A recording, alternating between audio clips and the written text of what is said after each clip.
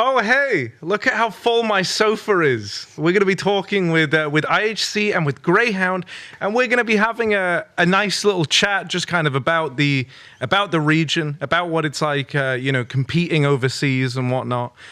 So I guess I'll start with you, fellas. I'll start with the Greyhound side of things. When we look at, the Asian region, the Asian Oceanic region, who's like your kind of main rival back home?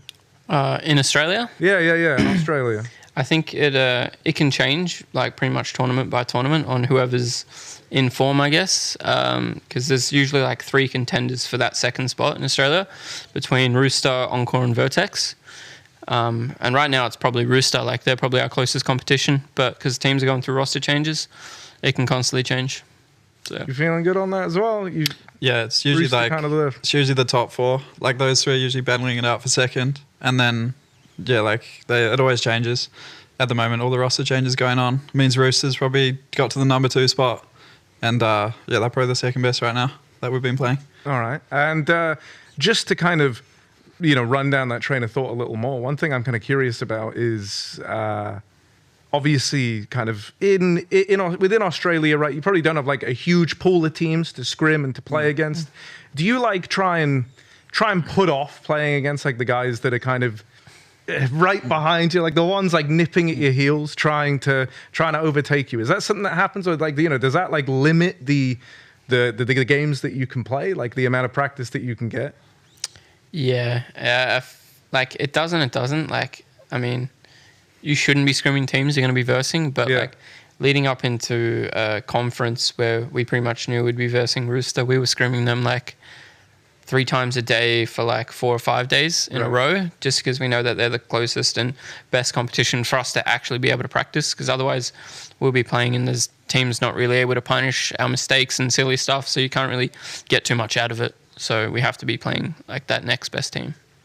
Fair play. I'll come over to you guys. So, obviously playing like within Mongolia, do you have like any kind of rival team within the country, or is it more like looking further afield? Like who's the main rival of IHC? I think it's from China. Yeah, it's the main rival.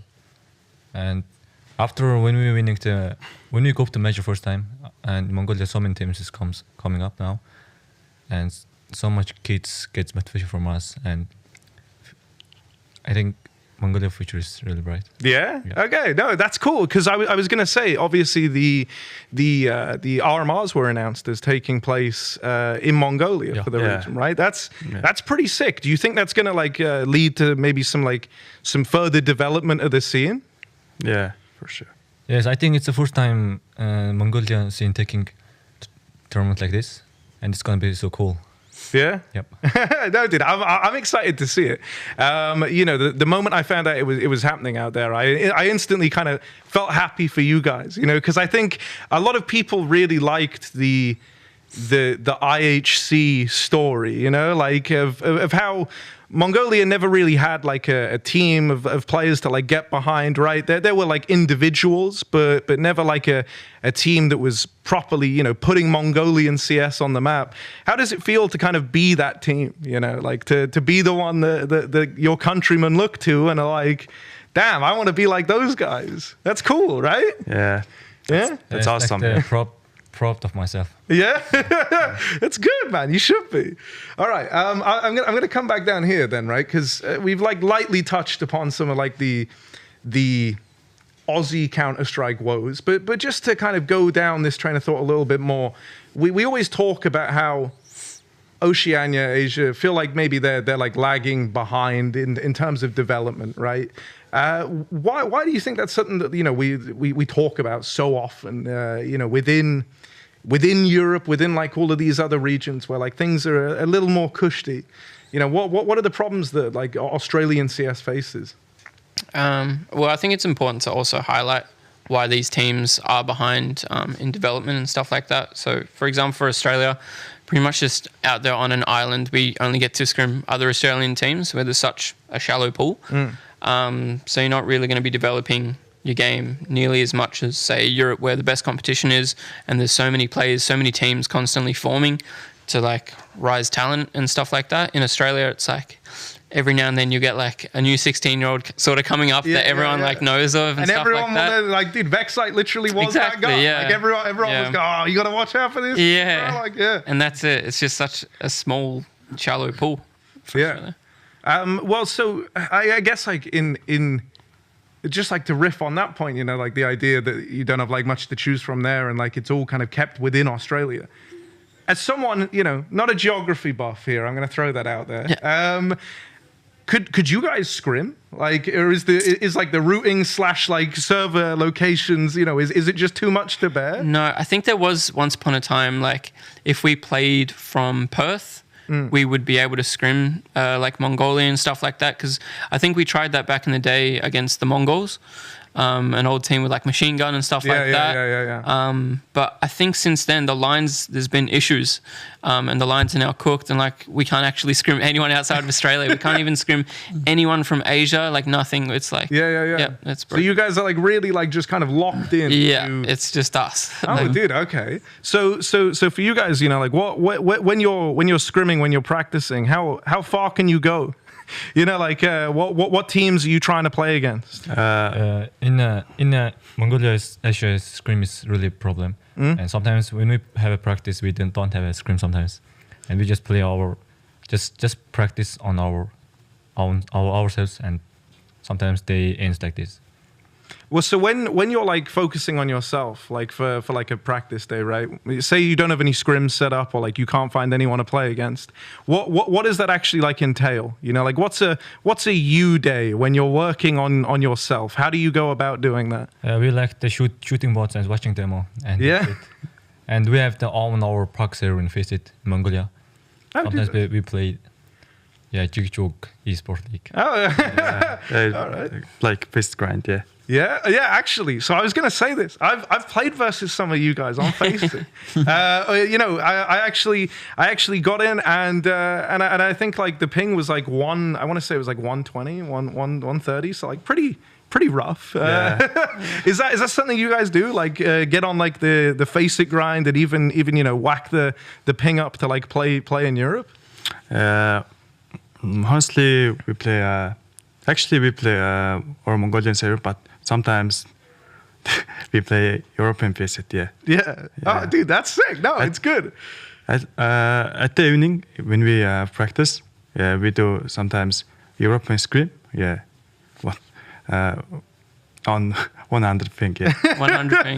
The 100 ping king. Yeah. But that kind of feels like, you know, a very unifying experience of playing in the region, right? Like the idea of I'm gonna have to rock up to practice today, and I know I'm gonna have like 110 ping, but we've still got to nail down like you know the ideas and the concepts that we're, you know, that's kind of it's a very weird way to have to play the game, you know. And I feel like that's something that maybe for people who watch at home, they don't get that, right? You know, like if you're not from Australia, Mongolia, or you know, even, you know, we talked about like Chinese teams, for example, like China. You know, if you're not from one of these places, you don't really know the reality of what it's like playing there. And I think for a lot of Europeans especially, because, you know, I feel like NA can even somewhat relate to this plight in terms of certain servers there are popping, others aren't. You know, in EU especially, I think there's this idea of like, lol, just get better, just play better teams, bro. And it's like, it really isn't that simple. Okay, so kind of, you know, we've talked a little about the pitfalls. How you know, how do you like recover this? Have you put much thought to this? I know, you know, if you could answer this question fully, you'd be a very wealthy guy. So, but like from the position of like players, you know, how do things kind of get better from a support standpoint of the region? I'm not sure. I guess sponsorship money and like better infrastructure there would be like the main thing, but I'm not too sure how to get that really, because the player base just isn't really there. But I don't know, there's ways to grow the region. They made a good move making the RMR 8 teams. Like, because now I'm pretty sure there's 2 Aussie spots, do you know? I would assume there's 2 Aussie spots. So I think there should be 2 Aussie spots and then 6 Asian spots. But it used to just be 1 Aussie spot, which would usually just be us. Yeah. So I think that's a pretty good move they made. Like, that will definitely motivate some more teams. especially in Australia, to get the second spot, assuming we get through. And then it's pretty safe assumption and then now, you know. It's big for Asia as well, because that means there'll be like how many more teams? 4 more teams, Asian teams. 6 in total, so that's like a pretty big opportunity for them. Yeah, you know, I think as well, because for a lot of teams, you know, that feels like, at least from like the Oceanic and Asian region, it's like that feels like the pathway to get to an international event. You know, like it's one that's kind of a safer assumption. You're not like hinging on them actually offering you like a spot out, like an invite. In that regard, it's like I can earn this, right? And then, as you pointed out, you know, you guys kind of were like final bosses in that regard. It's like, look, man, you can get all the way, but there's no guarantee. In fact, there's a very low chance that you're going to beat us. So no, I mean, I think that is like a very nice way for the region to develop, right? Like the idea now that experience isn't just on like your shoulders or IHC's shoulders to you know bring this back and help develop the region. It's like you're going to have another group of folks who can do that and who will help enrich it further, right? And I assume that maybe makes it better for you as well, because you're going to have another team now who can push you a little bit, right? And like punish some of these things that maybe, you know, you don't have, right? Yeah, exactly. Okay. So, you know, thinking then, we kind of talked like about the pitfalls, you know, what we could do to make it a little bit better. I'm curious now, when we kind of talk like culture within the culture of esports within like, you know, we'll go for Australia, easiest way to do it. Yeah. What's it like, you know, like when you're kind of attending like, I don't know. The more I'm thinking about this, how do events even work? Do you guys get to attend many events like in Australia? Like what's the going there? Not really. There's not many. Because I'm like about to start saying, you know, when you're going to events, and then I realize, there's nothing. You're normally flying. Yeah, literally. I think Australian CS has sort of changed over the past few years. There used to be, like once upon a time, people cared about like nationals and actually holding that title of actually like winning these national events and stuff. But now it's all about qualifying for overseas events like Kato and stuff like that. But there's not really many actual lands in Australia anymore. I can't remember the last one we flew for. Maybe Fortress Melbourne. Fortress. We played like one local LAN with like the Australian teams the first time in like 3 years recently. Yeah. And then I guess we had DreamHack Melbourne though, like the first Oz event. That was big. Well, so was there like when you guys were like first starting out, were there like these kind of grassroots lands that would like take place and you'd like you'd head out to? Things like that like still happening within the region, or is that kind of declined as well? Like that was before the international opportunity came in. People only really cared about like local lands, and it was all like just within Australia. And you were like the king if you could win like a local LAN, which like doesn't really mean too much nowadays, considering all the opportunity that's actually there. Dude, it's such a shame to hear. Yeah, like, it was cool. To hear about that decline, because it is like a very, you know, that's like a very old school and like authentic feel to it, right? Like this idea of I'm going to rock up, I'm going to be better than like the other 60, 50 guys that are going that are all really good, but I'm better than them. You know, like that's cool. It's not really like that anymore. Kind of bragging rights, you know, is a big part of it. What's it like for you guys out in Mongolia? You know, like what in terms of playing, you know, like local events and things like that. Have you got that going on? The last year in Mongolia, the last qualifier was in the LAN final. Yeah, they're so big. Yeah. So obviously Cabal isn't here. Yeah. So would you want to share like what's happening there? Cabal's taking break from the team. Yeah. And because his father. He became a dad. Yeah, 2 months ago. Oh, dude, that's sick. Okay, well, congratulations to Cabal. But so obviously, so Cabal's out. So now you're bringing in Bartek. How are you feeling about him? I think it's not a problem, and they play in the same role. Yeah. Yeah, and that's not a problem. Not problem in our team. Yeah. Okay. So confidence still good. We're still, we're believing in Bartek and the stand-in legacy. We got this. All right. I like that. Okay. Well, guys, it's been wonderful talking. I I think we could even just wrap this up now. I don't even know how much more I have to say. I don't know how much I can get out of you guys in 2 minutes. It's scary, Alistair. When I give you the mic and I give you the floor, you never know how long the point can be. You can go on for a second. You got a lot to say. I like that. This has been a very lovely chat. So thank you guys very much, and take care, people watching at home. Intel Extreme Masters Katowice is brought to you in part by Intel, Lenovo, Legion, DHL, US Air Force, 1xBet, and Monster Energy.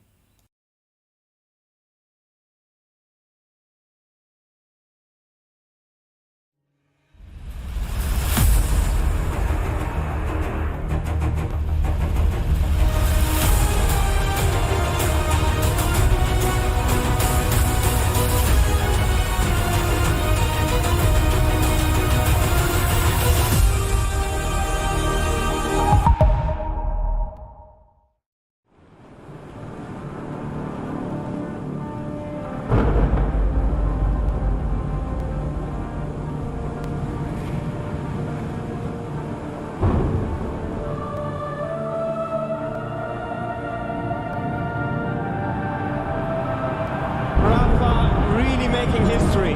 Absolutely phenomenal. And Ace is the champion of the Intel Extreme Masters World Finals. Storm's still not quite done. IMC is going to take this fight, though. 3 seconds left. Last 2 rounds of match. It's got to start it well for ESC. And this is a massive move for Zest, but he's not content with just a Nexus kill. He wants to win. And it's all done. And Trollocs win it. Unbelievable Rogue with a 4-0 victory over Classic. And they did it again in the grand finals. It's Gold! Give it up for your Intel Extreme Masters World Champion!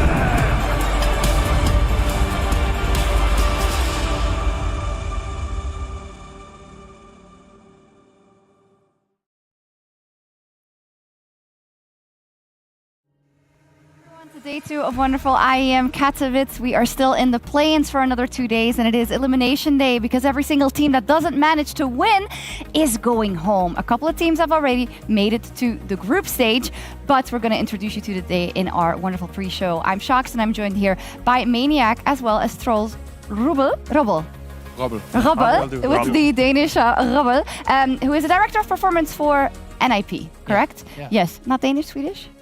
I'm Danish. You're Danish, indeed, indeed. I think it's interesting to talk about the teams you've worked at, which is Heroic and now NIP. First off, you must be happy because things went really comfortable for NIP yesterday in terms of making it to the next round. Yeah, that's a great feeling. Super stoked about the boys and what they showed yesterday, and also what they showed the last couple of weeks. I can say it's been some busy weeks. Were you surprised in any way of how easily you guys made it through straight to the group stage? Both yes and no.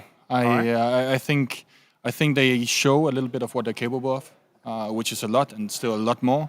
But yeah, like that it went so well yesterday was nice to see, and just shows when we look at some of the fundamentals that we wanna show on the server and wanna show as a team. I mean, I think we can make it work. When it comes to people who may not be familiar with what your role is, what does your day-to-day look like as a director of performance? Yeah, that's just a little bit of everything. I think Config said that yesterday. It's a little bit of everything. My main focus is on the mental performance of the guys and making them work as a team. But I'm in everything we have in NIP, so all the other teams as well. Yeah. There's been a lot of, obviously, back and forth currently. We know Hampus had to take a little bit of time off. Have you felt a little bit more under pressure handling the situation in the today for NIP? For sure. It's I think it's a very complicated situation, right? Because we have a big responsibility for our players, but also for the rest of the team. And when one guy needs a break, we have to take it serious, and then also be very serious about how we handle it with the rest of the team, which is why we brought in Config for longer term. Go ahead. Yeah, so super happy with having him here, and the guys have been welcoming him like with open arms, and he shows up every day and brings a good mood and a lot of energy, which is something I think we really missed in NIP. He was definitely praising you a lot yesterday as well, so the system must be working. Can you tell me a bit more practically, since that all has to happen fast when there's changes, because there's always events in this scene, right? What are the keys to making sure that a player who comes in as a new player in the lineup feels comfortable the fastest, but also the most optimally? I mean, I think a lot of it is due to who we bring in, right? We want to bring in the right person, the right fit. And then I had an onboarding session with him, and in that we also brought in Maxter because he was the substitute for the last tournament. And, you know, talking about expectations, what team are they arriving at, and have the rest of the team talk about that. And then also the expectations to the new guys. And then after that, the new guys, what are their expectations? So we want to have that out of the way. And then the new thing we're working on is what is NIPCS, you know, get a lot more clear on that, because when we know that, it's going to be a lot more easy to actually play as a team. But I love that you mentioned like what is an IPCS, because my heart goes to Alexi B as well, because I always imagine when there are a little bit of tumultuous time, the leader is the one that has the bigger task. Yeah. Do you have a special relationship with him to help him go through these moments? Having to be the captain of a ship that doesn't really know who's the people on board. Yeah. I mean, the thing is, the way we work in NIP is we're a team, right? So it's not just me. It's also DJL and our team manager Philip, and all of us together with the players are lifting a huge job. Not even mentioning, you know, the people at home in Stockholm. You know, so all of that has to come together to create something bigger. So speaking with Daniel and making sure he makes Alexi comfortable. But Alexi has been really great these last couple of weeks. Like big pat on the back for him. How big of a part of your job is then for the IGL, who you can't always be there, obviously, right? DGL is behind them, but to give him the tools that also in-game, in the high-pressure moments, he can do the right thing and tell the troops the right thing, because I imagine, obviously, he's also preoccupied with his own performance and the technical aspects and everything. I mean, I think when you work with performance in esports and probably in any other sport, right, my main goal and our main goal is to create the best possible circumstances for the guys to perform. So if I can create a platform for Alexi to be a leader and also be a leader in how you're supposed to be a leader today, which is a lot more vulnerability, it's a lot more, you know, feelings, you know, and you have to be able to be honest and talk with the team, and they have to be able to do the same to you. If I can give him that, I think we will be in a good place.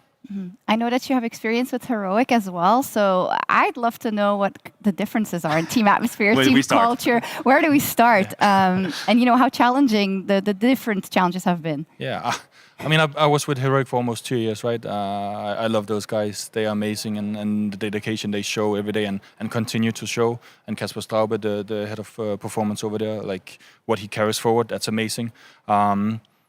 And we got a long way, you know, we got a long way for in 2 years. Mm-hmm. And of course, when I started NIP, it's not the same. There's a lot of work to be done. Still a lot of work to be done. And I think that's also one of the reasons why we brought in Config. You know, he brings in a different kind of energy that I think you see more often in Danish team than Swedish teams. Sure, there's exceptions. But that's one of the key things, you know, the energy and the tenacity, you know, that you see on the server. Mm-hmm. Having went from one team to the other, how much of the tools that you have developed with Heroic can you just apply to NIP? Or is it just a situation of 5 different people, 5 different ways of proceeding? Or is there like a formula? I mean, I have the way I approach the game, right? I have that from my dad, who's also in this. But, you know, you follow these steps, but we have to look at each player as individuals, right? Because they don't have the same needs, they don't have the same attributes, you know, they can't do the same on the server. So if we look at them like individuals and individual players, I think we can get the most out of them. Okay, and I feel like it's going really well. Your father is in Vitality, right? And that's who you're playing next round. So that's dicey. Yeah. Fun. He's arriving tomorrow, so okay. I called him and told him, you know, we're playing in this Saturday. He didn't even know yet, so got a bit of a head start. Yeah, that's awesome. Well, thank you so much. This is really interesting insight, and all the best to NIP. Thank you very much. Okay, we're going to kick it over to Hecko and Banks, who are going to tell us their thoughts about what happened yesterday. The plan was for me and Hecko to enjoy some foosball, but right now everyone is taking things seriously because there's no one in here. They're getting set up. They're getting ready for their day of games because today is Elimination Day, Hecko. I mean, today we don't really have winners. We kind of only have losers, Banks, so it's going to be drastic. Well, they should have just been better, right? They shouldn't have lost. I mean, yesterday, I don't know what was happening on your stream, but on my stream, in the best of ones, the closest score that we had was 16-8. It was absolutely insane. Yeah, I had a crazy overtime game where OG almost lost to Sprout, but came back mentally into it. OG, though, did go all the way in the end. They grabbed the win at the very end against Fnatic, which they can be very happy with. And Cloud9, well, I said it was going to be easy for Ents, and Cloud9, your boys, they kept rolling through. Yeah, but like I had NIP, they didn't really have too many problems against Spirit. Spirit decided to pick Nuke, a map that Hattrick doesn't really play, and they're like, okay, they also have Config, so they're not maybe really a team. Didn't work out at all. And then, okay, the last series was actually all three maps. But in the end, the better team won. Big got it over Fury, and that's what I was confused about. Keto, the dude that was sent to the academy team, came back, and he was like, the rating that he showed. It's looking good, it's looking spicy, but today's games are going to be even hotter because it's all do and die. Indeed, do or die. I love this duo, and Heku, her enthusiasm is infectious. That's how you should appreciate the game, right? Yes. Let's not be calm, let's not be measured, let's be crazy a little bit. That's the moment to do it. And also, Peacemaker, hello, welcome. What's up? We left you alone for a bit, but... Yeah, but that's all right. I think it was a nice opening from you guys. It was. And excited to be here, day 2. A lot of interesting matchups. Unfortunately for you, 3 Brazilian teams that are I've been there. I know how it is. We've been there as well. It always happens, especially Brazilians against Asian teams. Like it's happened for a long time now. So it's tricky. It is elimination day, as said already. But I'd like to zoom out a little bit. And since we find ourselves in the Hall of Heroes, and everyone who plays here aspires to be up on that wall at some point, I'd love to know who you thought stood out at the first day of the play-ins, Luis. Obviously, I gotta mention NIP, right? I think they were, surprisingly for me, considering all the circumstances they went through, roster changes, and, well, prior to this, we even saw Alexib and Config saying, like, we don't really know, like, we don't have much preparation coming out of this, so I think it's very impressive, and yeah, we can also see some of the players as well, right? Like, I think out of these players, the ones, well, I watched Flames games yesterday, and that was really impressive for me. The fact that also we got a little bit of insight that he's been also contributing on the calling aspect of the game. So yeah, more involved. And I think, the number speaks for itself, right? I think he's been playing really well. Alexib as well, right, as a leader. Yeah, you have 2 NIP players over there. Obviously, that's a sign of how things went for them. I have my eyes set on Shiro, not necessarily because Cloud9 made it easy. They didn't. It was very labored. It was very complicated for them to make it through. But I like his demeanor. I like what Shiro is turning into. I think maybe a year and a half or 2 years back, we were just talking about this very passive, timid Alper that just is kind of punitive. But now I feel like he's really taking over. Like whenever there's a timeout, I was standing behind him. He was talking a lot, and he had that healthy amount of anger in him that says, listen, like, what the hell are we doing? Yeah. Like, why are we, it's just, obviously, I don't understand what he's saying, but I like what I see. I like the non-verbal communication coming out of Shiro, and he's really turning into, he's got his name right there. He's on that picture right here, and I don't think that's a coincidence, and there might be another one. Also, a shout out to Keto, right? Like, we haven't talked about him, but Keto has been a player that, back and forth with performances, and yet, like last year, for example, he was out of the team for a certain period of time, questionable decisions and if he was going to come back or not. And for him to show up on the first big event of the year, also a team that has suffered from multiple changes, standing situations, medical, like health situations, and it has to be like mentally exhausting for them to have to go through everything again. And then at some point the player is out and he has to come back as a stand-in. You kind of like when you leave the team because of whatever circumstance there is, and then you have to be brought back, not necessarily because of your attributes as a player, maybe because you have something else. It's kind of like you want to prove yourself, but at the same time, it's kind of like, well, am I going to have a spot in the team after this? Am I going to get replaced again? Yeah, exactly. Am I going to get replaced again? And for Keto, like it's very impressive that yesterday he was playing really good, like doing entries for his team. He was really, really on point. Yeah. That was crazy. As you say, it's super important and respectful from a player that gets put down in a certain point in this career, and some players don't handle that the best. Some won't put in the work to get back, and I think that's what differentiates the ones that come back and can put on a performance like this at IEM Katowice versus the ones who maybe then don't come back to a team. Oh, you're completely right. And it's one of the perspective that sometimes we lose track of when we cover these events, because of course we're very tunnel vision on what's happening right here. We're looking at the heroes of today's. But the truth is, for a true powerful career, it's time is the true test. That's why you make your mark. That's why you make an essence. And you talk about Keto. Yeah, he's had a moment where he disappeared from the lineup. Yeah. He comes back and has a good performance. Let's have a look in 2 or 3 or 5 years if he's still here, because that in itself is what makes greatness. Indeed. Talking of making greatness and some teams that maybe haven't shown as many great things yet that are still in the running and that we expected to make it to the group stage actually quite handily. I want to start with Team Spirit, perhaps. Heard a lot of hype yesterday as well. Of course, double major playoffs. Of course. Last year, Luis, not that inspiring. What did you think happened yesterday? Not that inspiring, and I think I've seen an interview from Magix as well, kind of like speaking about what happened. And I mean, it's challenging because they're so young as a team, and for Spirit, the way I feel is that they kind of need a big victory against a strong opponent to maybe shake things up, and for them to understand the amount of potential that they have as a team, and then maybe make it to the playoffs and make it to the semis in a big event, something like that, to kind of make them actually believe a bit more in each other, that they are actually like Has it not already happened? Has it not already happened? Like they literally made the semi-final. Maybe it happened too early. Maybe it was too early. Maybe it was too early. That semi-final against FaZe in Antwerp was like one of the matches of the decade. Definitely up there on that list. Yeah. And then there is once again the playoff at the next major with Wonderful, with Patsy as well. I mean, it's very impressive what they've been doing. So I feel like they've kind of forgoed on the excuse wheel. I think it's already out the window because you've been doing so much. I like it. I mean, if you're Spirit and you bow out tomorrow, there's no excuse. We can't save you. We don't have time now, but Furia, of course, is also in that pool together with ENCE and with Fnatic, but we'll see them later, tomorrow, in fact. Now, though, we have Pain versus IHC, which is coming up in just a bit, and Complexity versus Permitta on the B stream. And yeah, it is elimination day for some of these teams. I think you can say, I don't like the whole you're only here for experience, because I feel like that puts down their performances.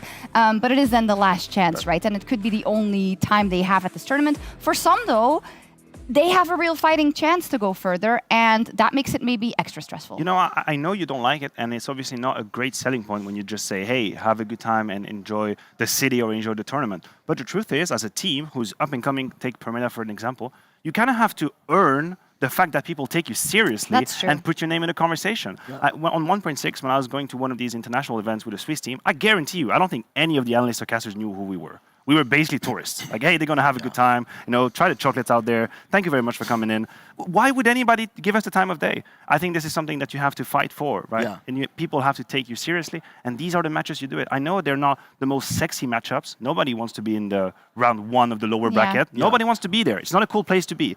But it's also where you survive and you force people to take you more seriously. I have a good example. When I was coaching Tempo Storm, that was my very first gig internationally. And we, you know, just like you said, we came from North America, and yeah, we're doing great online events and stuff, but this was our very first big test offline. And when we came here to Katowice in 2016, it was the same thing. Nobody really expected us to do great, and there was a different tournament format, but still, we managed to beat a lot strong opponents. You know like who you VP, beat? FaZe. I thought, did you not beat Envious? Envious as well, yes. I'm out. The pipeline. So, yeah, we managed to beat a lot of strong teams, and then we made it to the groups, had a great series against Navi on stage. That was an amazing experience for us as a team. Ended up losing, but still, I think there was a crucial moment for us as a team for people to start taking a look on us, and things started getting a lot harder after that as well, because everybody's taking a look on you and say, okay, Tempo Storm, they're actually legit. And that's kind of like the storylines here with Pain Gaming, with IHC, with all those teams. Like, they need to be able to put up a performance like this to, you know, for them to get confidence going as well, to get noticed and get confidence as well. You got to make your own destiny here at IEM Katowice, and we're going to do rather the same. We're going to take a quick break, and when we come back, we're going to introduce Pain versus IHC.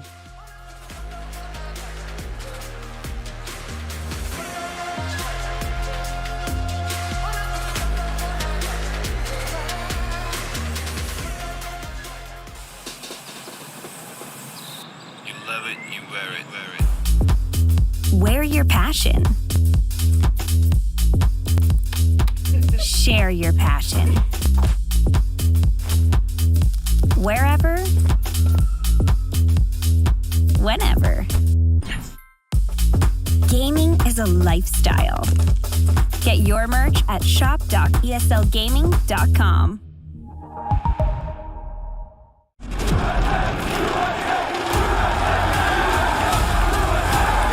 Dallas, we're back. Oh, baby, what is Counter-Strike is in our DNA. It always has been, and it always will be. And now we are once more returning to where it all began.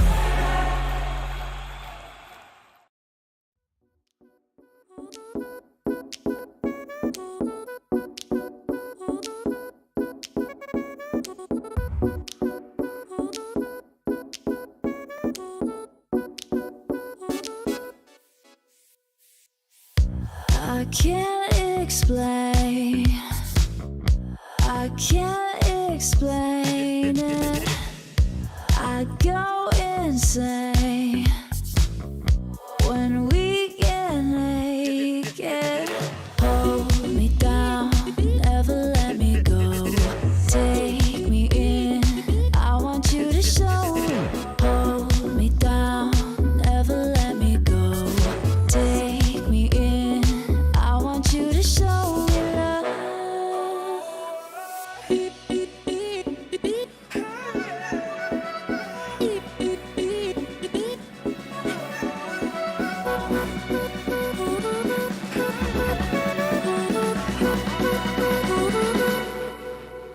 Don't give up on us, don't give up on love. Don't give up on us, don't give up on love. Hold me down, never let me go. Take me in, I want you to show. Hold me down, never let me go. Take me in, I want you to show me love.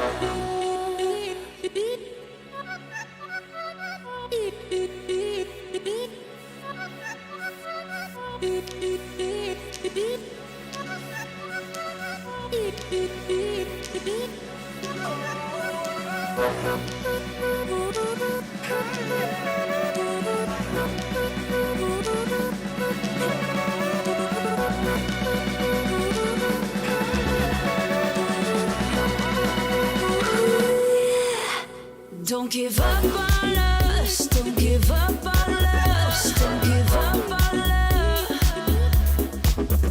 Don't give up on us, don't give up on us, don't give up on love. Hold me down, never let me go. Take me in, I want you to show. Hold me down, never let me go. Take me in, I want you to show me love.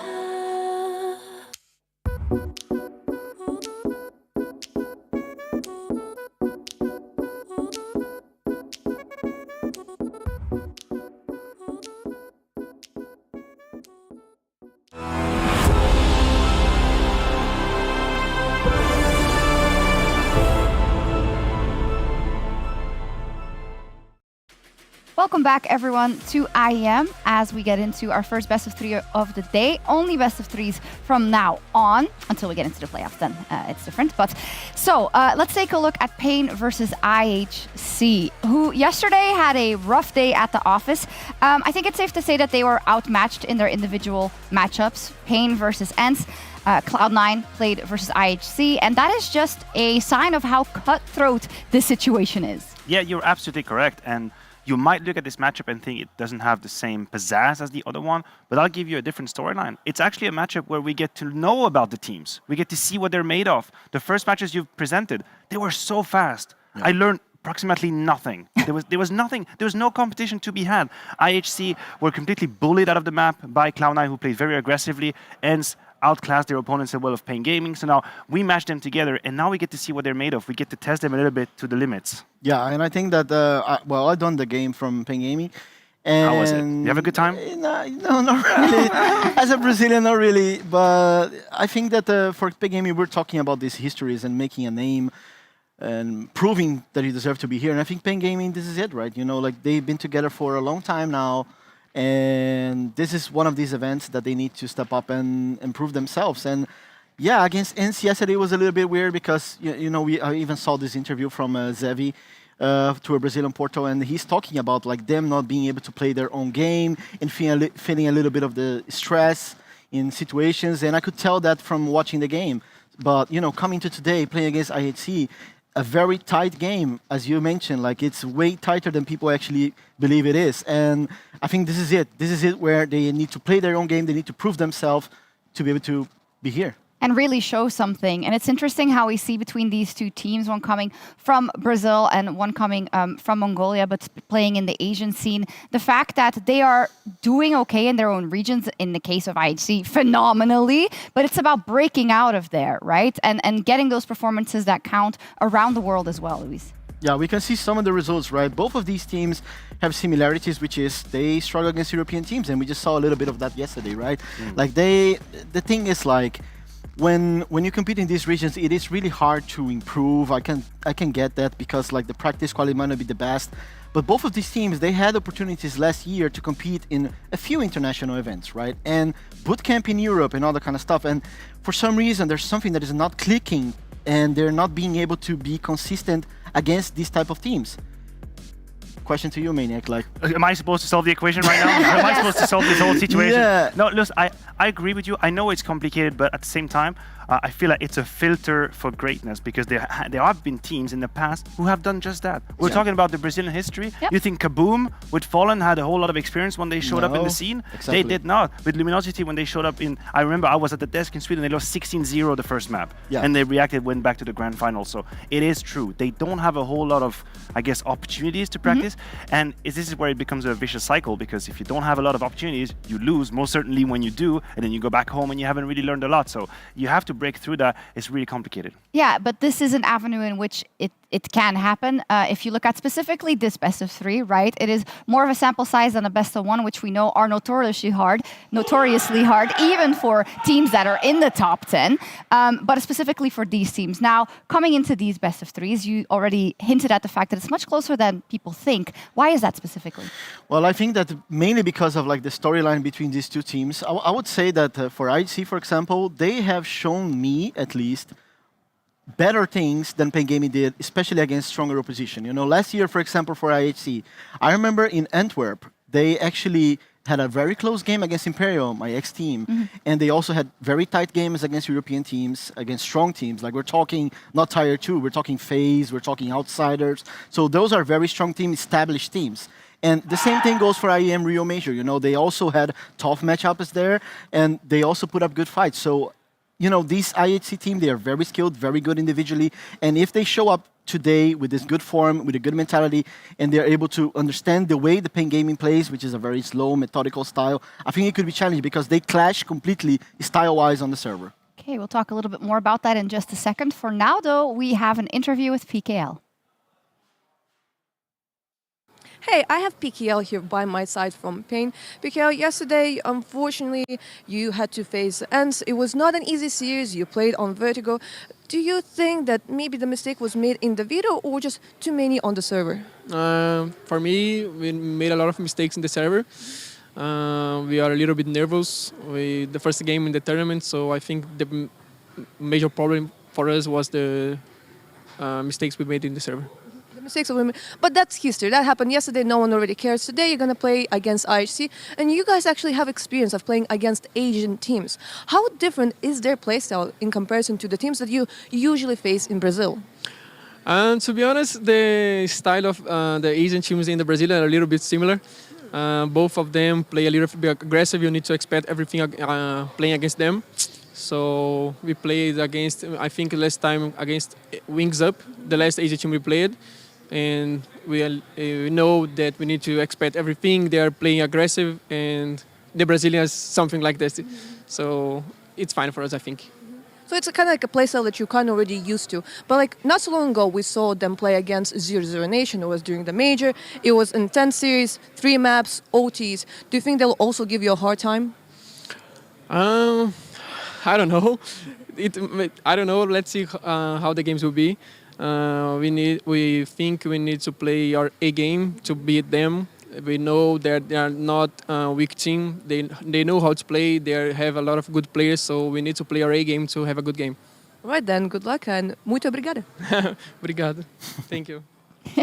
Awesome. Yeah, talking about the fact that they're not underestimating them, luckily. Right, Luis? That's the first step, right? And I see what PKL did there with the Brazilian style, but honestly, we're actually talking like backstage about, if there is any inspiration out of Pain Gaming, and honestly, I feel like they are way more trying to like copy or play more like a slow, methodical style, kind of like most of the European teams play. Yeah, both teams do that too. I think IHC also fits that blueprint. Yeah, exactly. So I think that even though they're talking about, we know what to expect, that they're very aggressive, but they clash on the server, and I think, as he said, they need to play their A game if they want to have a shot. Look, every players out there now does the very polite PR thing. We respect everybody. They're a really good team, and I understand. I used to do the same thing, but there is a massive difference with both these teams. None of them is afraid of the other. Yeah. And that's why we get to see probably a very cool game, because you're going to get to situation to clutches where you're not going to think, oh, damn, it's Shiro picking me. What if I'm picking or not? Or it's Ants. Oh, it's not. I don't think it's going to be the case. People should be free to play however they want to play. So for once, it'll allow you to say, I play my own game. Yeah. You can get away with that one. You can say it once per day. You get away with that one. And what is your gut check in terms of, if are they going to win the duels that they take, or that they're a little over-aggressive on at times? What's the skill differential here in terms of those specific situations? I think that the aggressive style from IHC could be very, very challenging, because they're really at your face, and when they're in the zone, hitting their shots, I think it's really hard. One of the things that I would highlight is probably Zevi as an opper from Pain Gaming. I think he has a huge part into this, because as an opper, and his style as well, he's not really super aggressive as an opper, but he usually doesn't miss easy shots. And this is a team that yesterday we saw them against Cloud9, and they're, lacking utility a little bit to take mid control Mirage, for example. And they are the type of team that they will allow you to have space to get those opening kills, because they're not very methodical. They're not going to be using a crazy amount of utility to take map control. So if this is a match where Zevi doesn't... He'll be back. He's not here. Where Zevi doesn't get the impact he should have, I would be extremely surprised. Okay, let's see. That is definitely something to look out for in this matchup. Do or die elimination. If you win, you continue on in the tournament. Pain versus IHC. Let's head over to our casters. Oh, I love it when it's that simple. Thank you very much, Efya, and an insightful death segment from everyone involved. Pain, IHC, what myself and Chatty B are going to be talking about today. Yeah, looking forward to this one here. I think, sure, we're looking at two regions that are not always playing European Counter-Strike, but two that at least give it their best shot. I do love it when regions clash, though. Yeah. I think Heku was trying to pull it out of them, and actually, interestingly enough, perhaps IHC the exception to the rule. We'll see how that takes shape here on our first map of this best of three. Win, you're in. Lose, you're out. Simple as that. Does make it very simple. Get another day of play. Tomorrow they'll take on Furia. As Techno has an exchange, top banana with the solo holder of PKL. But there's 4 players over towards A here. A bit of a trap towards mid. The Mongolian side to slip into. Let's see what you got. Devi. No slouch. Will ask for that flash. It's coming. They turn it. And the fight is taken successfully. Blitz. First blood of this best of 3. Skull still there. Big Uzera as well. Will hit every single Glock bullet just like that. The round falls apart. Just PKL left on the wrong side of the map. Maybe we can call him Pickle. Pickle. Yeah, well, he's in a bit of a pickle right now with a smoke and a HE, so probably going to want to hold on to those goodies. That would have been used to soften them up if they did head towards B, slow them down, force them to halt the aggression. But now they're looking for the fight and score. Well, he's coming knocking, and PKO, well, just pop that head. See if he can stay alive here. Another nice shot. So tapping away. It's at least showing that his aim's on point here. He's executing into the B-bomb side. PKO goes down to Blitz. That would have been a fun play-by-play moment right there. 4 from Blitz on that pistol, getting the party started nice and efficiently. Always nice to get that T-pistol especially, so we're going to be getting those AKs out right out of the gates. Well, as we were discussing yesterday, Inferno, right? I looked at the last 4 main Tier 1 events. We're talking about the Rio Major. You go into the fall finals, you go to the World Finals, and then the Blast groups to kick off this year. Inferno in 3 out of the 4, showing T-Star. It's really in the interesting, stats, right? Yeah. So that's why this T-pistol, well, it's going to mean a whole lot more for IHC to try and build a big bag here. Now, IHC obviously have Bartak in the roster. He is their substitute. He's been on the roster as a substitute for about 10 months, right? It's Cabal who is not here competing. I believe he had some good news. I don't know how much of it is public, how much wants to be discussed, so we can save that for the people at home who know, and maybe eventually they can have that chit-chat, as we are looking at a Halls Pop straight in towards an empty site as, well, we do highlight the little tower on long. And on the 1s, 2s, 3s, 4s, 5s, 6s, 7s, 8s, 9s, and 0s is Chev. And doing everything else is the Mr. J Raz. So, oh my god! Shout out to our observers here today. So I just went on a deep dive of Bartak. Yep.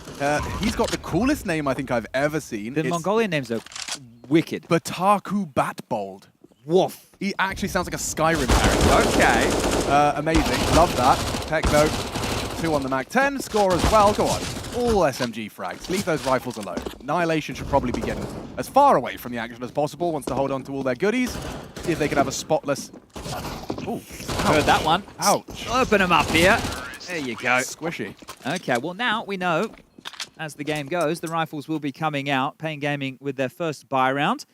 And this is the best type of round, Alex, for us to see who's on the silent stem for. They're all on the silent stem for. Literally, all 5 of Pain Gaming on Inferno, right? Because we know some teams are doing it map by map, are on the silenced M4, which will give them opportunities for more buys. And I saw you tweet the stat. Like, it seems like it's like 12, 11 or something percentage? Yes. Yeah, there's a bit of parity in the department of the M4s at the moment, especially from the Blast groups. So, look, this will give them more utility. And when you think of Inferno, there are some closer range duels. Sure. I did see, however, quite an interesting one from HLTV article saying that most of their players with the more accurate aim were using the M4A4. Yeah, bopping a few more heads. Ouch. Hurts. This mic too. Flash is good, and so is the frag. Good trade back. With a counter flash from Annihilation, Techno keeps it level, and it could get worse. Yeah, Skull's lucky to have gotten away from that one, as is Techno. Just a bit of a flash and frag exchange so far. Okay, Smoke on to CT. Yeah, that's going to definitely either get a rotation coming, or they might have to forego this B bomb site here, at least stay in a passive stance from Skulls. Because Zevi, he started to cheat over. Skulls has definitely called for a little bit of the cavalry. The rotation back from IHC up top mid. And if they just hit this site, it's Hardzao had a really hard time yesterday. Not alone. It's hard and big on this A site.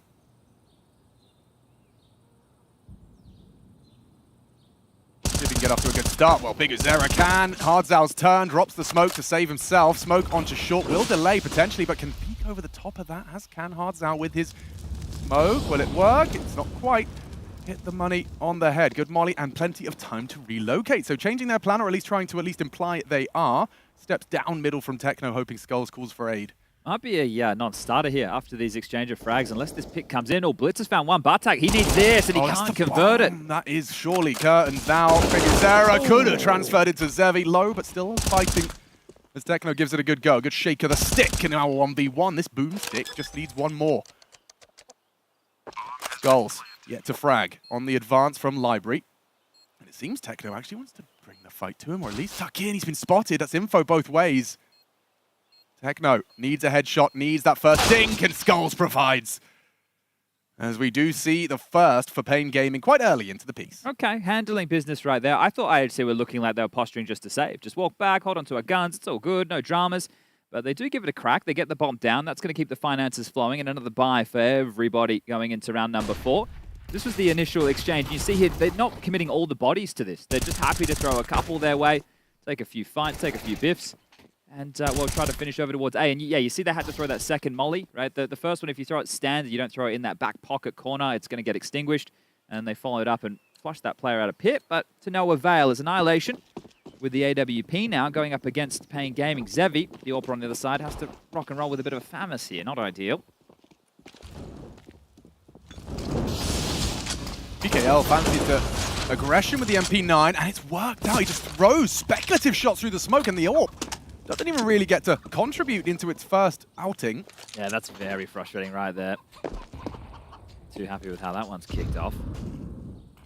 Let's is rather forward on this. He's getting a lot of information for the boys. Now this... Oh, the timing cruel to Big Azera. Just glancing at the apartments in the open, though, and punished accordingly. Blitz, 7 frags already. A flying start, 4 in the pistol, and not really showing any signs of slowing. Smoke towards Moto. Will sow seeds of doubt. PKL previously on B, now finds himself on A. Just one man, Skulls, to try and defend this, and he actively holds for the first. His death, however, could be the end of the round. They're going to beat them in the race right here. PKL's not going to get there in time, and, well, hold up a second. Looks like he's going to get Utilim, but the CT smoke will plume. And they're across, but PKL threw another smoke. That's 2 kills on this MP9. Mad. Making the best out of that SMG. He doesn't get another one, does he? Not through a smoke as well, finally. Some A taste of reality. And I have to question, was it worth it? You put your team in a 2-on-2 and a retake on this B bomb site and score. He's set up for a kill here. Zevi's just going to walk on in and loses his head. That's perfect. Couldn't have played that better. Score and might even have the round ender. Quick to the head and a hard slap to his teammate. Happy with that as they return immediately to their winning ways. Yeah, and now it should just be another one of these low investments coming out of Paying Gaming. Loss bonus 2,400 into the next. If they take a save, sure, they will be able to get those silent stem forwards, which all 5 have equipped at this point of the game. So it should just be a couple of light upgrades at best here. But this was the opener, and you're thinking, okay, a freebie. That's the AWP gone, but it doesn't matter. Blitz makes this move. He forces the Tootsies of Pain to keep moving across the map here, and some good misdirection from IHC. I didn't feel like I'm in a position to criticize, but was Big Uzera being so open so early into the piece without info top mid, is that just an unforced error? I think they disrespected a deep mid smoke there as well. So look, yeah, you should still be expecting it, right? You can't be running around the side without any worries in the world. We all know that smokes aren't walls. So he definitely shouldn't have been caught out in that regard, but now they know that these creepy plays, and Blitz made the right play, because if you know that the team is going for an aggressive banana maneuver, you're expecting traditionally 3 players in that side of the map. Right. So he took the space. So Blitz had the right reaction, and Payne got caught off guard. Now they're just going to have to sit here and probably stomach a 4th round that IHC are going to scoop up. It's very clear that IHC have got the Counter-Strike flowchart ironed out. These guys are the best example of a team trying to play European meta from, well, Asia, without a doubt. People think of Tai Lu, they think of Rare Adam even still, sometimes with a little bit more aggression, but I would say IHC are the most default heavy and most standard team in that regard. But the thing is with defaults, you can definitely watch the demos, understand where the utility needs to go look at the timings, but knowing all the different reactions, you won't play against teams who are going to offer you too many different variations, and that's where playing default heavy Counter-Strike in Europe is very hard. Yeah, I mean, it's an art form for sure, and to be able to keep up with it and import it into your own game. Certainly not the easiest task. This should be rather easy, I say, as Skulls makes a double USP dink work into score. Payne feel like they're feeling a lot of pressure, right? He literally just ran top banana, reloading his pistol into a fight, right? Are you looking for kills? What's the play, right? So there was so much pressure applied towards A that they chomped down on that and were just all pushing top banana. Yeah, might make sense. You're not going to get there in time, even if they were going A. Check this out. He's even got you cornered on the way out. Big Uzera, his last and final victim of our 5th round. Big Uzera down and out. IHC up and about as well. 9 frags for Blitz. We've got 6 for Techno and Score. Everyone is doing what we would expect of them. I think a lot of discussion has been had around the talents such as Score and Blitz. I think those are names at the tip of many people's tongues. Yeah, Annihilation came in for 9. Right. But this is the thing, because we've seen them so infrequently, in 1 or 2 matches of Counter-Strike, oh, this guy's sick, right? But you have to look at the bigger picture. But if they can all have moments, that's ideally what we're looking for. And the one key with Asian CS is everybody's sharp. Everybody can shoot heads. That's never the question. It's more about the decision-making and their approach to the game. As we do see Zevi get his big green out. Zevice, Peacemaker, labeled in from the region, so it's good to have that little bit of an insight. Yeah, I mean, Device has been used as an example for many an AWPer in terms of the style of play. A lot of the AWPers I saw a discussion for Blast, it was like Simple, Dexter, a lot of other names. Just discussing demos they watched, and Device, good one on that list, and that's a good one from Hardzao. Handles 2 out of the apps. It does fall to Bartak because the bomb on the Balk. They do need to get that with that smoke up now. And Zevi makes things interesting onto Bartak. With that bomb now down, the rest just stand still. What's Blitz and Annihilation to do now with a bomb in enemy control?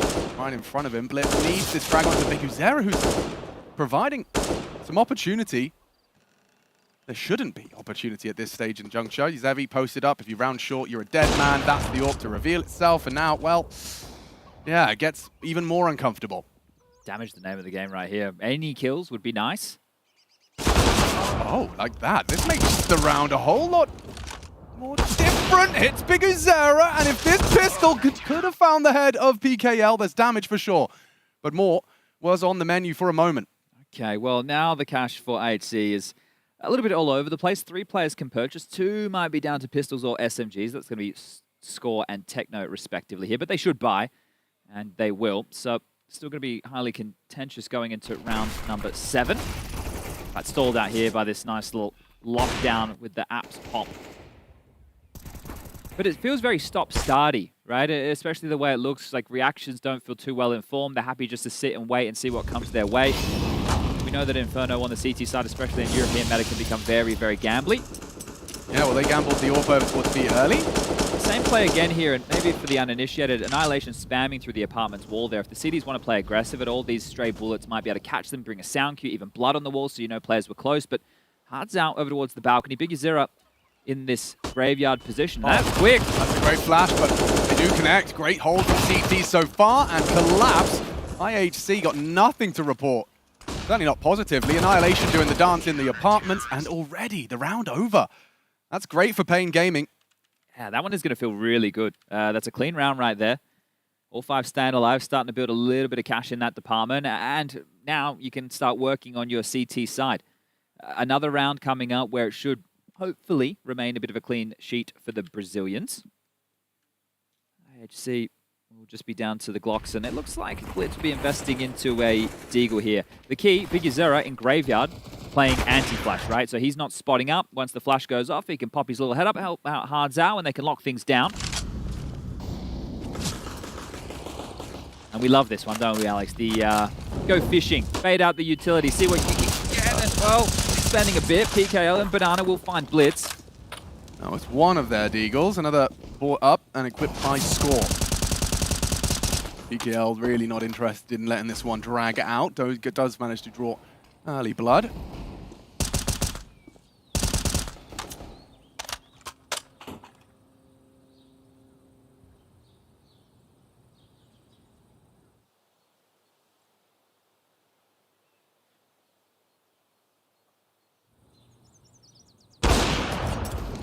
Does get one into the shoulder of that aforementioned Deag. Score down to 10, and unfortunately a rifle in support, so you cannot overwhelm and run down that AWP. He is supported, the hand is held, and the round is won. We're going to be tying things up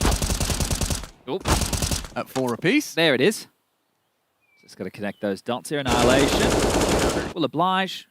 Back turned out top mid, and he goes down. So back into the buy rounds here, but this will not have an AWP available for Annihilation. I'm curious if we see a bit of a change of tune here. Wonder if the coach there, Mara, you can see him sitting in the background. I'll give you a history lesson on him once we do get to a timeout juncture. But doesn't feel the need to chip in just yet, so game plan's still going as expected. But when you have about 4.3k, you're going to be a little bit rough regarding all the util. And we know the combinations of util here for map control on a map like Inferno are integral. So only one molly, couple of smokes, couple flashes, couple HEs, and just quick up Banana here. So molly towards the sandbag, flushing that out. Flashes are in, and they already have top Banana control at a minute 40, so this is good. Nothing. I mean... Oh, they're going to execute B with one flash and a couple of smokes, so this is going to be curious on the timing, and look at everything Pain have to block with over towards B for now. They can stall them out for as long as they'd like. Yeah, because Zara can support as well already there, and that's a duel won by PKL. Good night, Techno. 2 down already on this advance, and just one by one, they come, they peek, they die. Annihilation next on the chopping block. He has a go. Thinks better of committing. Okay, well, they got the space. Then they look for the fights, which I understand because they want to bait out some reactive utility. The reaction they got was bullets. Yeah, it's like the Pain Gaming boys said, hey, I think they want to fight. And then they all just put their brass knuckles on and started swinging. All right, Bartak having a little bit of a look, and so is Biggie Zero over towards Long. And, oh, another clean one. Oh dear, IHC going to be starting to feel like there's been a bit of a void growing in the server after, of course, that pistol and the second round. Things have started to be getting a little out of the control. pillow technique here from Bartak, you do love to see it, right? You bring the pillow, you prop yourself up, see what the hotel has to offer. Here at Katowice, we've got 2 pillow variations. You've got the big boy, yeah, and you've got his baby brother. So I actually implemented Harry's sleep strap. What's his sleep strap? You have a cuddle pillow. Okay. So the little one is the cuddle pillow that Bartak's implementing, and you have a secondary, this is Trace's suggestion, one between the knees, if you're a side sleeper. All right. So it was a 3-pillow operation, and I would recommend it to a friend. I actually had one of the best night's sleep I've had in months. All right, we'll give that a go, and I'll give you all the history lesson that I promised. Now, Mara, the coach of IHC, used to compete with the Mongols, which was a team that had players like Zilkenberg once upon a time, you'd know Machine Gun. He actually was playing back in the ESL1 Cologne qualifier in 2015, the Asian qualifier. Went up against Team Immunity, an Australian team. They had Imagine, Ricky, Sniper, James. Can't forget Ustillo. People might remember him from the Renegades days. And Mara, he's been, in this Mongolian scene since. He's been coaching for some time here. And yeah, there's a history lesson for everyone. That's what's awesome, especially considering this region is one that's trying to put itself on the map. The IHC certainly going to be flying that flag. So now we've gone 3 consecutive rounds without a kill for IHC. So in the 4th, anything, just one. Even if you have to all sit there and shoot them with a Glock in the foot, just get one, right? Just make sure that you remember how it's done, because simple side of Counter-Strike has put the crossover in the right place, just like that. So Zevi cops a dink. Yeah, I think better of re-peeking. I told Harry and Hugo that in Australia, and the new Australian players probably won't call it this, but back in my day, we used to call dink, like we used to say bink. Binked? He's binked. And they were doing it while they were casting the Greyhound game yesterday. And they said, some people said you didn't say that, Chad. They're probably the newer people. They're not all as old as me. Yeah, back in my day, it was a bink. And this was Diggity, mate. Diggity. Yep, named after a player. Rory Burke used to play for F-Zero. Look at this. We're really getting into the cranium here. Whereas in Europe, there's no diggity, no doubt. I wish I knew the artist there so I could back it up. I actually still wombo combo. But could be another absolute clean one here. Yeah, it is. All right. Well, money, there's a surplus of it. Payne, can I have a loan? Because right now, they are all looking about that 10K-ish mark. That's the technical term, ish mark. Ish mark. And we do have, as you can see here, a technical doohickey, another official term with score here on the end, talking to the admingo. And they're going to sort this one out, I'm sure. I just did my history lessons. Guys, how much do you need? Well, I mean, I was intrigued by the fact that Bartek's only 18. I was wondering, who do you think is, like, just off the top of the dome, the youngest in attendance of Katowice players? Sorry, hit me with that one more time. Bartek is 18. Yes. And it made me think, who is the youngest in attendance? Oh, I see. Okay, all right. Monacy's like 17 now. Techno, is Techno turned 18 yet? Have a look at Techno, because he was 17 once upon a time, as most of us were. Most of us have been, unless you're 16. He is still 17. There it is. Okay, so there's a 17-year-old. Very nice. What about Sign Mornessi? Sign Mornessi. What's he looking at? Has he made it 18 yet? I was wondering the same thing. I think I remember at one point he was 16. Oh, yeah. At some point. And then I reckon a year later, he became 17. Ah, you know, that's not a bad shout, that. Obviously, I'm looking for G2 in the play-in for some reason, so let me get... Oh, they are in the absolute group of death. Oh, Na'Vi, FaZe Clan, G2. It's so stacked. So that's Group A, right? Liquid, Cloud9, Na'Vi, G2, Big, FaZe, and a couple of to-be-determined. Look, I made a tweet, right? You make a couple of changes there. Maybe you bring Heroic up, you know, you put Big in the Group B. Yeah. We may as well call that the upper bracket and the other side the lower bracket, right? Like, it is... Put Outsiders and Vitality there, and it's just essentially top crazy. 8. Yeah. That is crazy. Okay, interesting. What was I doing? I got Sign distracted. Monesi, Yes, here Ilya, he is 17. He is? Yep. Don't have his birthday there. Damn. Is it on Liquipedia? It would be. There's lots of resources. Pretty crazy that he's sitting there with the 17 years of age and taking the 7th spot in the world in HLTV's Players of the Year. Pretty good. I mean, yeah, the trajectory of that kid is... What happens when he becomes first? What does he do then? Then you just have to quit and start a new game.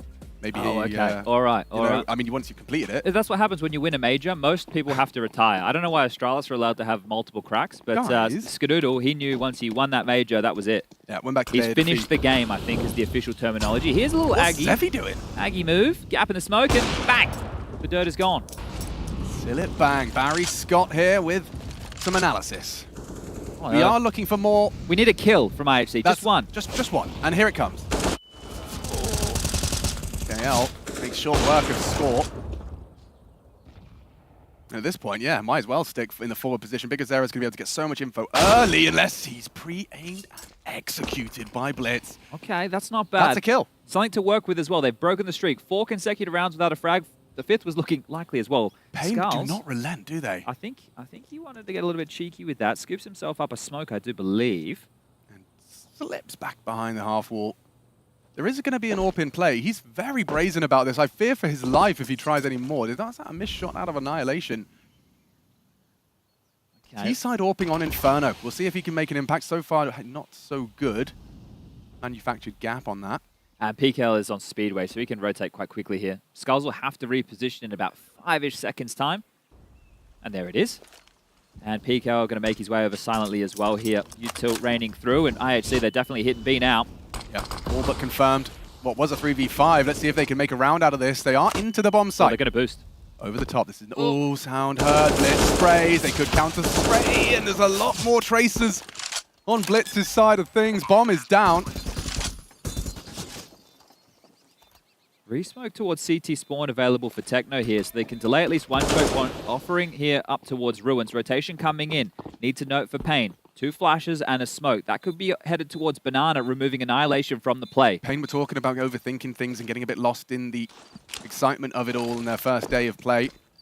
This is a retake with a lot of resources. If you want to put it all on the line here, the round you should have, and it can fall apart. Techno with 1. Still low is Blitz. Needs a headshot. Somehow provides it onto Hards Out, and Annihilation set up but smoked. Time?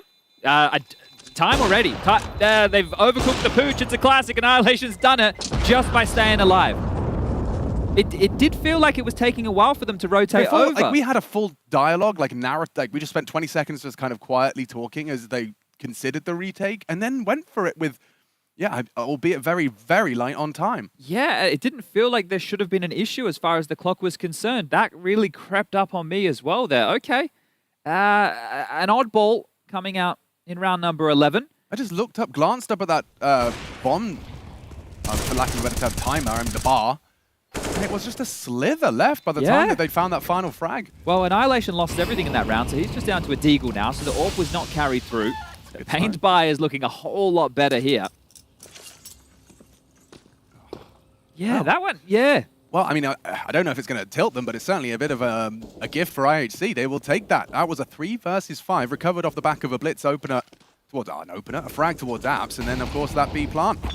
That's the end of Techno. PKL's been having no issues holding fast on Banana in these early aggress. Yeah, Techno had a choice there, right? He was hoping that the flash from his teammate was a split second quicker. Otherwise, that duel could have happened, but the fact he gets flushed forward by the molly, maybe not the best of choices to be made right there. But after this smoke subsides towards the half wall, they can all group up, congregate with 4 of them. This time, 3 smokes, a molly, and a flash. So enough to make something of the execute. And if they get in again, well, they can definitely win the round again. Slither gap held. Look at this contact. Yeah, Skulls has called for the help. Flash and a peek.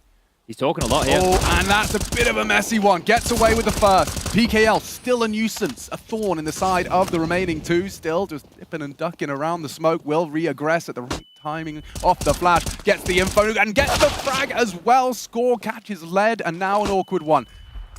Annihilation, 28 seconds. He knows there'll be a deep CT rotate. And looking for that fight first. Hards Out caught out now. Oh, this gets interesting. With 20 seconds, you got to smoke.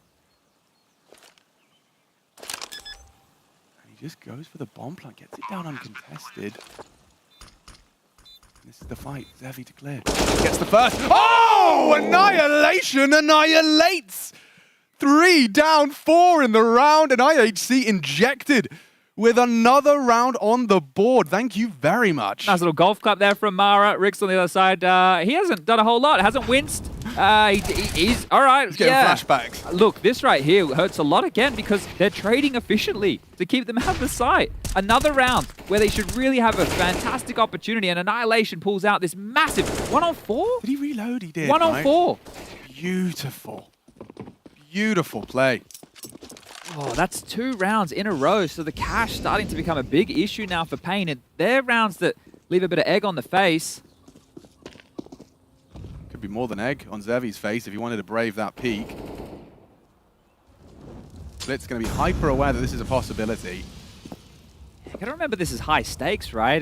You're eliminated from the Katowice play-ins here if you lose this. It is a best of 3, right? So we do have Nuke and Overpass coming up next, Nuke being the pick of Pain and Overpass is the 3rd and decider. Well, there's confirmed 2B. 2 HEs come flying over the half wall. A big conversation from the desk as well was about teams making their mark internationally. Right, there's one thing to get to these events and play, and yeah, we see a couple of good signs, but it's about breaking through. Now this is about survival. You win this, as I mentioned, I do believe you will be taking on Furia tomorrow. No easy feat for sure. No, but Furia is a team that if you do beat, or you do have a very, very strong performance against, I like it. It leaves your mark. Yeah. So today you survive. Tomorrow you leave your mark. And right now we hit B again. Galloping in. Goal. DKL. Spraying through the smoke. Will be forced to reload and going for it. That's aggressive from Score. He could do some damage from that position. Bartak onto Skulls. See, no one's new box. Nice angle found by Big Uzera. but they have lost their internal players. The site is lost. The bomb can be planted, and Score's going to be providing as much support as he can. Molly on Bartak might want to get that towards the ruins. The fade of the smoke, they are going to be susceptible. Zevi gets a freebie. Now it's Bartak's turn to come up clutch. They know where he is. Yeah, they know he hasn't crossed Nubox side. They did line up hip to hip. Still Hards out. Brings home round number 7. When you're trading so efficiently like Pain is, these all should start to feel like gimmies. I know, and we've already highlighted it here, that retaking sites can be difficult. But right there, Score gives away a freebie. Right? He's playing behind the fade of the smoke. The AWP range, bang, you're gone. And then pressure again for another clutch situation for Bartak. So that's not the easiest of rounds to try and pick up here. And this is what I talk about trading efficiently. I believe they got the first 2 kills, uncontested, and then they give back a couple, and then you're like, okay, well, here it is again. IHC, B-bomb site. It's a bit of a classic, but PKL knows now exactly what that means. A bit frustrating there from Score. Will it be B again? Definitely conditioning that way. Mollying over towards the car position, giving the choice to the CTs. Play behind it. Push for info. Oof, that bounced straight off of his forehead. That's going to keep them in B for sure. Yeah, it's going to plant the feet of PKL. They're just going to set up for an A-go here. Bartak over towards the apps position. The other 4 congregating towards second mid and ult. And there goes the util. Yeah, how far this gets them. Because Zera's got short on lock. Zevi unable to really provide. Oh, too much. Careful now. Annihilation's won the duel. Big Zera out of the round. Zevi trying as hard as he might, but already Blitz has slipped on through. This is getting really awkward. Zevi, no idea, and not the weapon for the job. Everyone losing duels with lesser weapons. A Mac-10, a Deagle, taking down a rifle and an AWP. It's backwards, but it's a 7th, and it's a full, clean round out of IHC. Yeah, and you could see there, Pain was just screaming to push to try and help the players on the site, but IHC had opted just to deal with those players. Get into library, worry about CT Arch. Hardzao was one of the last kills to go down there, and he was the player anchoring in towards the site. Right? That's key. They understand the situation there. All that util, because that's a set piece. Right? That's an all-in. You're completely committed, and they're just J-Raz, thank you very much, Jay, observing the wall bang onto the player, which was Hardzao on the box. You can see Jay traditionally communicates quite silently with us anyway, but here, so I know what his motions mean.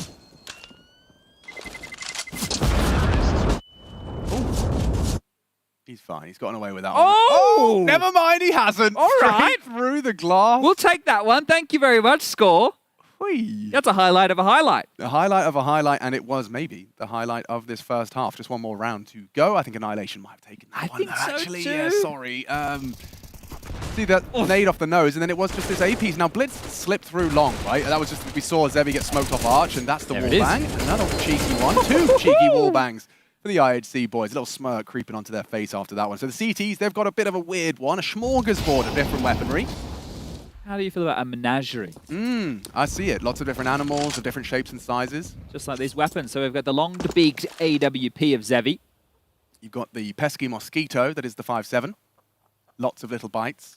The noisy cricket, the CZ75. Oh! Oh! Hello. Everyone's blind. That's a long flashbang. Might have been the longest in the world, at least in the eyes of Techno. Gobbled that one up. Still though, IHC, man advantage, and let's not forget, as we discussed, the weapon advantage too. It is still just PKL on the sacrifice.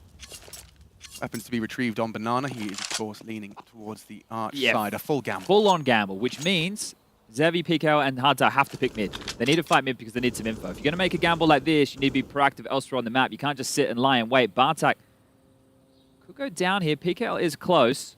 Hardzao has flashes to enable this, and a bit of pressure. Maybe they think the fight's coming their way. It's perfect. It's going to keep all those feet planted and a wide open. So, I mean, this is the last round. They are going to have to make a play for it. So Zevi's kind of hedging his bets and actually might be able to make it there in time. Smoke will be present towards CT. That's just left Annihilation's No one's looking at the flank. Oh, no, wait. Annihilation is. What am I talking about? He flips around in time. See ya. Wouldn't want to be ya. This round's looking dunzo. Yeah, unless Hardzao and Zevi just slow down this 20-second run into the site. If they can stop that plant, stop the bomb from maneuvering into that plant zone. Now Blitz plugging it onto the site. Nothing done. And now, yeah, a very uncomfortable fight. Zevi. He's got Nubox, Dark, Banana, all ready for him. And never mind Pool. We do see Blitz tucked in tight. This is one of the angles he's going to have to take first. Oh, info on. The new box gets the fight now, waiting for a response. Blitz. Oh, perfect. Onto Hardstow's crawl, and yeah, good shot hit by Zevi, but will go down for an 8-7 half. Pain Gaming, 7 to work with as we do swap sides. They'll be taking to the attack and breaking it down when we come back.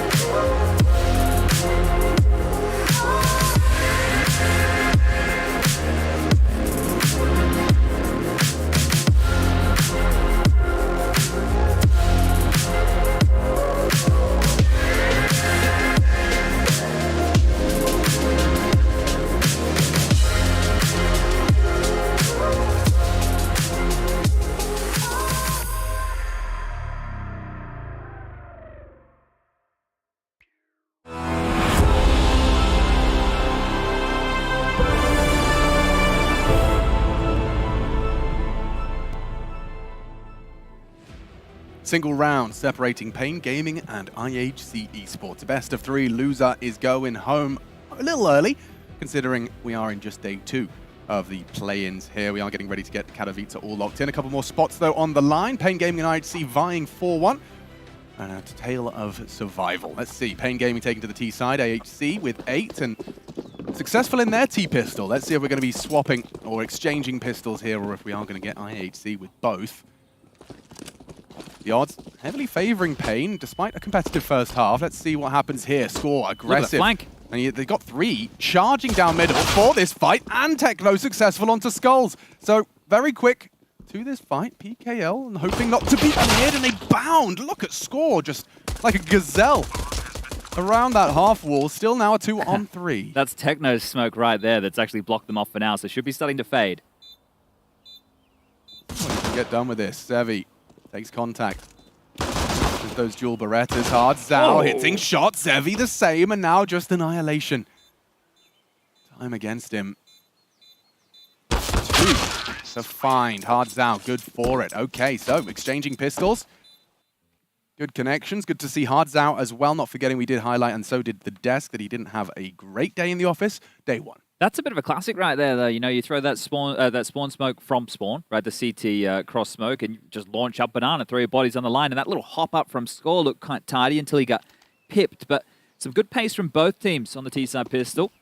Is going to be a force fight out of IHC here, so that's looking a little bit different, and I'm sure that will reflect in the M4s they have as well, right? If you're going to have on the M4A4, you won't be able to get a decent-looking buy as far as that rifle is concerned into the next round of play, so they've opted for the force, and it's working out quite nicely early. Zevi chunked down to 31 points of health. The Scout of Annihilation and a big nade. PKL and Hard Zhao also very low. This is very troublesome. Surely you're up at the creek without the paddle at this point. I mean, you'd have to count on... Maybe you throw the AK into someone healthy's hands and let him try and crack into the site. A lot of this is unconfirmed, however, so that's a bit of a problem. And during all of this, Bartek has been left to his own devices. The flash forward comes out. Techno looking sharp and wants to jump forward for more. Pulls out the nade at just the wrong time, and backing off to A is Pain Gaming. Smoke. Buy time to rejig and reset up this defense. Big Uzera and Skulls, though, are about to try and forge a path up long. It's been heard. Blitz needs one of these Deagle headshots. Not easy to track, and that was a collateral. A kill and some more damage. Skulls down as well. And just Big Uzera, the one yet to be scathed. Bartek has a chance. He knows he's going to be cleared. It's likely imminent. Bomb is planted. He wants to find this Big Uzera, the healthy member, and a headshot posted. Uncomfortable, despite the bomb down. That's heads-up play. Take your time. Allow the cavalry to arrive here. Get some information. Now they know where both are. One apps, one site. Trying to find this nice Isolate. He's going to be hiding in that corner, surely. Yeah, Skull's low HP and eliminated with a leaping Techno. Hard Zhao was in the apartments. It's not planted for him. He's going for a 10-second defuse, just trying to slow him down, and now he will Scarpa.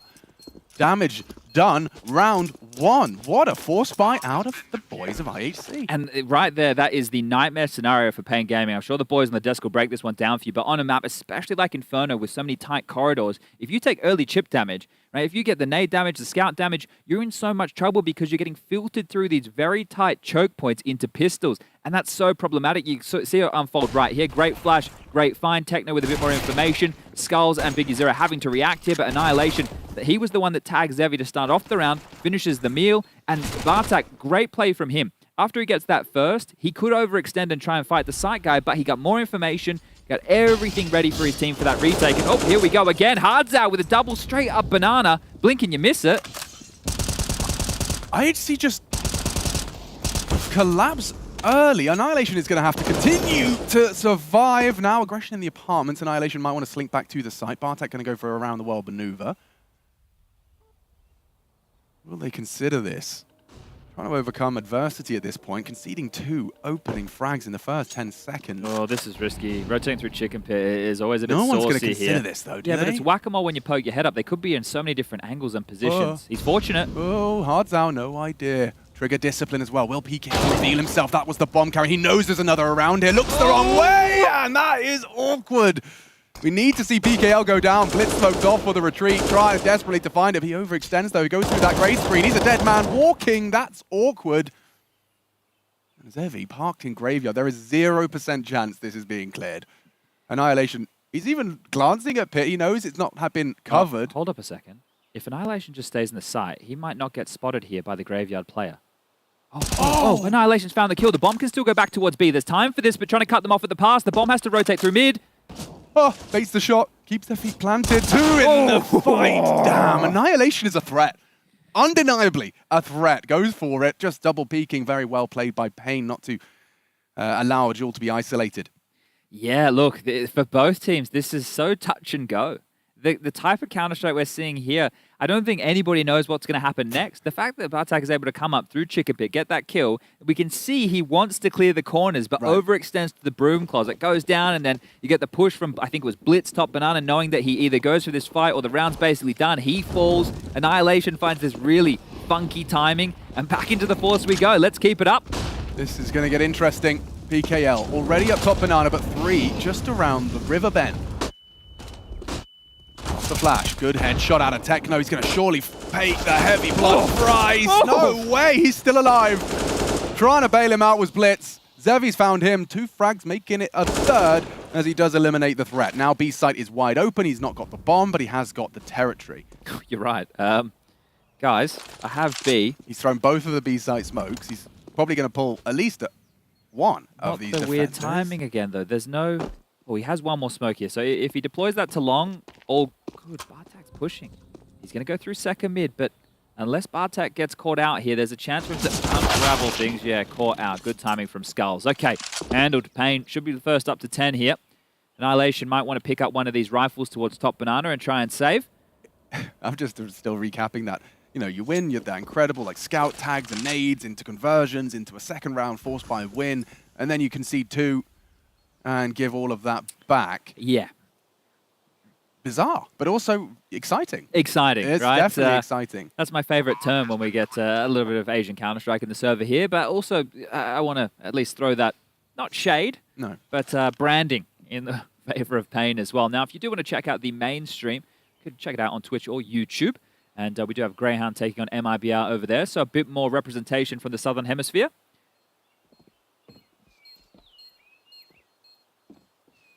They're also kicking their campaign today off on Inferno. They are at a similar scoreline as to we are. Anubis is their second map, and Vertigo coming in as the third. That's quite a tasty little map pool right there for Harry and Hugo. Was that MIBR picking in Anubis? It was, yes. And it makes sense because Greyhound aren't going to get too much time to practice a map like Anubis in Australia. What tends to happen is a lot of teams in Oz, when new maps come out, I had it happen to us when they added Cobble and Overpass at the same time. Nobody wants to play it, right? I don't know it, so I don't want to play it. Exactly, right? And it's very difficult to get any worthwhile practice.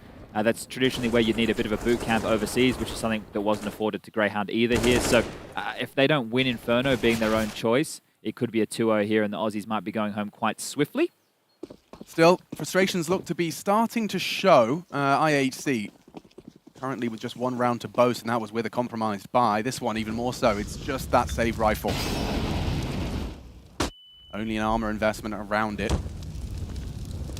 And maybe a double blitz is sticking around. He's managed to catch PKL.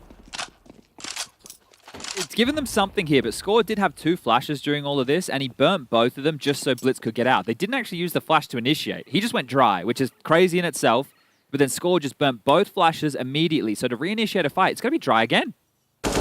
What? Okay, Blitz on 1. He's just playing pre-fire. Yeah, truly, it looked like that. Hardsound didn't get a chance. Okay, well, Annihilation, you've only got to Deagle here, but it's the biggest pistol, or the biggest weapon other than the AK in the mix right now. Yeah, Blitz was holding Arch. He was considering it. He's floating between the options now, and it seems he's made the right decision. Another headshot. Blitz, the only rifle for the team, with all 3. 2 remain. Can he complete the set? Skulls could be his next victim. That's if he has a premonition about this CT presence. The chicken's trying to warn him. Or maybe it's just a poltergeist. Score's looking at this. It should be a USP shot. But you pre-aim the boost. He does get one to the head. 20 HP for Skulls. Zevi going to get pushed on. Another USP headshot, so there's damage. Can Blitz really finish the set? Not too far off on that tuck-in from Skulls on the tree. We need to see a hard clear on this. 2 AKs now in the mix. Annihilation still on the dig. Down Skulls will eliminate Blitz and make things uncomfortable. Good util usage, locking him out. Still Banana a threat. We need to see Annihilation activate here. And it's Zevi who falls, and another one from Annihilation. That is a beautiful round of Counter-Strike, making a lot out of a little. IHC recover and resuscitate, courtesy of Blitz. Just the fights that Blitz is going for there. The ones in Banana are the most impressive to me. The Arch side a little bit more traditional, but his AK looking like the Silenced M4 when it was buffed out of its mind. Just a laser beam to the dome. Some really handy shooting right there. And a massive performance from Blitz here, leading the charge right now for IHC with 17 kills, 16 for Annihilation, who gets the final 2 on the MAC 10 here. Look, it's not the cleanest Counter-Strike in the world, but as far as the aim department goes, some really, really nice shots being hit here. And look at this, just bounding around the corner into the head. Another nice little clap there from Mara, knowing that there's still a lot of business to be taken care of. But Payne It won't be a force buy for them, and oh, that one's going to sting. PKO, you can see the hand on the head. You know how that one's going to feel. I feel like it's now about even in terms of like cappuccinos ordered by both teams. Okay, yep. Yeah, a bit. It's frothy here this morning. It's a frothy cappuccino. Some Listerine faces. But wait, there's more. Yeah, well, you can feel it, can't you? And when all it would take was that Tech9 going really weirdly wide, Bartak and Techno are stacked on top of each other's heads. A 3-man mid-hold. I mean, you really shouldn't have any issues holding on against a couple of pistols. I think they're expecting another force because of how these rounds have gone, but they've actually humbled Pain here, who haven't heavily invested in this. And now I think that they've realized there's a few more Glocks in play. At least the majority of the members of IHC have relinquished this forward pressure. It is just going to be that of Bartak still on the jiggles. Does need to be careful as he is met by score, so not too many dramas available here.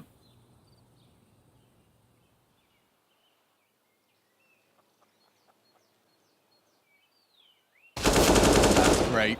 Bartak. Score. Activate 4. And there's your 5th score. Farms up a quad.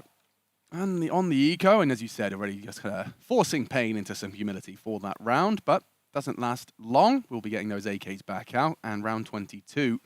Just going to see how much of a gap they can. I mean, these teams have been rather inseparable, just trading blows ever since we got to that halfway through that first half. Yeah, definitely the clutches and those B rounds where Pain just either mismanaged the time or Annihilation had a big clutch. Oh, yeah, they are the biggest problems here for Pain. Sure, the force buy was at the start of this game, and Blitz with that AK not great, but I would say those B rounds are probably the bigger boo-boos so Blitz far. is juggling 3 HEs. This is fast. They might be quite quick onto the A site here. Bartak is the A anchor. Blitz has already flashed off the line. 1. And now the bullets. Hard down, not looking the right way, and already a double in the feed. IHC with a leg up in the round. Will they commit? PKL. Up on short side. Big Uzera from the apartments, and another nade. Blitz, he's making good use of them. 2 have connected so far. And this setup makes sense. Just hold. PKL desperate for an overstep. It's certainly not out of the realms of possibility, but I think it does have to be PKL that moves first. It can't really be Big Uzera. He needs a distraction before he can activate out of the balcony position. That's a fight, but that's a 1 duel. Blitz makes things even harder.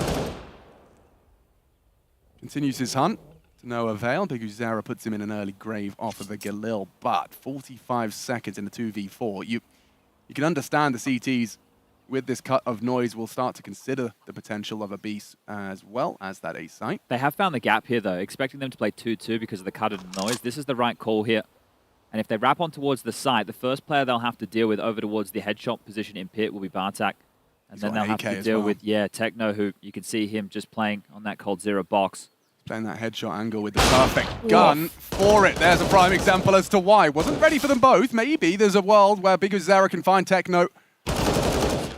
Get the bomb down. Rotates on its way, but the bomb will go on in. It would be an ace clutch from Big Uzera. Score and Annihilation. Need to talk this one through together and hope IHC don't take too long about this. Just choosing to play on the default spot. They're hoping that he goes for an info push, but this is all time in his favor if he can stop isolating a single duel. Attention drawn towards short. They're worried about everything. No information just yet. The longer they don't know, the element of surprise is found. And perhaps even the round doesn't have the bullets, but they don't have the time. Okay, clutched up. Beautiful. Ace clutch. An IHC fumble. Timeout called off the back of that one. Can I have a timeout? Yeah, go on. Because our listeners, it feels like we're doing a radio show. It does. The people who know when we're casting, they know that I'm none of this BS. I'm not going to try and put lipstick on a pig here. I can... This is not good. I don't know. Both teams have had some really, really, really inexcusable rounds. There's also been some good shots and some well-played scenarios. These late retakes from both teams in both halves, respectively, not that. Not that. Not that at all. This is... Right now, and you and I had a quick discussion about this in the break, and I think you put it pretty aptly, and I'm going to butcher it right now, but both teams trying not to make a mistake are then making a lot of mistakes. Right. And that might come from the individuals here not wanting to make the plays because there's a lack of initiation, there's a lack of... So what was the you got to most- shoot them, boys. What was the most alarming part? Was it the not clearing that close box, because, or was it running down the first 20 seconds, holding for him to be maneuvering out? Because what are they expecting right here? Just holding long and holding short? They're assuming he's going to look to isolate a fight, right? Nice shot.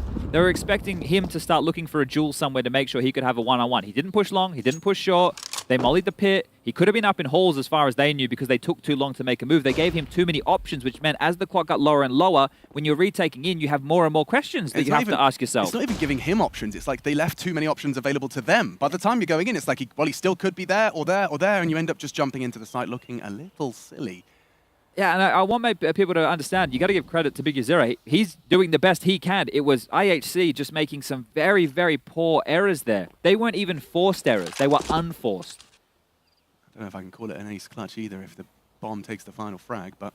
Well, it's a clutch nonetheless. So look, 11-11, we're all tied up. I'll try and screw my head back on tight and see if we can get this one over the finish line here. But that is... do you hit this site with 3 flashes and 3 smokes? And you're about to be going into what should be 4 players because Annihilation's top banana now. Score and Techno can both rotate over. Blitz and Bartak, perfect utility usage right there. Understanding top banana call clear. Now they block apps. 30 seconds left. Rotation in.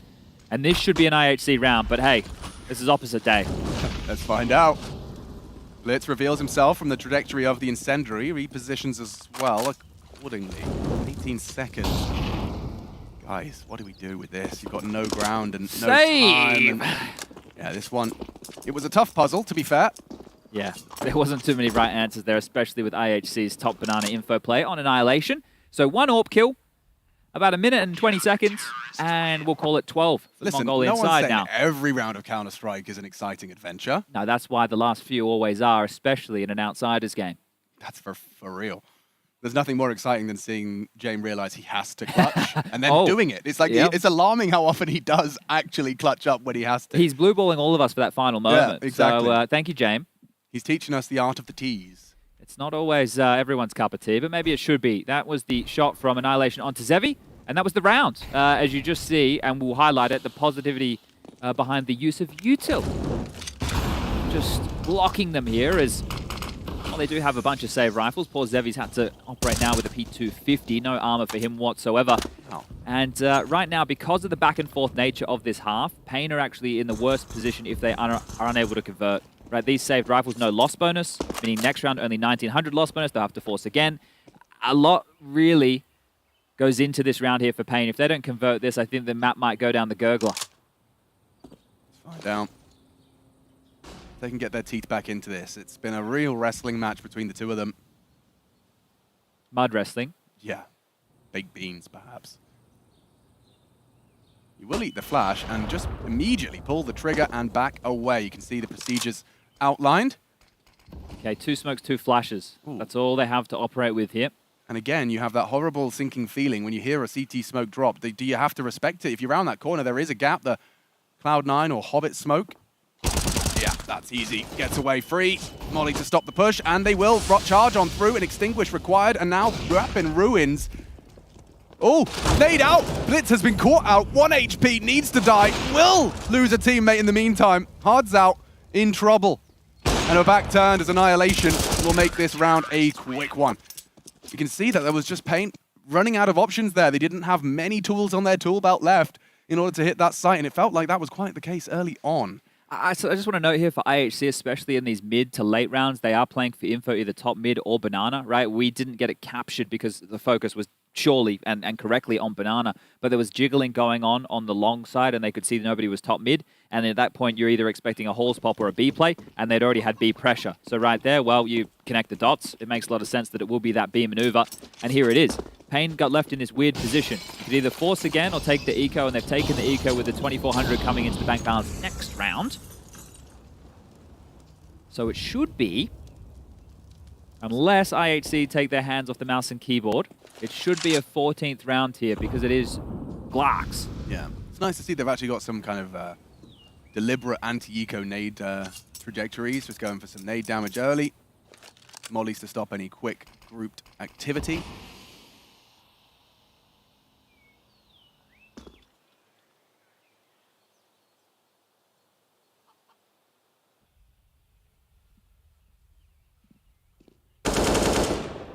Score will get himself the first blood of the round. We had one of these in the first half from IHC as well on their T-side eco, just trying to milk out as much util as possible. But once the Glocks are out, you start to have a little bit more of a look. You'll overstep the mark here. You have a lot more confidence against Glocks with no armor. Even Glocks with armor, actually. Well, you know how the saying goes, Chad. Even a broken Glock is right twice a day. Well, Zeros was right just there. Score goes down. Devi last man standing, and here comes the mob.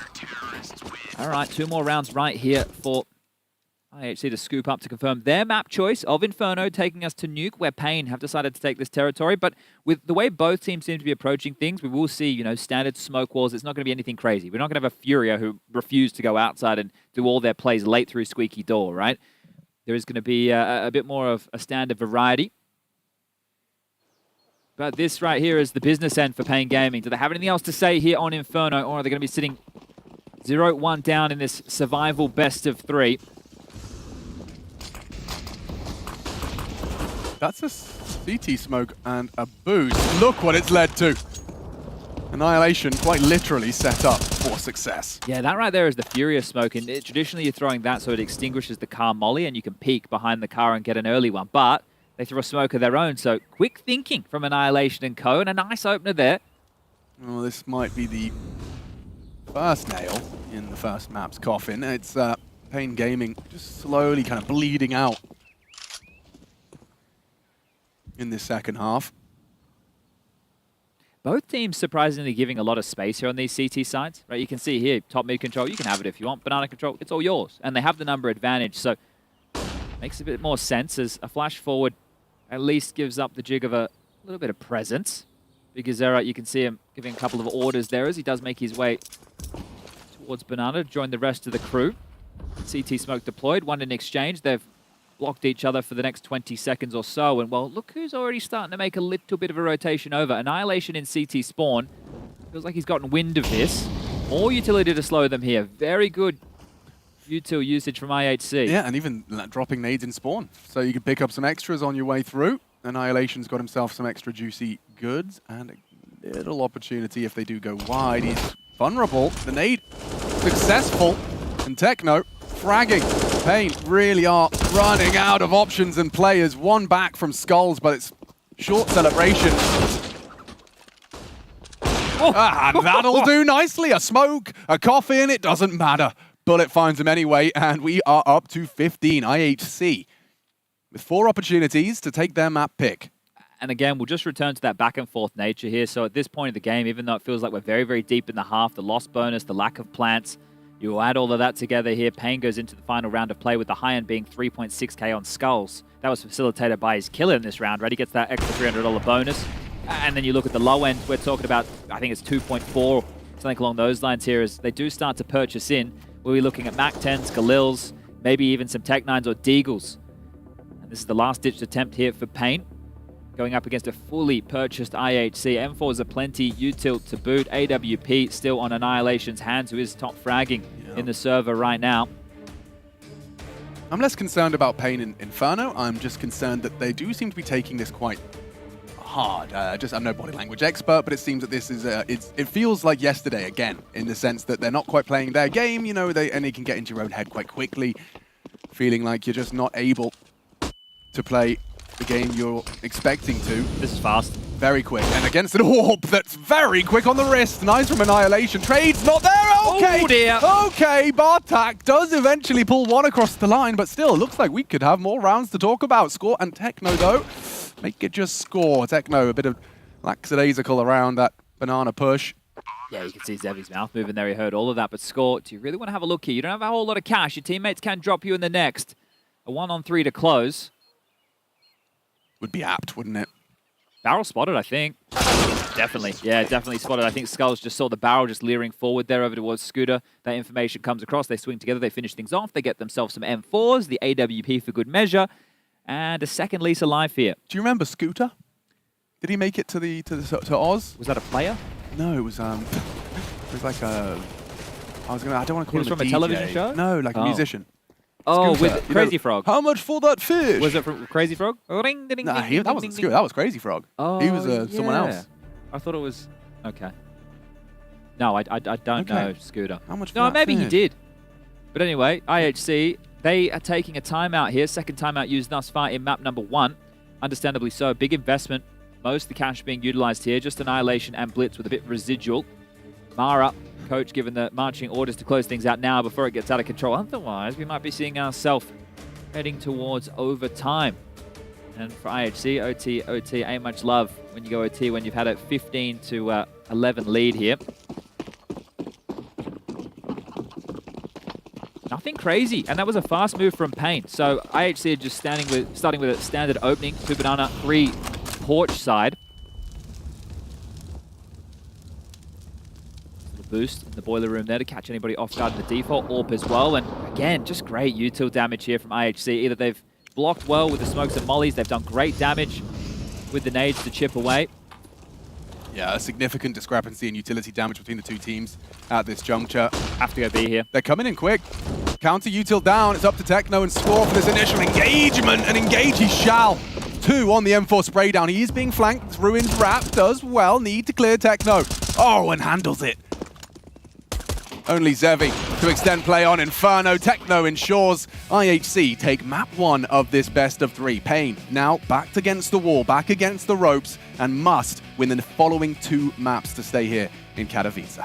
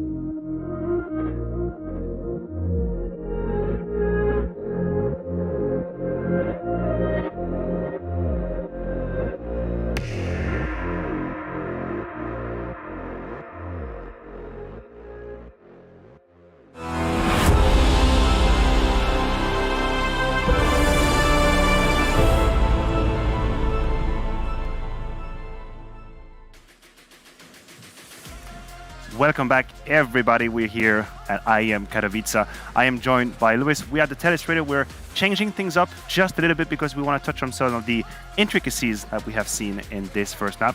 IHC taking over the W. It was a rough game. There was a whole lot of back and forth. And there was also quite a fair amount of mind games, Lewis. Yeah, this is a good example, right? What we're about to see right now is a very classic round from the T's, right? They're about to do a Epps pop, which I'm going to play right now. I could mime what's happening in the game, but I think we have a beautiful camera on top of us who can showcase what is happening here on our telestrator. Well, basically what IHC is going to do is they're going to do an Epps pop. They're going to run an Epps pop here, which I'm going to play the round right now. There we go. There we go. Yeah, we got there we go, guys. So basically what's happening here, like because of the angle Hardzal was holding, he didn't get blind by the flash that came from middle, right? So he shoots a good angle, gets they managed to get double kills. I'm going to play the round. Round continues. It gets pretty tight in this It's a good this one. first defense Yeah, so far. good defense so far. It comes down to a very close round. Do you think they could have won this round? Yeah, they could the side of definitely IHC? won this round, especially if the guy wins this duel, right? Which he did, and then loses the duel now. Now we this is pause where the for a mind second. game. Now, Yeah. guys, at home, please take a second to see the mind game coming over. We are round 7. This is a round after this. And what's happening is that IHC is going to call the exact same strategy. It is relatively rare in Counter-Strike, but also not that much. You lose a round, you think it was a little bit tight. Guys, listen, I got the call. We're going to do exactly the same strategy. And this is where PKL, Pain's leader, has such a read on the situation. Not only is there one player in the name of Hardzal holding, but he's got a graveyard companion covering him at the same time. that's a It's very a good double bait setup, setup. yeah. Can you Double imagine if you're IHC how hard this must be? Because guys, I don't want to ruin the spoiler and the fun for you, but what is about to happen for IHC is no bueno at all. It is a complete meat grinder. Yeah, and I think it's nice because we expected this game to be close, but we're not talking about mind games and all that kind of stuff. So I think But it's this is a really pure nice mind to game. see. Yeah, there is a very, very interesting to see that there's mind games involved, that they're trying to outsmart their opponents, and yeah, just That one to me, that's a +1 for PKL. We're gonna pause that sound again. We can walk our way back, join our dear Shock's host. Coming back to you. A little lonely. Yeah, we getting had a a good little time over lonely. there. That was pretty cool. Yeah, That it was looked cool. great. You don't even need me, actually. What I think is really cool about you showing that, because of course Pain ended up not winning the map after all.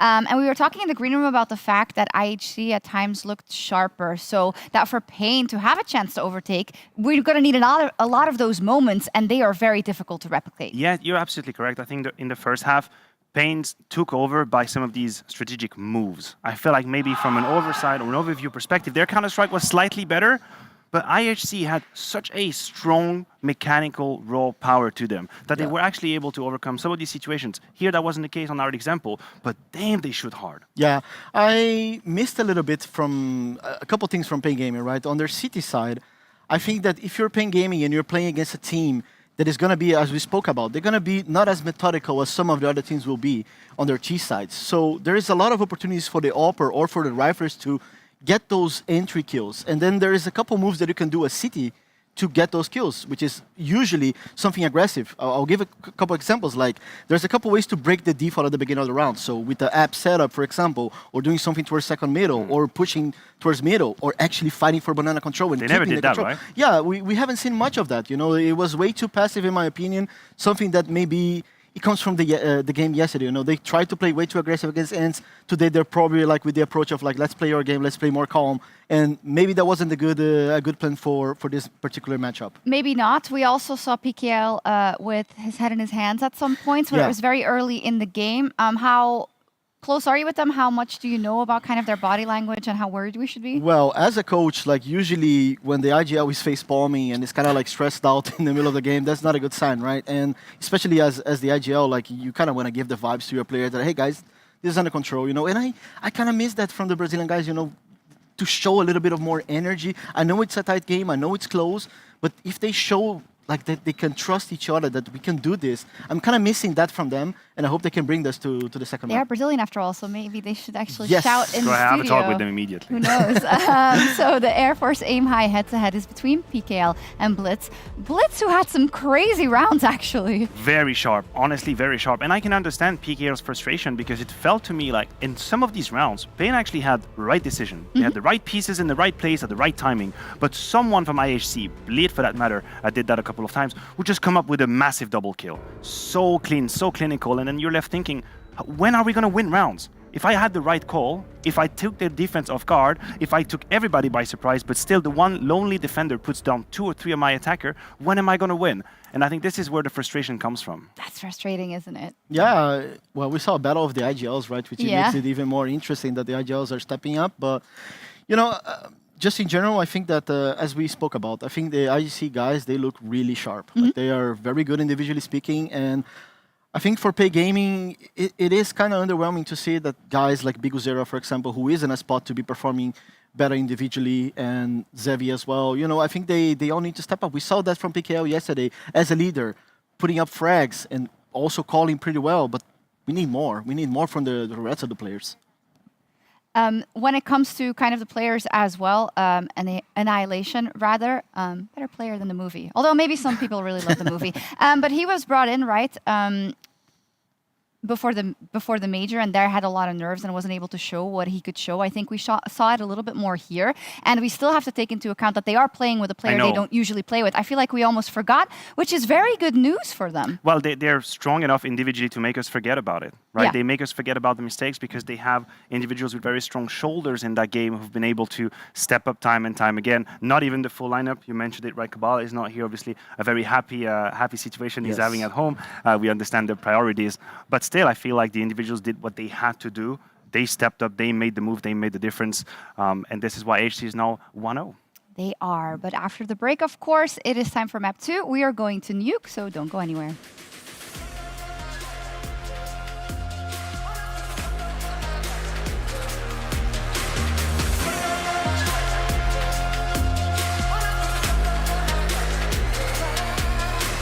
The bell tolls for Cologne. This cathedral, a cathedral that is stacked from the earth to the heavens with the greatest of all the fans, the most passionate.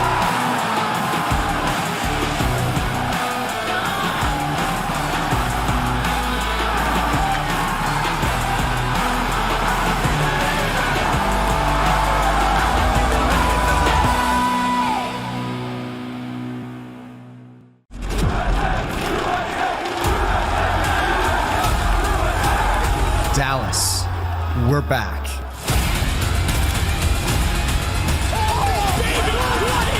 Counter-Strike is in our DNA. It always has been, and it always will be. And now we are once more returning to where it all began.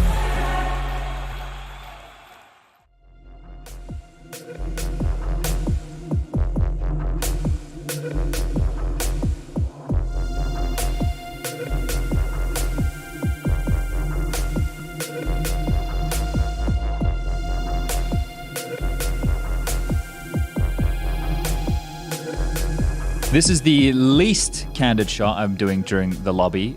We have two lovely gentlemen here who have set up their lights perfectly for us, and it's just to put the light on your beautiful face, Harry. Thank you for joining me here today, and you're going to be an integral guest here on the lobby. What do you have to say for yourself? I'm sorry for whatever I may have done, Chad, for you to put me in this position, but I'm having a great time. This isn't an interrogation by any means, but... It feels like an interrogation. You give those vibes. I don't know what that is. I'm not very good with the mic either. It's either your mouth, my mouth, anyone's audio, someone's hearing something in and out. But on this map behind me, I would like you to point out Brazil. This one, right kind of here. Right kind of there, in this general area. Somewhere around here, there's Brazil. Okay, and look, now that we've established where Brazil is, I wanted to talk a little bit about your back pain. How's it feeling? Every day, I am in kind of excruciating pain. That's how I would explain it. I have to lie down a lot. Lying down doesn't always help it, Chad. Sometimes the only way to really get that help that you need, well, you know how to do that, but I don't want to go into it. You don't want to know the secrets. Okay, so basically what I've done is I've used you twofold right now to set up my segue to talk about pain, back pain, Brazil on the map, twofold right there, and you just have to stand here and enjoy the moment because Pain, they brought in Zevi and Skulls to bring some young action to the squad. Harry, anything you want to say about Pain? I love him, but not my pain, not my back pain. The team pain. The team pain. The team pain. Bye. We're making our way through the player lounge here with a bunch of good stuff going on. We've got a barber, we've got a table tennis table, we've got all the snacks. And, well, I found Skulls with me here from Pain.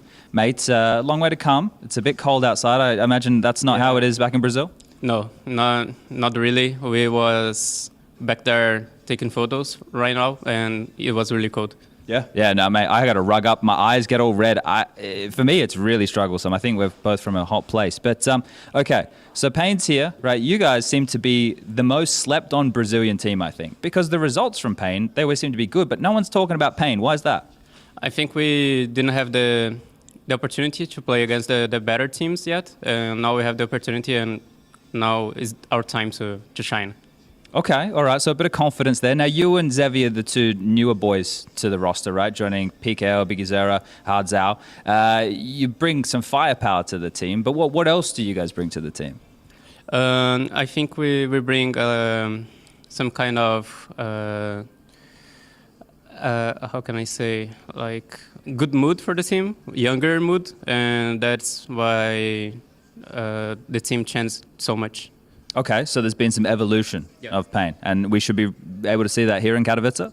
Yeah, of course. We practice a lot, and we are really confident right now. So, yeah, you can expect a lot for this. Okay, great. Well, thank you for your time, and good luck in the event. Thank you.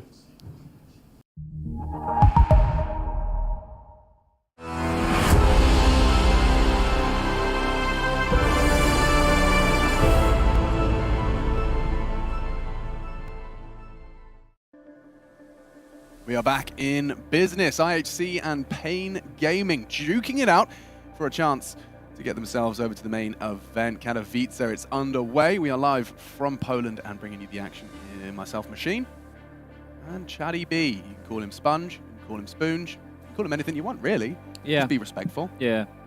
Anything will work these days. You say that guy? That guy over there. Point at me. That was the guy that was just talking, actually. You just saw him doing the interviews. Yeah. That's good, yeah. He talked about Pain, actually. Back pain, the team pain. The team pain, T-Pain, perhaps. Yeah, well, we know we love his music as well. Skulls, he was telling me he's a massive fan of T-Pain and the music he's been putting out. Well, I think Pain are going to have to get in tune. It's because auto-tune, I didn't quite refine it enough in my brain, but yeah, they are going to have to get in tune and off the same hymn sheet if they do want to take us to a third IHC winning their map pick. Inferno in the bag, and so IHC just one map win away, and they're no slouch on Nuke. They play this map to a high standard. This is certainly not going to be a walk in the park or a guarantee for Pain. No, and both teams definitely had good util sets. They understood how they wanted to approach the map in certain circumstances. I think we touched on the fact that maybe there was a lack of decisive decision-making, right, to make things a little bit more, straight to the point. There's a lot of waiting going on. Now, let me take a look here at the util, because I've already seen Pain run a strategy on vertical. Oh, this is different. This is straight out hut. This is not the same strat they ran last time. Techno. What you got for us? A quick headshot, and another one between the eyes for him. Score, light on bullets. One is all he needs, as he does get a fresh clip. Reload, looking for a third, run down, and trade. Oh. Trade. PKL, the last man standing, as there was just a full bare-knuckle brawl on that top side. I was taking a bit of a look, right, because with Pain, they ran what looked to be the same pistol on Vertigo against Ents yesterday. We had the pleasure of casting that. Now, it actually worked out in their favor, because I think Zevi went huge and got four big kills, right? It was the same strat, and Ents actually counter-stratted it. This one here was a bit different. Pain actually just went straight up the guts of the hut, but IHC, again, are going to operate with this 4-spy scenario. Scout for Annihilation. We saw how well that worked on Inferno. Now, Annihilation and Blitz are part of this yard combo. They'll be the two tasks with main, outside, back warehouse, dropping down secret, those type of plays. Bartak over towards ramp, and Techno and Score will be locking down A. And there's a tag. They've already made it quite quickly with a lot of forces, make it 4 in total, and the bomb down towards B. Yeah, Score may not know BKL has already slipped past, but it's certainly going to be knowledgeable. Or knowledge for his teammates. Rotating in, Dark was held for a moment. Now the response is a double spray. Good impact from Score in these opening two. Annihilation, one tag needs more from his team, and that's Blitz gone on the pistol. Just Annihilation left with a scout and half health. 3 to find, and not much hope in that regard. Don't need to rush it. Hardzao, you got the bomb, Hardzao, and he's going on an adventure. No, I like that. I do like that, because sometimes teams overcomplicate it. Give him too much space, he's trapped. He can't drop back, he would have fallen back into Skull. Let's just shoot him. Yeah. Right? Sometimes the easiest way is violence, but this is curious. Score got 2 kills right there, and that was both with the MP9. You get them here in the highlight package. That's 1,200 smackaroos with the loss bonus, and he's actually opted right now to buy a silenced M4 with Kevlar. So carrying that through, I'm not sure this will be expected right here, and it might see this boost behind the CT blue box. Used to be CT red, there it is. They got really close with Blitz on his hero AK on Inferno. So let's see if they can continue. So with PKL gone, that's the M4 shown. And they don't know how much else is in play. That's one M4. That's really all they've seen. How many other investments are there? Yeah. You do start to get a little more paranoid, a bit more cagey. Well, they've called the bluff. They've all returned right now, the remaining 4 members of Pain towards Yard. I guess they're imagining it's going to be treated the same as you would be perhaps an AWP. You know, you've shown it, you need to reposition it. And there it is. There it is. So good call. Down towards Secret silently. They'll have no idea that they've crossed here. And this ramp stack, sure, it can respond to it quite early. But if Pain use their utility wisely, which they have done, they can molly one side of ramp, they can smoke the other, they can make their way on towards B. And at that point, it should be a very easy round. Yeah.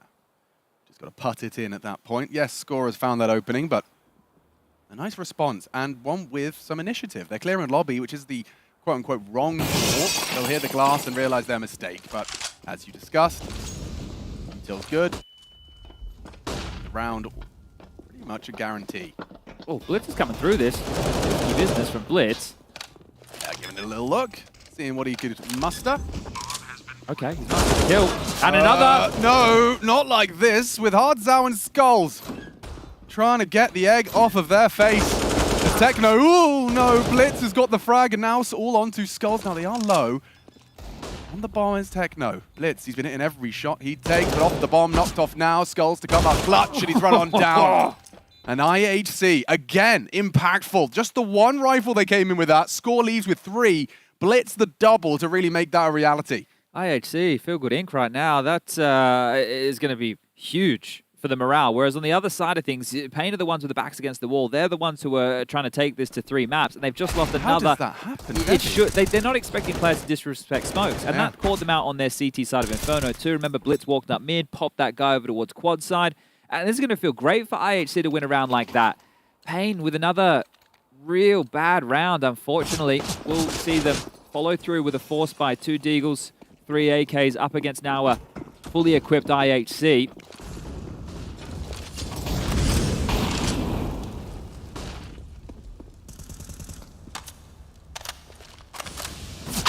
Oh, big Sarah straight through the smoke, into the dome. Yeah, you take those. Yeah, let's see if these CTs are going to get too rustled. I mean, that was one of the lightest investments. It is just the Desert Eagle that's still first blood. And on to Kingpin. Damn, Zevi pins Blitz to the wall. Well, both teams can bop.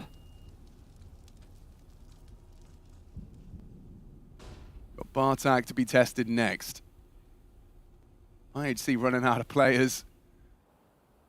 Big Uzera going to be the pointy end of this spear. He's ready to hit 1, and that's another. 2 clicks, 2 frags. Why not make it a round?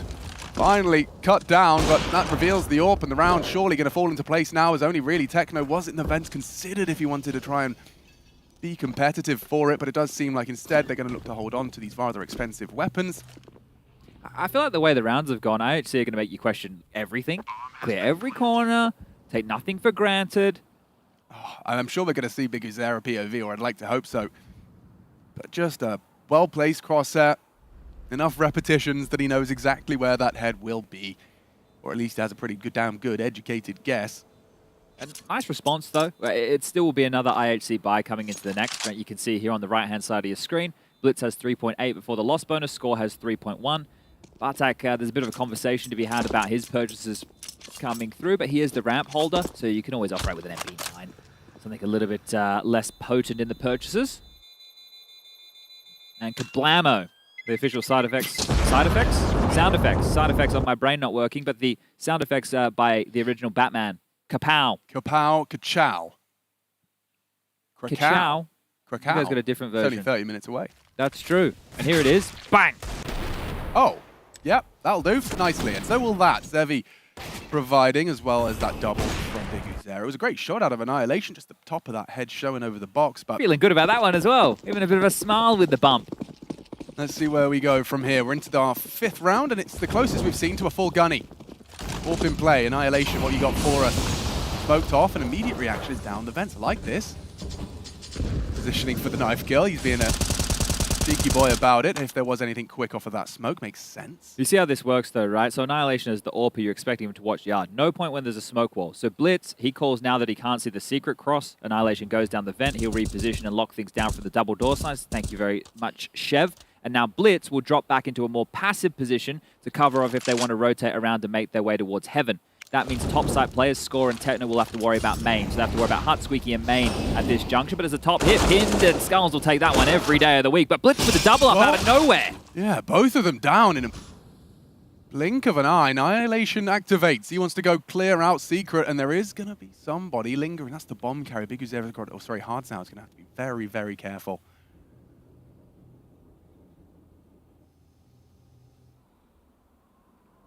Hard clear for Annihilation. How diligent will he be? And woof! Okay, even with the crouch and now the bomb, he screeches. Get your ass over here. Skulls not looking and clearing out the rafters, so an easy pickup for Score. Leaves Zevi in an uncomfortable 1 versus 3 and not really got the time to get too much going. Now, down the vents is nice, and it's going to be undeclared, so maybe Annihilation gets caught off here. He has got a flick in his repertoire, but if it's a one tap, not even necessary. No vision. Zevi makes it a 1v2. Best access point for Bartak down ramp. Score got vents on the brain and a duel. Insane. Zevi's got time. He's going to get the bomb down. This 1v3 goes now 1v1. A duel, a battle of wits. Zevi and Score. Opts for dark. Door open. Score, will you consider this as a boatload of nades? But he might just have to use his bullets and his brain. So much uncertainty. Very loud about this. Zevi. You can hear him above him. A full sweep. Surely this implies dark. Surely, yeah, you can see Score's considering it. He will not clear it. And oh no! Zevi, the first two! So gorgeous, but that one might just get under your skin. Oh dear. So close to brilliant. Bit of an open window for that spray. He's going to feel that one in the morning, isn't he? Windy. He did all the heavy lifting there. I was a little bit more perplexed why that it wasn't more bodies already on that B site from IHC, because I know that Annihilation was playing to give them the bomb, but if you'd kept eyes on Top Secret, you would have known that they either have to head down towards B or go back up, and you would have caught them and either passed there. But a good attempt from Zevi here, and Score, well, he needs to count his lucky stars because he got away with that one. Up to 9 kills now. Good impact early and a nice little clutch. Bartak, he's got a lot of presence heading his way quick. Nade good. Need a frag. Make it 2. Gets away as well. Could not have asked for more from your ramp hold. Annihilation, understandably hesitant to retake Hell. This is ballsy from Blitz and unnecessary. PKL wise to his trick, catches him out and does manage to remedy some of the damage done by their initial ramp take. And speaking of ramp take, they are still occupying that position. It's good real estate to have here, but the fact there's 2 players lower, 2 players upper here, it would be really not advised to head down towards B, but they don't really know what lies in wait. Now that they know that Blitz is down there, assume someone has to be tasked with watching Yard. Annihilation on a bit of a search here, and oh, he's quick. That's a good shot onto Skulls. And the rest will fall nicely into place. Bartak on the clear, finds the bomb, and Big Uzera, just PKL, lobby lurk, and alone. Techno unable to finish the round there, but as good as with 15 HP, poor PKL doesn't really have too many options in front of him. No, I don't think he's going to have a Zevi situation, is he? And look how active IHC are. Everyone keep moving around. Now, this is how you tend to open a few gaps here, but timing a Cruel Mistress is, it looks like PKL will just be saving this AK over towards Warehouse. Good to see Annihilation hitting a couple of shots, right? When he got picked up and added to this team, I believe it was from NKT, which is like meant to be like an Asian international team. I know that seems strange, but obviously I think we had like someone from South Korea. We had definitely a couple of Mongolians in there. I think Urcast and Annihilation were both there. Cool. So, you know, mushing a few different nationalities together to try and get the best out of the region. Didn't really work out too well for them, but Annihilation, he joined this team replacing 9. And initially when you saw it, I was like, well, maybe they should have stayed with 9, you know? But Annihilation here so far today has had some really good moments, some good openings. Bartak here over towards ramp as well. Remember, Cabal can't be here, so Bartak, the substitute, standing in and just has to fill that void and do the best he can. And look, he's doing all right, right? He's definitely had some moments where his kills have had impact, and right there is another example. Let's see what Payne can do with this one saved AK-47 in the hands of the Picklemeister himself.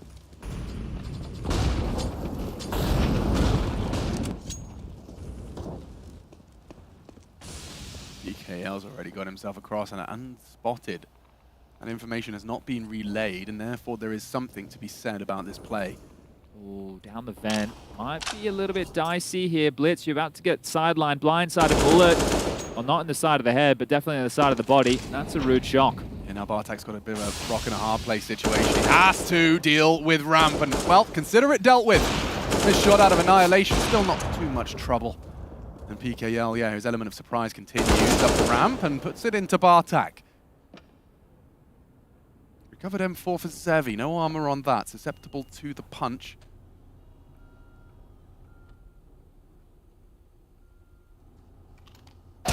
Shots a finish. Okay, IHC up to 4. Pain still 3. A good haul to start off the OT campaign. The pistol certainly has helped, but let's see if IHC can really lock it down now, as we should be seeing a threatening round out of Pain. Yeah, it's going to be very rifle heavy here. Now, I want everybody to note quite quickly, PKL, who has one of the back spawns, has actually opted to operate with a MAC-10. If he had one of the best spawns, maybe a fast top or a vent drop, so I'm curious to see how this is deployed here. Galil's AKs, and there's that double from Bartek over towards ramp, so good stuff from him in multiple rounds now. Locking down the threat, he attack. His name is Bartek. We love to see it. And they push. They do like to push. So the MAC-10 outside, curious. Very curious here from PKL. I guess he prioritized the utility here. Don't fancy the MAC-10's chances against an AWP, though. I guess the bonus is he doesn't have head armor. But in terms of thickness for the quickness, the AWP should be winning this one. Setting up the smoke walls here, you can see the conversation coming through. Yep, I don't have a smoke, or I don't have that lineup. What are you throwing? What am I throwing? Here you go. Just do it for me, mate. Smoke's in the sky. Oh dear. Yeah, no. Oh dearie me. That's nearly a frag on to score. Down to 8 HP. Still, 4 versus 5. IHC looking to maintain this advantage, and only just by a Nat's wing they do so. Score repositions and just smoking off main, creeping out of the squeaky door. This is a great incendiary to force fights. We need to see the swing score so low and couldn't get a bullet down range. One might have cut it. But now loud up to heaven is Bartek. We'll have attention drawn there momentarily. Annihilation to crawl in from main.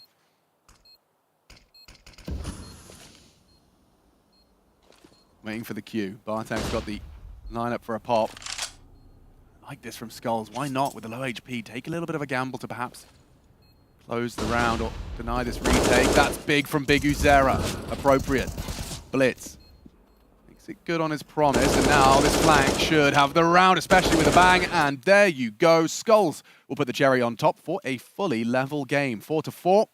Those AKs do pay off. That's a big kill from Hanzhao there, right? Especially on the score. I know he's low, but you could see it from Score's perspective. He could have had a double, right? If he wasn't hard cleared, could have made a few more issues for Pain Gaming and maybe not the rounds. And this is where IHC have been pummeled down in the financial department here to have to make a few omissions in the buy. 2 pistols, 3 M4s.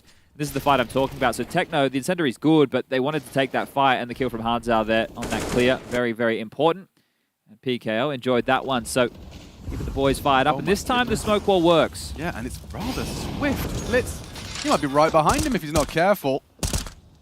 Clears it now. Will he consider the secret steps? An early descent. PKL holding for this reclear. This is... Oh, barrel. Barrel betrayed. PKL can do nothing about that. Annihilation's rotated. Bartek has help. He's going to need it. Flash is good. Oh, and Skulls does go down to that 5-7. Again, Bartek, he's passing every test on this ramp position. Nearly all 3. One to the head leaves Big Uzera's ears ringing. And that's not a game I think you really want to play. Big Uzera, he's gone for the AWP when you're at 4 HP. Why not get that instant kill? 1 shot, 1 kill, but 3 to find. Far off on his first shot. This is the pulls on Big Uzera, hoping for the no-scope. Up off the ladder. IHC, though, it does seem like they will return to their winning ways. Of course, 4 of the last 5 rounds going the CT's way. I wouldn't mind a bit of a timeout here from Pain. I know it's still quite early here within this first half of play. Actually, we're at about the midpoint. Next round, they should get enough for a bye. But just to, at least discuss the next few rounds, how we want to attack things. Take a bit of a breather here because this half does feel like it's gone quite quick, and another really good play here from Bartek. I thought after the first, I was like, yeah, job done, right? If you're that ramp player, you have support, really good work. But the fact he gets another kill, and even the dink on the 5th and final member of Big Ysera. He's probably done enough to, force them to change any sort of bullying ramp plan they may have had. Exactly. That's where I wanted to go with that conversation, because if you thought that the new boy was going to be a weak link, he showed that he hasn't been multi-kills in multiple rounds. That's all you need to do to scare them and send them back off into the other site, probing yard, probing top, as they will be doing some more smokes. The timing a little bit off here. That molly has subsided here. The boost needs to be quick, and they are up. So ramp again. Okay, well, Bartak, we might have a friend hidden in the rafters. Bartak will take 3. An unretrievable rifle, but certainly an AK, thanks to Blitz. Can't find the other one. You have to boost for it. They might consider it. Why not? Plenty of time for this as well, so they can recover this Silent Stem 4. Now both equipped, and even PKL with some Kevlar. No head armor, however. And we've seen how active IHC tend to be in these rounds. There's a lot of moving around. If you just look at the radar, you can see 0 and 9. That's Annihilation and Techno both just having some glances. They're not quite sure where Pain have gotten off to yet. There's been no signal since the initial exchange over towards ramp. So there's a lot of dark spots. You can see Techno holding Heaven and that putt push. Now we see some movement. With 30 seconds left, Pain have set their sights on B. Responsibility of score, and I think he heard something. He's definitely caught a whiff. Oh, and the lineup, just like that. 2 seconds of spray, and the round is theirs. IHC up to 6 now. And Pain Gaming, yeah, I think we can be scratch ramp off of the list. I just don't think that is going to be the most successful avenue of assault. Surprisingly, one of their more successful rounds going towards ramp as well, right? Yeah, so in terms of the focus of just that one round, 2 kills on a very light purchase like this, pretty good, right? But I'm with you. I feel that you should at least be warded off until you force a rotation. Get someone down secret, right? Make sure you can get that warehouse presence. Even a cheeky vent drop, anyone got a good spawn? Let's test that util. Top site has been having very quiet starts, other than perhaps I think we've seen Molly towards CT vent and a kill onto Techno. We've seen that Deagle shot from Big Ysera, but other than that, there's been very little kind of early contact in the lobby to top side fight. And this is one of the things that we do see with teams who are coming from smaller regions, right? And I can't say Brazil's a small region by any means, but definitely not established teams who are competing. Established, that's fair. Yeah, so one of the things you do see is util thrown with intent of an expectation, but without actually doing anything to force that expectation. Because in Europe, there's a reason things are respected, right? But over here, if you just throw the nades and expect there to be the standard movement, that's not always the case. As you see Techno here, he really wants to guard against this vent drop. That's why they have the extinguish. That's why he's flushed forward here, and they skulls through the smoke. Blitz goes down. That is easy as you like. But will they expect it to be clear? You could be lulled into the idea. Oh, not anymore. Heard that one. A lot of very successful smoke sprays throughout this game. Intuition on point. Good flash. Forces that top silo position off on A. There are mollies available here, but it's on PKL, whose yard, which has just been used, and whoa, Techno just steps out into the fight. Okay, CT's change of plan. They were considering a bit of an aggression towards Trophy, but now rejigging it. Workable now, though, for IHC. I mean, yeah. Look where scored, just straight in the grave of Techno. It could be uncleared. Well, not anymore, it won't. Messy on that one. Score unable to provide, and PKL quick to eliminate Annihilation. 6 now to 5. Pain back with the T round. They have been quite sporadic. We've had the most T rounds we've seen in consecutive fashion was the pistol in its second round. We haven't since then seen Pain string 2 together. Let's see if perhaps round 12 can be the exception. Yeah, it feels like maybe they should have had a couple more, right? They lost that solo score M4 in the third round. Score also won that clutch where Zevi, he did all the hard work to win the 1-on-3 and then was unable to convert against a falling score. And again, a few omissions. Let's see if IHC can do it once more.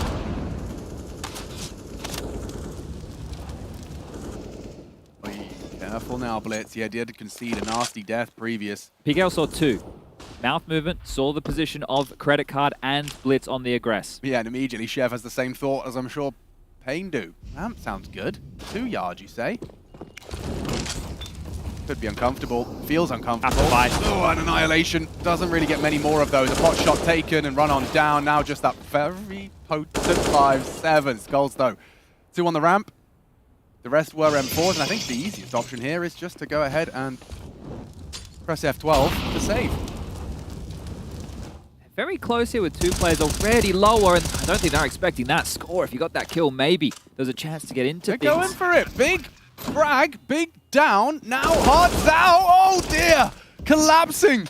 The M4s make it look too easy. PKL's nowhere near. I think the body language right there says a whole lot here. Oh, wow. That was a catastrophe.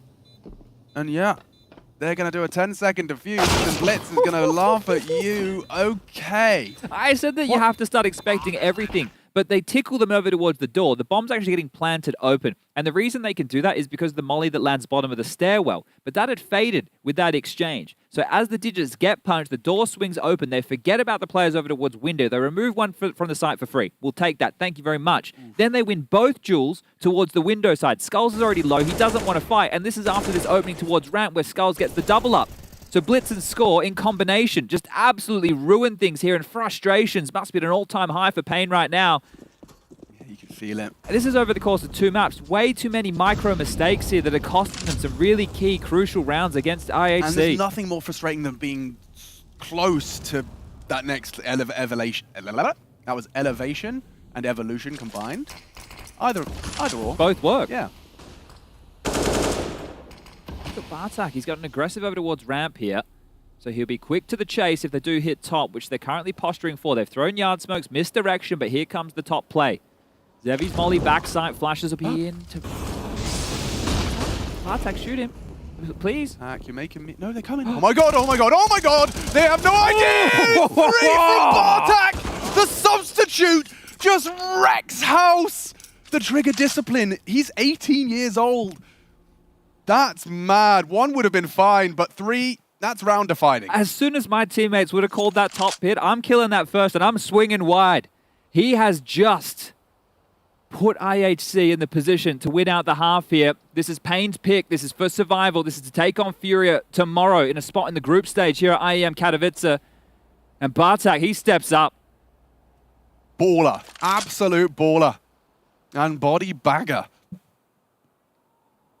Still got to make good on the promise right now. Everybody from IHC still towards the upper deck. 25 seconds, lower sight. About to be under scrutiny. Blitzers exploring, seeing nothing home. They need to start rotating over. Pain, Big User and PKL still have a chance at this. Vent rotation no longer possible. Yeah, but ramp is, and that's where Blitz will occupy. Does get a glimpse of that bomb. Would love to soften up Big User. Nade looks good. Destined for glory. So is PKL, though. Reposition in red. Lovely find. Blitz will catch the aggression of PKL. Puts Big Uzera in a dire strait. 3 to find and going for the round the world. This is pretty good if he can catch the right timing. If they do tickle the bomb, he may fluster and rush things. They've just come from double doors. You're not going to be ready. Okay, Score with an adjustment and a quickie. IHC running away now, and Bartak is... he's definitely getting a heavy pat on the back after that one. Yeah, good stuff. Look, he is dying a lot. He has 12 deaths, right? He has the second highest amount of deaths in the server. It's 13 on Big Zero on the other side, but he has 15 kills, and here's 3 of them right here, right now, to practically secure the round for IHC. Massive stuff. Everything he needed to do and more right there from the young gun, and then Score and Blitz, well, they'll find the final 2. And look at this. Round after round, you make a compilation of frustration. I think right now, Pain are helping to find that. They move into the next round to play round 14 with a half buy. They want to get the full purchases out for round 15, but could even be a 10-5 for IHC here as down the vent Big Uzera. He finds that gap you were talking about. We haven't seen this actually once yet, and I'm not sure Score is all too wise to this. Bartak, we talked about his deaths. Well, he could be having a very frustrating one handed his way from behind. A forward position. Annihilation with a re-smoke, but Annihilation's not going to be ready for this either. This has legs now. Hold your horses. Hold your horses. A potential double. Annihilation's left, but the first is found.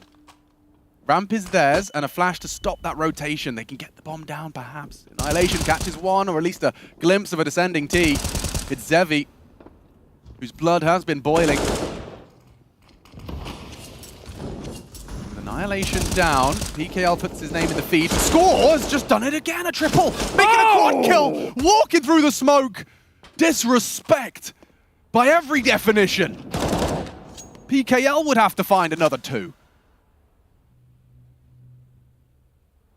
Just taking it in turns to stamp Pain's ticket.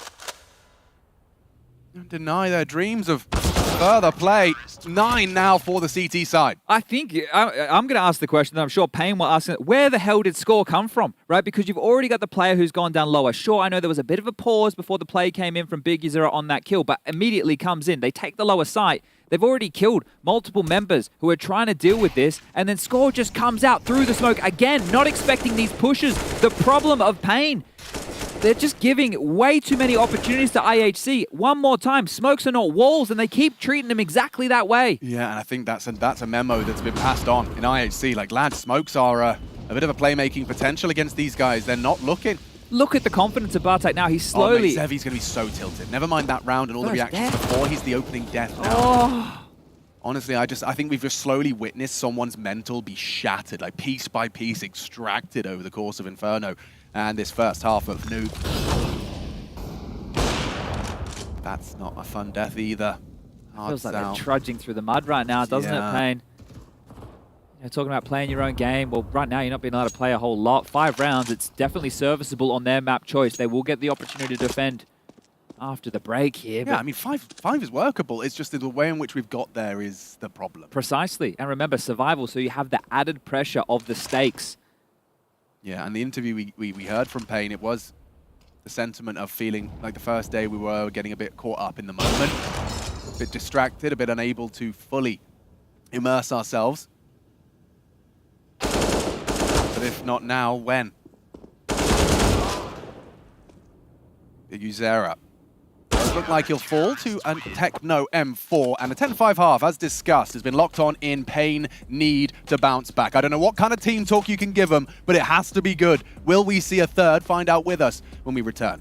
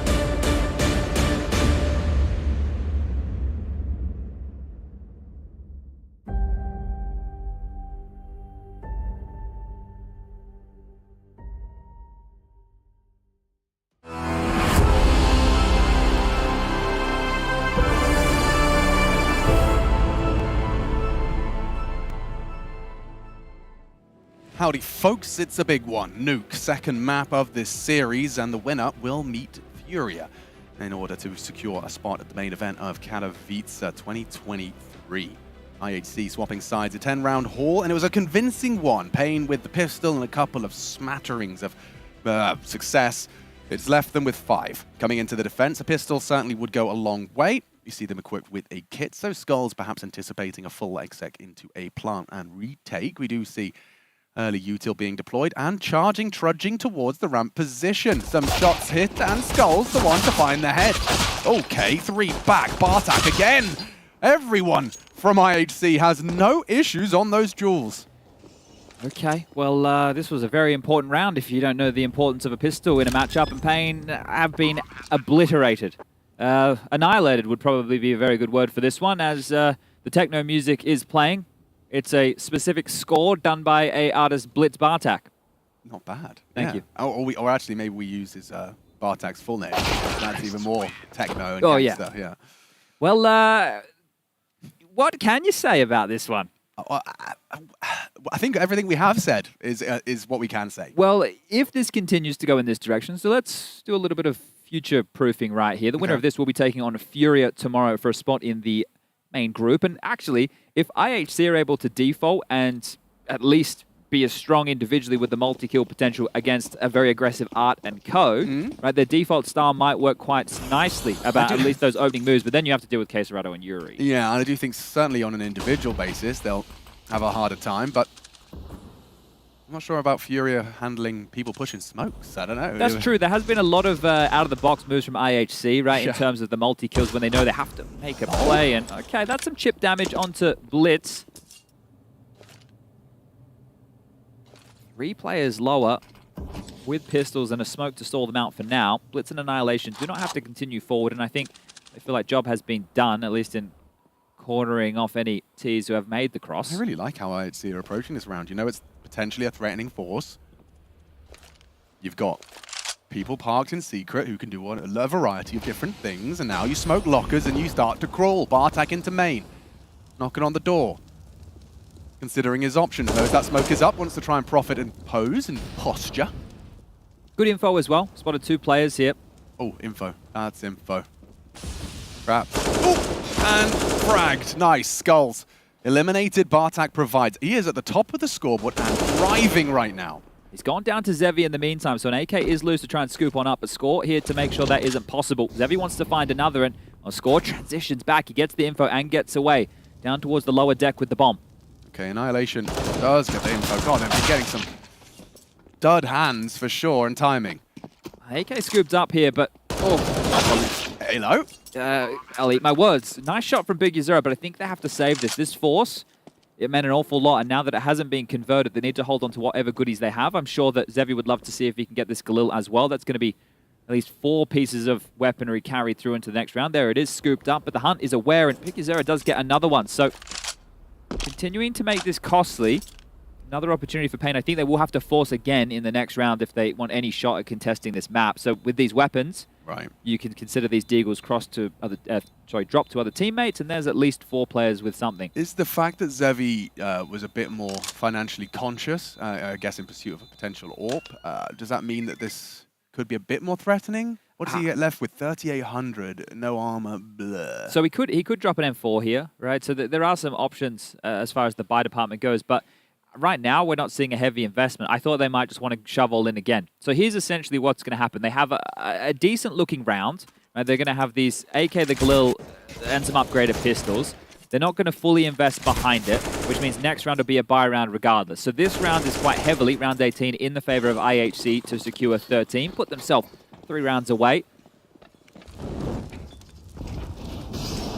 And then that means Payne are going to have to bring it back from 13-5, and that's not the way you want to open up the account. One of the rifles already down, Big Zero removed. Does just feel like it's, reminiscent of that second half of Inferno where things just started to really just evaporate for Payne. PKL always remaining a threat. Blitz taken down on his cross. Annihilation has slipped, though. I don't think the smoke landed quite exactly where they wanted this one to. The CT's... Sorry, that's a CT smoke. I thought it was a T smoke for a second. I take my words back. It landed exactly where Payne wanted it to land. And hopefully these shots too. Let's keep this series going. Third map overpass between Eden and Zevi. Lines up 2. Problems! PKL and Zevi combine to put up some resistance, convincing resistance on that ramp take. Techno perhaps in a little bit of a false sense of security, rounding the corner with a nade in his hands and pulling the pin, knocked off of his. They hurried that a little bit, didn't they? Right? I think IHC were slightly behind the rotation. When you have a player down in secret, you think, okay, if we can just get ramped, then we can combine the two and all the rotation points should be cut off. But here, just flubbing their lines, running into both the rifles. The restraint on Hards out, by the way. Yeah. Can I have a gun, please? I know it's mine. I'm going to pick it up. It's like, you've made the order at Argos, but you have to still go and get it. And now he's got it. There we go. Everybody can feel a bit more peace. 2 Galils and AKs. Respectively here. So that's a great conversation starter here for the Pain comeback. I would be willing to have that conversation. Okay.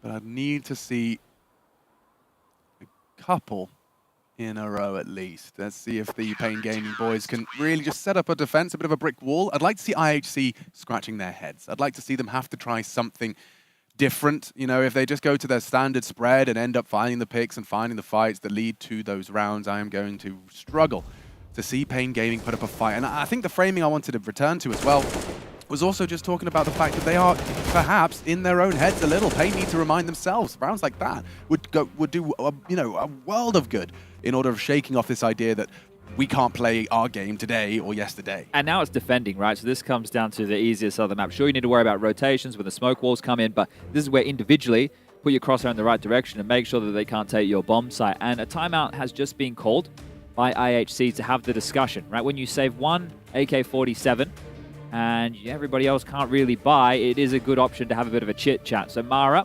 giving them a strategy to run into round 19 with. They have force bought. There are some smokes in play, and I would expect to see a smoke wall up to at least force these rotations. But look at the buy for Pain. It is looking very, very tidy here.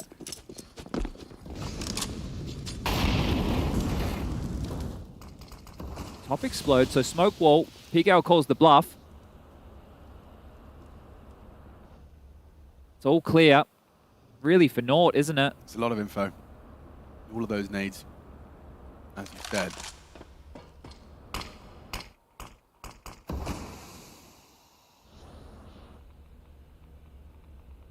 What was the game they made us play as kids? Statues, was it? Something like that? Musical statues. Musical statues, yeah. Oh, no music right now. Yeah, for sure. And a third smoke. Surely this means the CTs could have rejigged the setup there.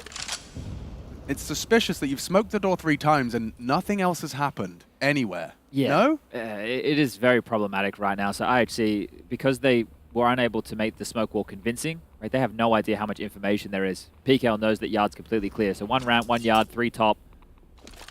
Still going to be trading, however. Here they come. And down he goes. Techno, the first to fall. Skulls on those rafters to be swung upon. Big Uzera with him. And just like that, they will dissolve up to these last 2. Blitz and score. And sprayed on down by PKL. Well managed to close. Pain Gaming, that one again. 2 in a row now, and this equally is convincing. Yeah, and that shows you the power of information right there. So we saw it land towards yard. We saw PKL's position. At that point, Pain do not have to move. They know exactly what's going on. And as you astutely pointed out, those smokes towards door, that's one of the easier points late in a round where the T's can walk out and take some jewels. Well, if you smoke it for, we're talking practically 60 seconds combined right there. Yeah. You're really going to have a rough go of things. And now IHC down to just a deagle. We'll make it 2. Score, door open, and, well, PKL, again, same position, same result. Cheeky. Techno had a Zeus right there and just get mopped up here. Everybody having some around like this on the Pain side of things. Yeah, no fun to be had here. They win the next gun round, conversation for the comeback is back on, right? Because IHC at that point, they have to start really bringing out all the stops as far as the T side is concerned. Just annihilation here. That'll be that. Now, we did have a period of time on Inferno where it was like this for IHC, especially on that T half, their first half. There was 4 consecutive rounds where they didn't get a kill. Yes, that's right. So they know what it feels like to get blanked. Let's see if they can shake it off.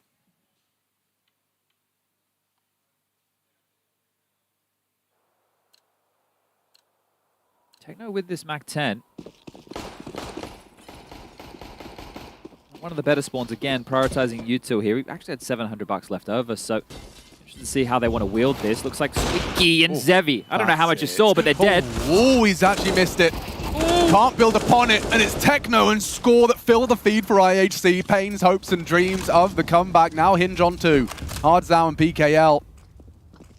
Oh, he was right to try and clear close. This is a very wise move from Score to be so alert. Heard Hardzao and hurt him too. IHC handle it. That Techno opener as well. The double with the Mac 10. I'm sitting here going, all right, what's he going to do with that? And just peels open this top side, so gets them in, gets them the round, and gets it done. PKL, sure, he's having a great game here. 17 kills to his name. Had a really good showing as well over there on Inferno, 22 kills. And he loses it all to Annihilation, who was indeed the top fragger on Inferno with 24, so locking horns again.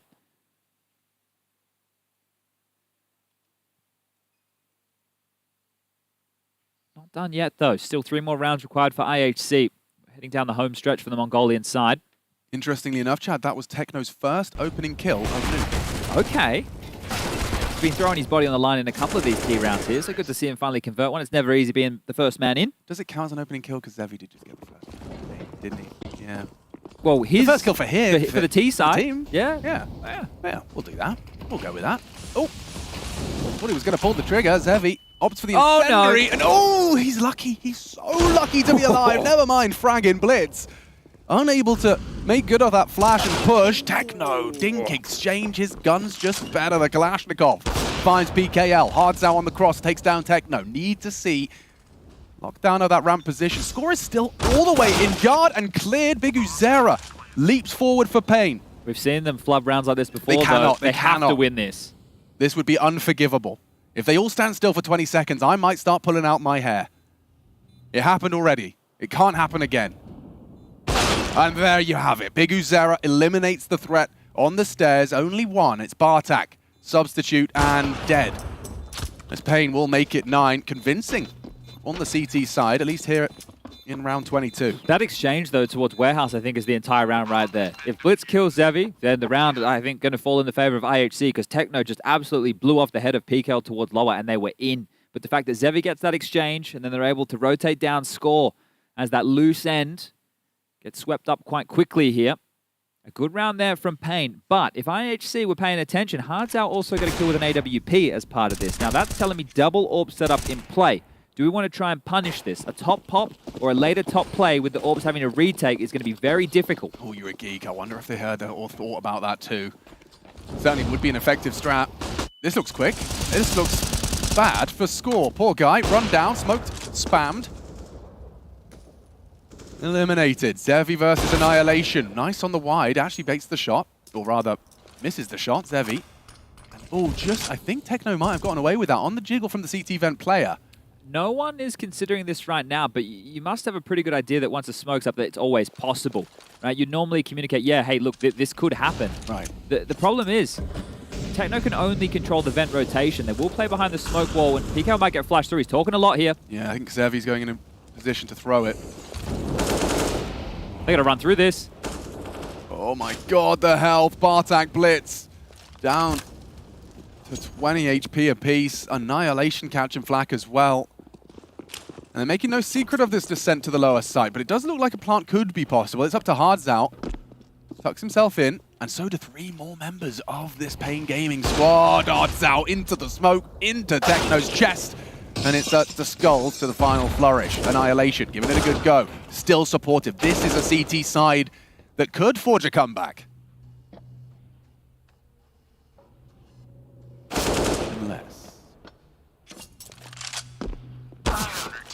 Unless, yeah, right. He's sharp. He's hitting some shots. He's but a scary one. That one would have been a masterful round right there from Blitz. So double digits for Pain now. Only 3 rounds. Well and truly back in this. Should be another one added not too far away, as IHC don't have a whole lot of money to be spending right here, but quiet scenes from the IHC camp just there, investing into some util, a little bit of pistol upgrade, some Kevlar too. They know the loss bonus will be in their favor next round for a full buy. So trying to keep as many rounds threatening as possible. make sure that Pain can't continue this spree, which has now been 5 of the last 6. Yeah, you might get your pace change here.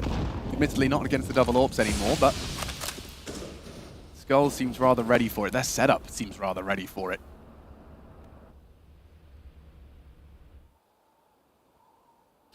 Those musical statues again. There's a heart molly available and a back sight molly.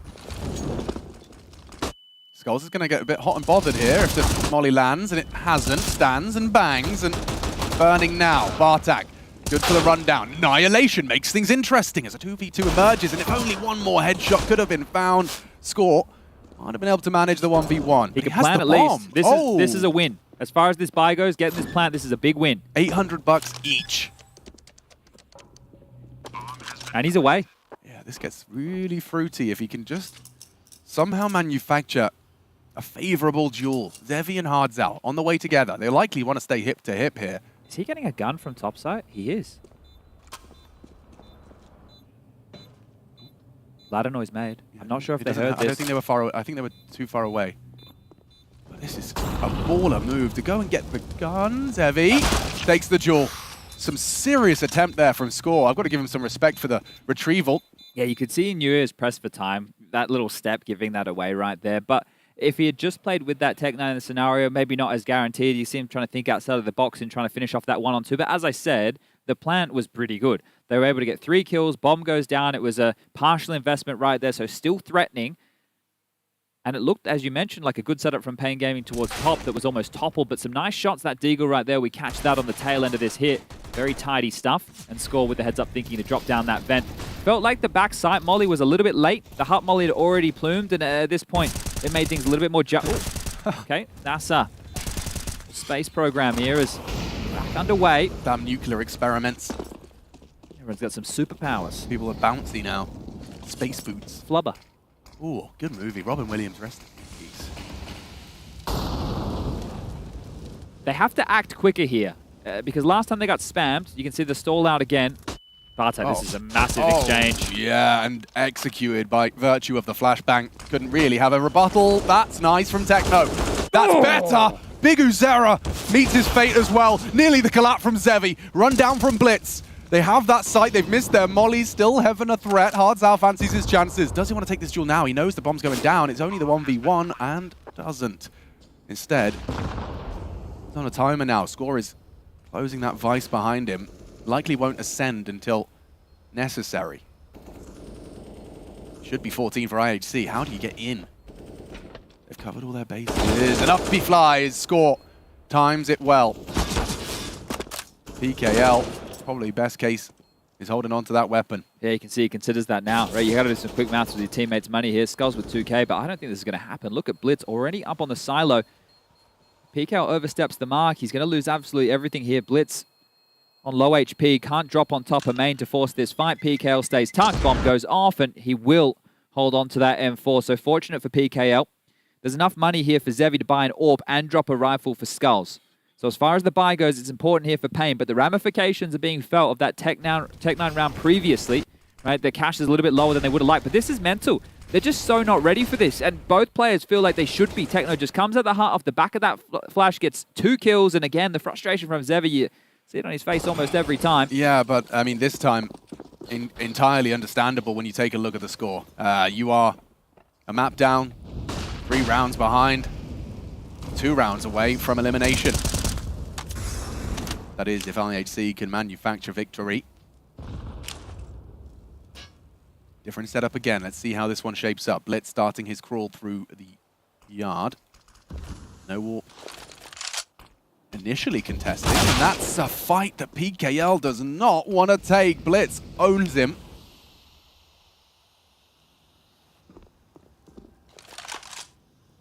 Zevi, the perpetually frustrated, now has to do a lot. Oh, and the crosshair is bang on. Blitz just certainly a sentient being, aware. And Big Uzera needs both of these.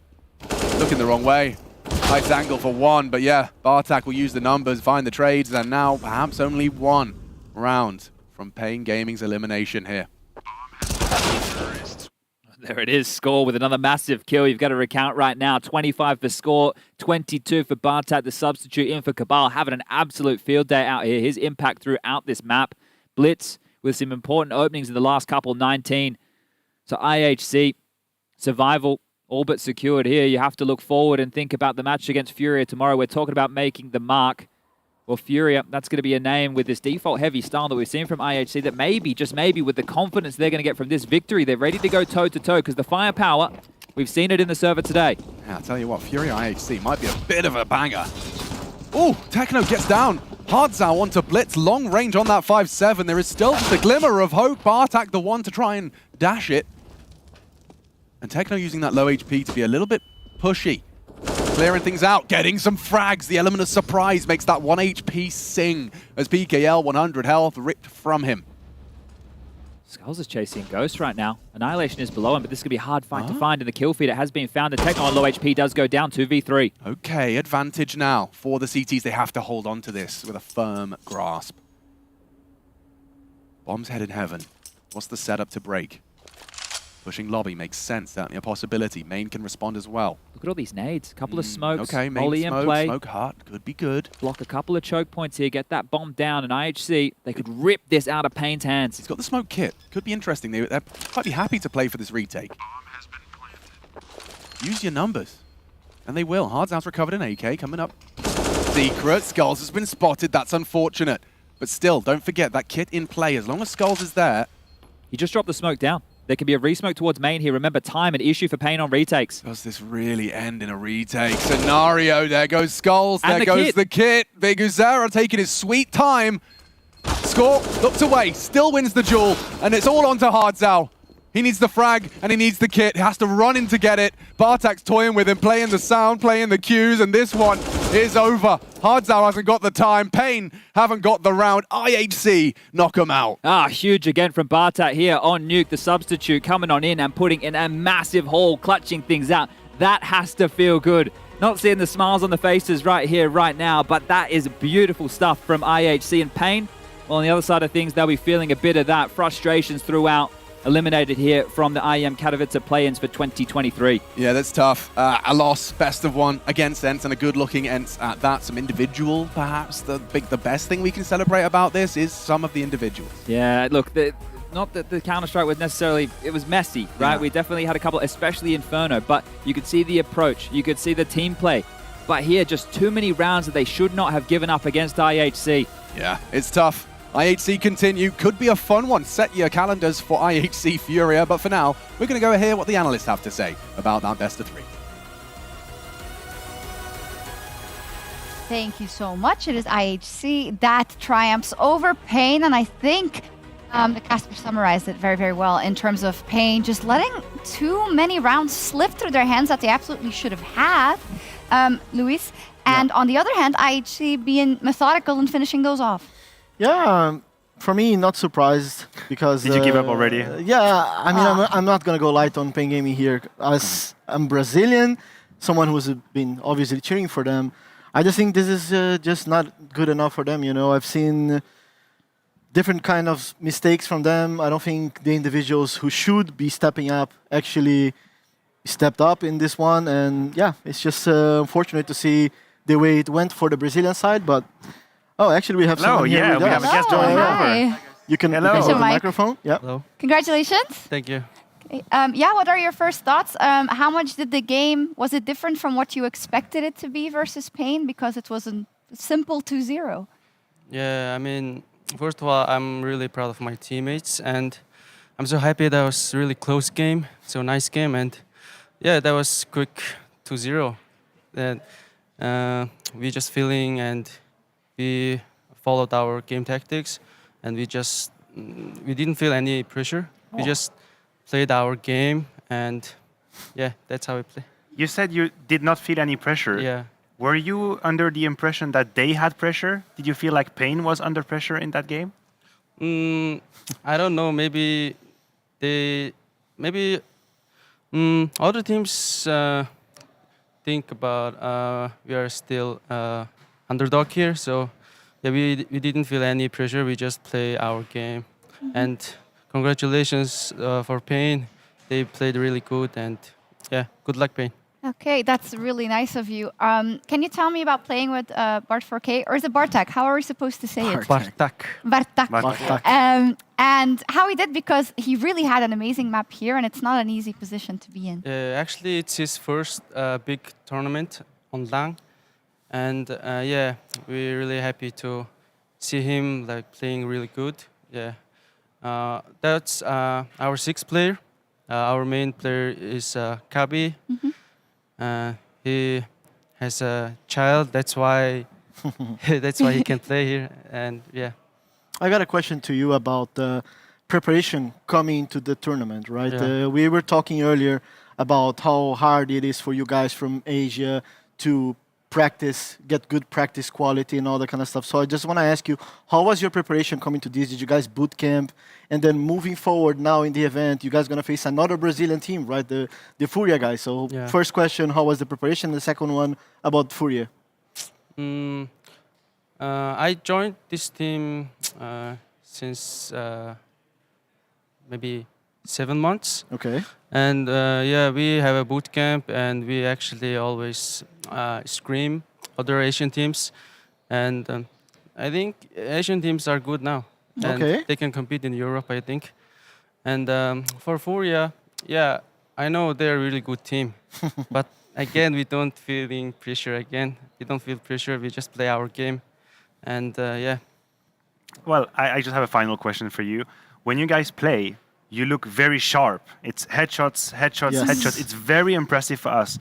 Is that something that you practice specifically? A whole lot of deathmatch, or are you guys just skilled? So That's good. it. For me, I only practice on workshop map. Okay. I really don't play that much at all, and our other teammates play that much a lot. And I don't know, maybe... Is that the key? Yeah, maybe it's that key. Yeah.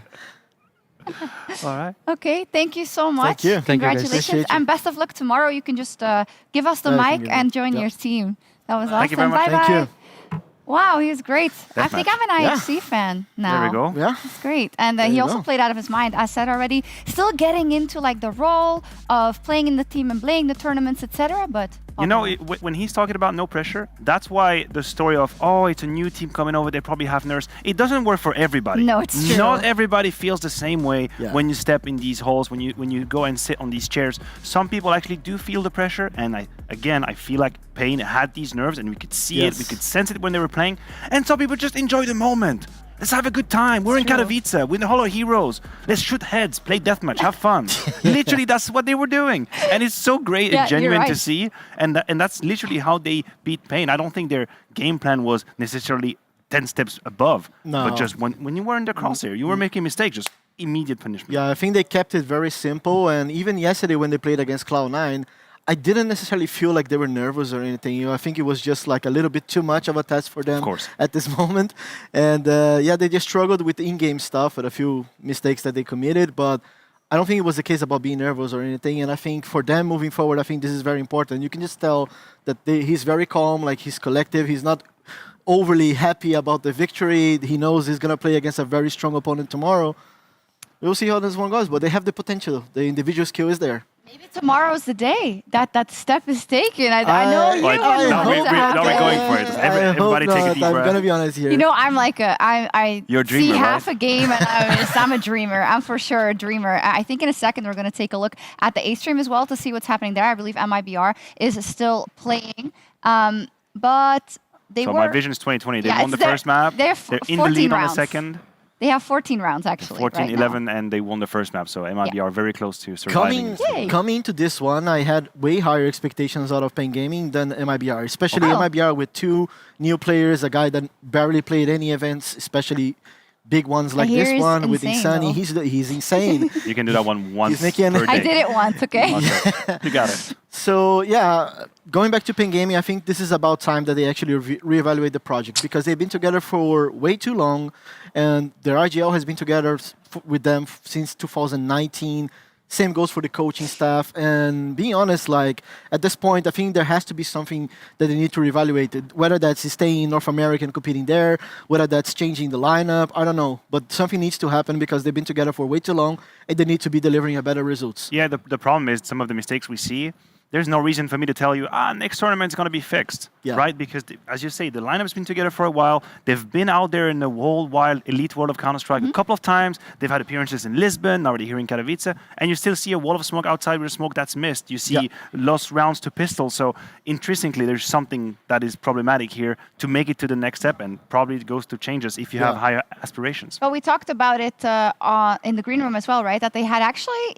At the beginning of last year, they had some really, really good moments at times, right? So what do you think didn't just work out anymore? Well, I think that personally, like the fact that they are staying for a relatively long period of time in North America, competing the leagues there, I think it does hurt them a little bit. Practice so what are you trying to quality. say about NACS? Are you trying I'm to make just a comment? trying to say that so far, none of the NA teams has really impressed me. But, you know, I just think it's hard for them to catch up with the meta in Counter-Strike. So for them, I think that's something that I would reconsider moving forward, whether that's staying in North America or trying to stay more time in Europe so you can get more practice quality, different type of teams. They can still get the lower tier teams because it's not only about, oh, let's go to Europe and let's play against the best teams and practice against them all the time. That's not necessarily what you need. You can also play against lesser opponents because you also get quality of practice there, but you also have the strong opponents. You have the best teams in the world where you can actually test yourself and be ready for events like this. Yeah, and I guess if you're a Furia who's always qualifying for these, you keep this up, etc. But it's very different if you're particularly in that spot, right? Yes. Yeah, and individually there's just much more quality as well. In Pure Pain, we didn't really name any hard carry. We mentioned PKL more than anybody else in this whole best of three. And that in itself is a problem, right? Because Zera has had moments in the games where they peaked, where he went into hard carry mode. I remember qualifying to Lisbon, for example. Hard Zao had a few moments. None of them really showed up. So if your game plan has holes and then your teammates or individuals aren't popping enough to save you, that's it, the ship's going down. I'd love to keep talking, but I've been told that we're going We have to stop talking? Yeah. What if we don't? What if we don't? What if we just keep talking? I mean, the next match actually starts at 7:30 in an Welcome hour. everybody to the podcast. They're doing like Oscar music. Okay. Yeah, That's the Oscar music it's now? happening. Yeah, we will take a little break. When we come back, though, which isn't an hour, so you have time to get dinner. How perfect! It will be Complexity versus Permitta Esports. So we'll see you then.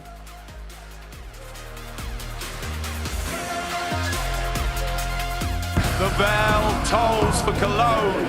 This cathedral, a cathedral that is stacked from the earth to the heavens with the greatest of all the fans, the most passionate.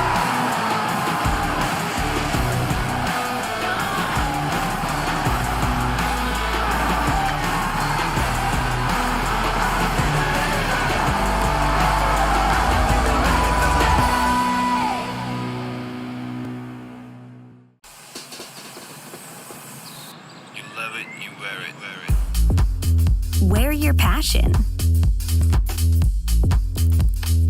Share your passion. Wherever, whenever. Gaming is a lifestyle. Get your merch at shop.eslgaming.com.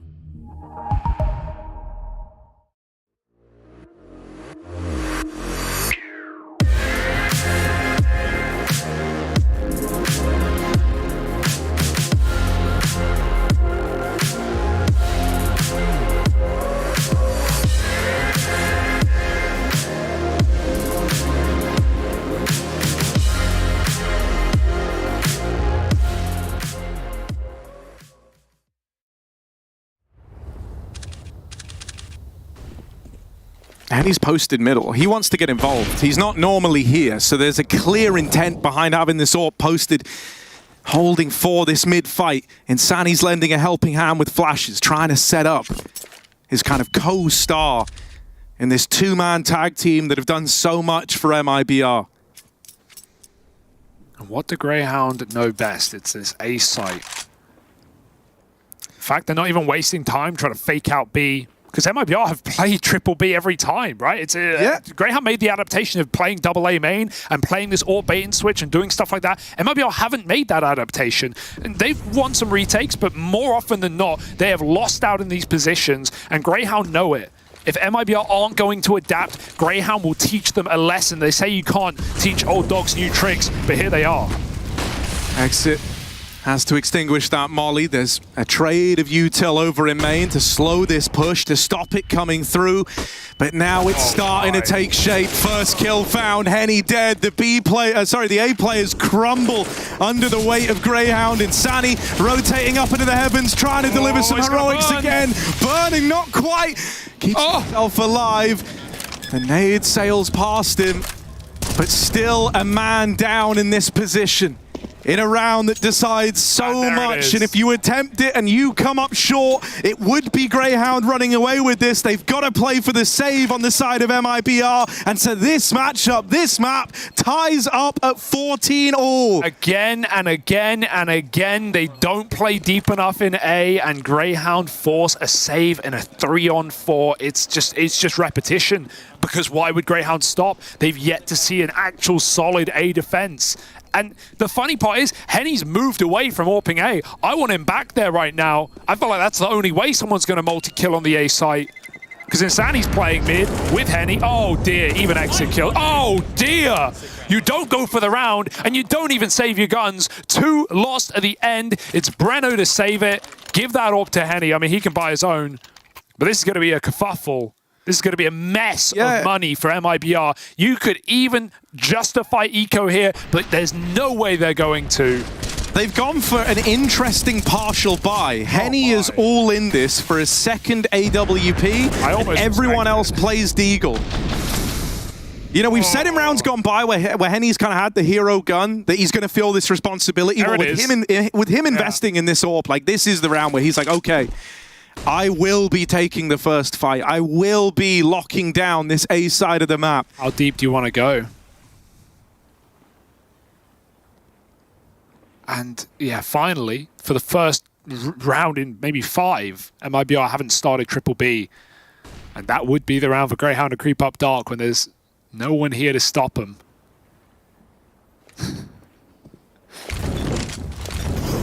Who will be the first to lie down?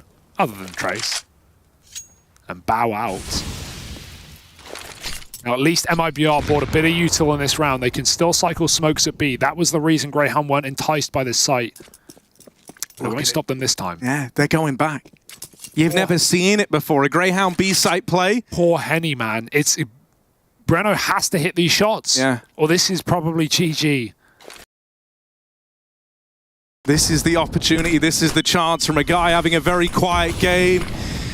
Breno has got to be their savior. Turtle dead immediately. This AWP is firing off shots, but nothing's connecting yet. There's one. There's that first kill that hopes to turn the tides. And with Insani coming in on this wrap round, it's starting to come together for MIBR. Don't count him out. Vexite in the site, and Alistair trying to keep a watchful eye, but he's got to worry about this wrap round. Got to worry about the man in the back line. Decides to try and leave it. Vexite in this clutch now. 1v2. It's new and old for MIBR. Insani and Henny doing all they can to stop him in his tracks, but he will get the plant. Can he get out of this? This is not a good position for Vexite. It is a very rough spot, but he deals with the first man. Out with the swing, and Henny's caught crossing into the site. Vexite stands and delivers with 4 to keep Greyhound's hopes and dreams of Katowice alive. How the hell do they win that round? We've been hyping up the youngie on the other side of Insani, and it's Vexite, rookie in his own right, to come out with a 1v2 clutch in round 29 after Breno comes out with 3 huge AWP kills. That is a despicable round. Dude, that's crazy. You know, this is like the guy where whenever you would go and speak to Aussie players, Vexite would be one of those names of someone that we had to keep an eye on. His debut back at Rio, it didn't really live up to the hype. We didn't really have him looking incredible, right? But I was always willing to write that off the nerves. Here in Katowice, it's been kind of cold from him for the most part. But there in the 1v4, in the 1v2 with a big 4K, he stands, he delivers, and he's put Greyhound, a little plucky Aussie team that could, up onto 15 on their opponent's map pick. A crazy feeling. MIBR.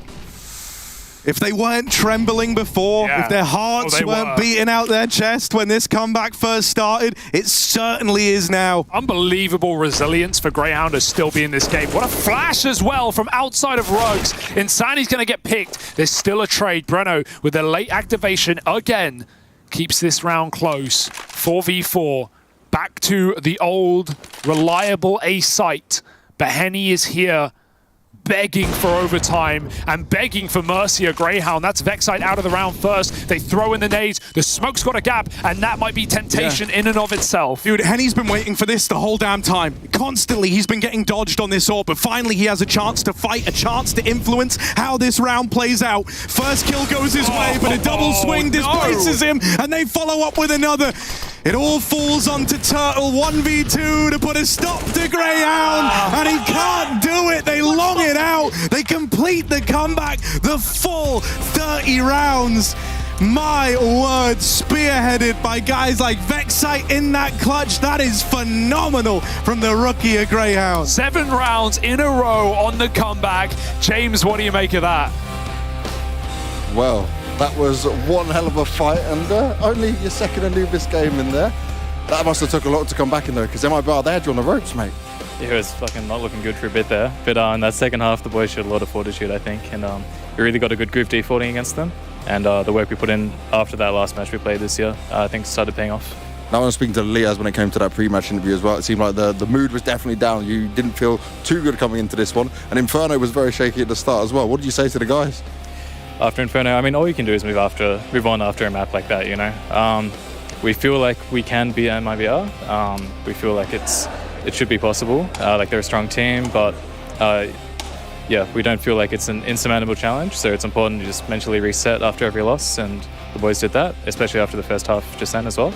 And we were able to come on top. Well, let's see if we can bring that fire into the next game, mate. Good luck. Well played so far. Cheers, mate.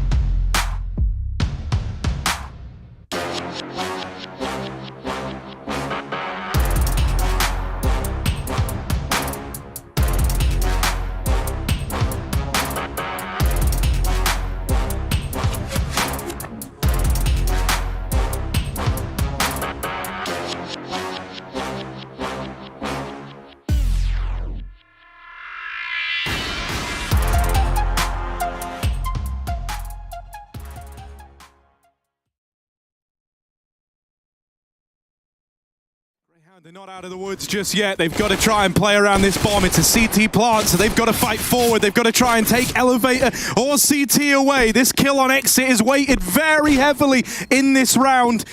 He's dodged them for now. Ring around the roses. No one can find him. No one can get rid of him. And it's just a great job staying alive for exit, rather.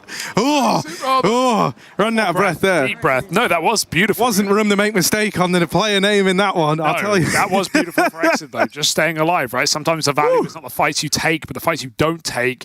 And Insani comes in with 2 big kills and CT spawn as well. Greyhound seemed like they get stuck between 2 sites there. Couldn't make up their mind. But they get the bomb plant at least. That will allow for the force in the second, and MIBR take the pistol for now.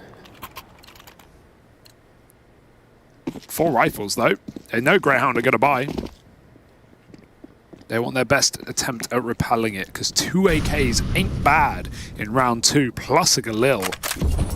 Inns is going to have all that util to set up his team, and already fighting deep down ramp is MIBR with Henny pushed in.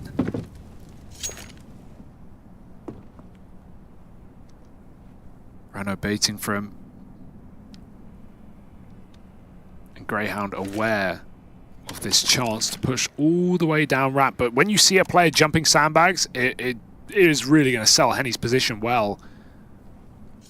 But getting out with more than 1 kill here isn't going to be easy. Good flash. Henny still dodges it. Rano gets spotted, goes back. You're all on your own, bud. Using a one-way, even further selling this position. And Henny's getting impatient. Oh, he wants to go fight for this. Now, there will be an immediate reaction here. They will try to get this trade. And Henny, he's going to do well if he could get out with 2, but 1 is all it is for Henny. That's an M4 now dropped. Can be retrieved. In's going to pick it up.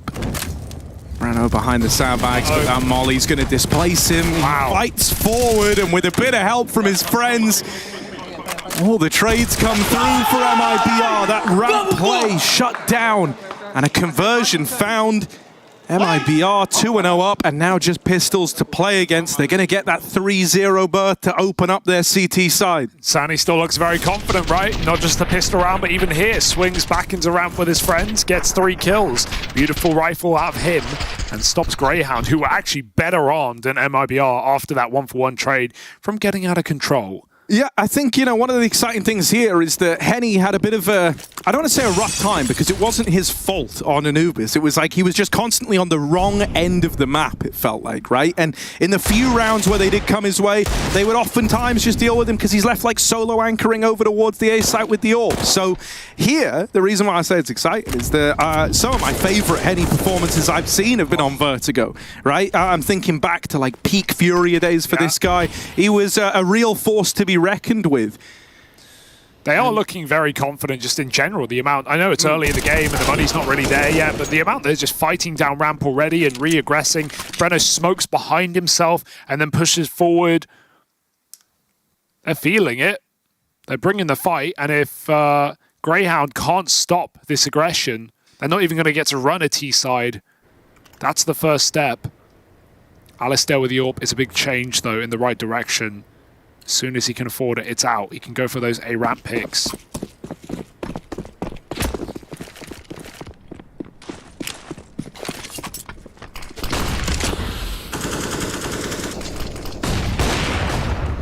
Liaz and In starting B. Henny again sending it down ramp. Yorp is looking at the top, and it's actually hit it. They might have heard that tag as well. Oh, almost a second. One more chance, but he's out of ammo. Either way, the damage has been done. It makes Henny very vulnerable in this position. And as that smoke fades, they've got to move out of there. Renault won't hang around forever, and ramp is now conceded.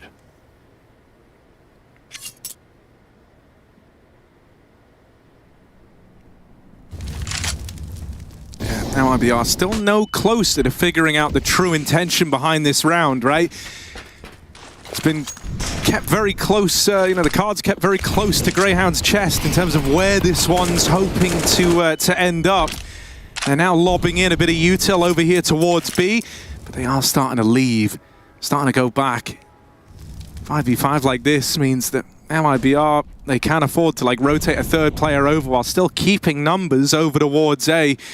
Breno's actually starting to re-aggress into the top of ramp, and perfect timing on that push, not just getting away with the kill, but spotting the bomb as well. MIBR now know what's up. Re-aggro, they just faced him at top ramp, and here he is rearing his head over on the short side. Breno's having a round, and everyone else steps up alongside him. MIBR 4 alive at the end of that one. Not sure what Bit said to him after that previous map, because he was a bottom performer for a long time. He had a couple of rounds towards the end. He definitely woke up, but didn't actually change the outcome of the game. Right now, he is flying on the CT side. The ramp pick back to short, re-aggro, stops him crossing into the site. He's just taking every fight, very heads up. And bringing the hype here is the young gun as well. Oh my god, more ramp rushes now. I like the pace change for Greyhound. Not much to lose with a pistol like this. Insanni's still fighting for it though. Good flashes. He's just hiding, cowering in the smoke as they get closer and closer. He's trying to cut them down. Help from the sandbags, but caught with nades out. They are all over the place. And Insanni's hitting every shot, every face. 2 more. And shouldn't be too much of a task for MIBR, who've even shuffled a third player over, winning every fight through smokes, through walls, through thin air. Greyhound evaporate. Dude, Insanni's just looking so good. Like, he's in positions a lot of the time where I'm looking at it and I'm like, okay, to get 2 here in this like chaotic environment would be good enough. Great, in fact. And I don't know, he always does such a good job of just kind of defying the expectations, right? The kind of debut matchup might not have had you that excited, but this one certainly should. We've played 5 rounds. He's had 5 multi-kills. Think about that. Sure, they've come A every time, but even so, getting it done. I mean, now you have a whole new problem introduced, right? Henny donning the AWP does at least give Alistair someone to try and fight on the other side. But Greyhound needs something sooner rather than later. They cannot afford a slow start here, and we're really just a matter of rounds away from this qualifying as exactly that. Tag onto Alistair early. And he comes out looking better off in that first clash of the AWPers.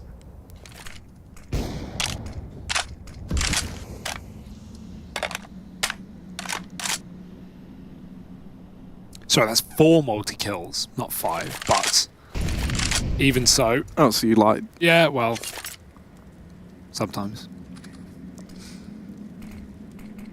At least I admitted it. Alistair. 10 health already, not ideal. And still bottom A, but MIBR, when they have beat down ramp, other than, you know, pushing down yellow and playing short, like this, for example, it's been behind smokes. Oh, and this round, no exception. Breno looking for 2, almost did him in, but Vexite will hold on, and that's a huge kill. Hamper smoke comes down again, though, so Greyhound will just walk up on the left side and the ramp. They don't know what lurks behind yellow, and really the danger is you can never truly take your eyes off it. And he might be about to teach him that lesson. Oh, nade stack. Deletes Alistair, and there's Henny's AWP chiming in from the short side, flicking back over towards ramp. Insanni lending a helping hand. Sicknote left up in this one. All alone. 1v3, bomb conceded, dropped down at ramp. There's no real way for him to win this. And so Exit will show him the door. MIBR still flawless on this CT side to open up the third map. Yeah, it's super scary because MIBR have just got the reps in on this map, right? Like, obviously Greyhound haven't played a huge amount of games in recent times. You know, being in Australia, we even heard that interview earlier, they barely play Australian events. There aren't as many, right? But for MIBR constantly playing out in North America specifically, getting in so many maps on Vertigo as well. This is their 2nd most played map right now. And a very high win percentage as well. So even though the level of opposition hasn't been great that MIBR have been playing, they've still been getting the reps. And it's showing right now. So many different one-way smokes used on A, so many different ways of aggressing down ramp. And we haven't even really seen anything other than A attacks from Greyhound. Henny deep in mid, they're jumping through with Tech-9s. They make it past his orb. Vexite gets that entry kill, and X is going to stop him, but Turtle's trapped alone at the site and drops the bomb with 2. Nice tap from Sicko, but that might be all this round is, as now everyone floods mid for MIBR and the bomb is lost.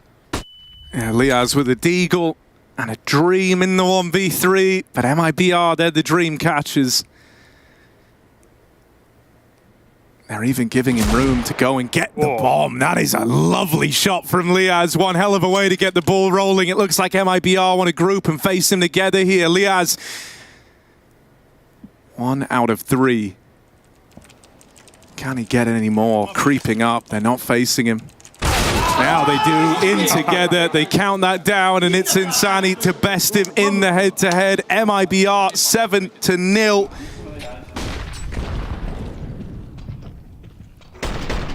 Couple of nice taps on the tech, but not even a plant for Greyhound. And yeah, sure, they pulled that 14-9 comeback. They won it out with 70 rounds in a row on Anubis.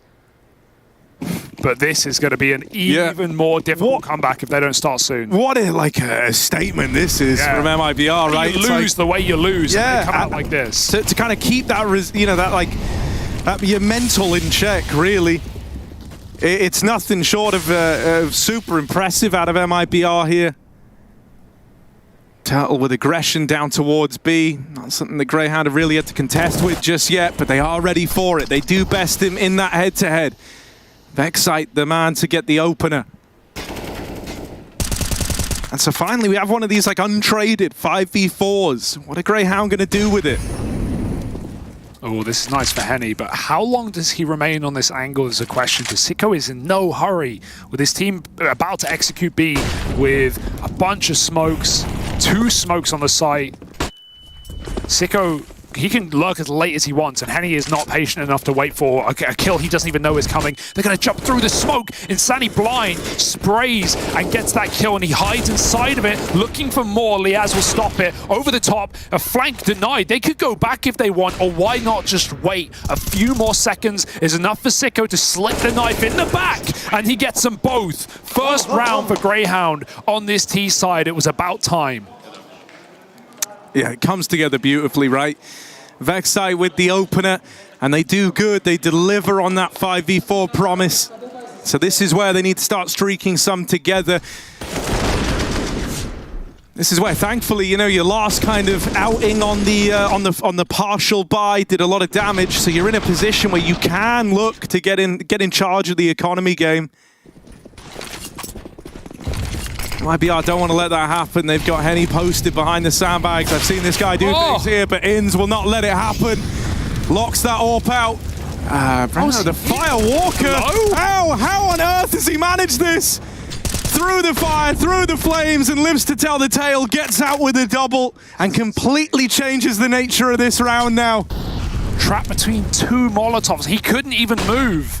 And now this boost is up as well, as if things weren't already bad. They're going to get worse for Greyhound. Easy kill.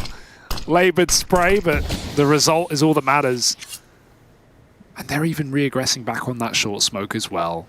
Breno, a completely different game to the one he just gave us on Anubis. Leading the fray. Almost out-fragging himself in what was a 30-round game. Oh, Liaz, did he get seen? Doesn't look like it. Turtle's aware that he could be up and in, but Liaz might have the drop.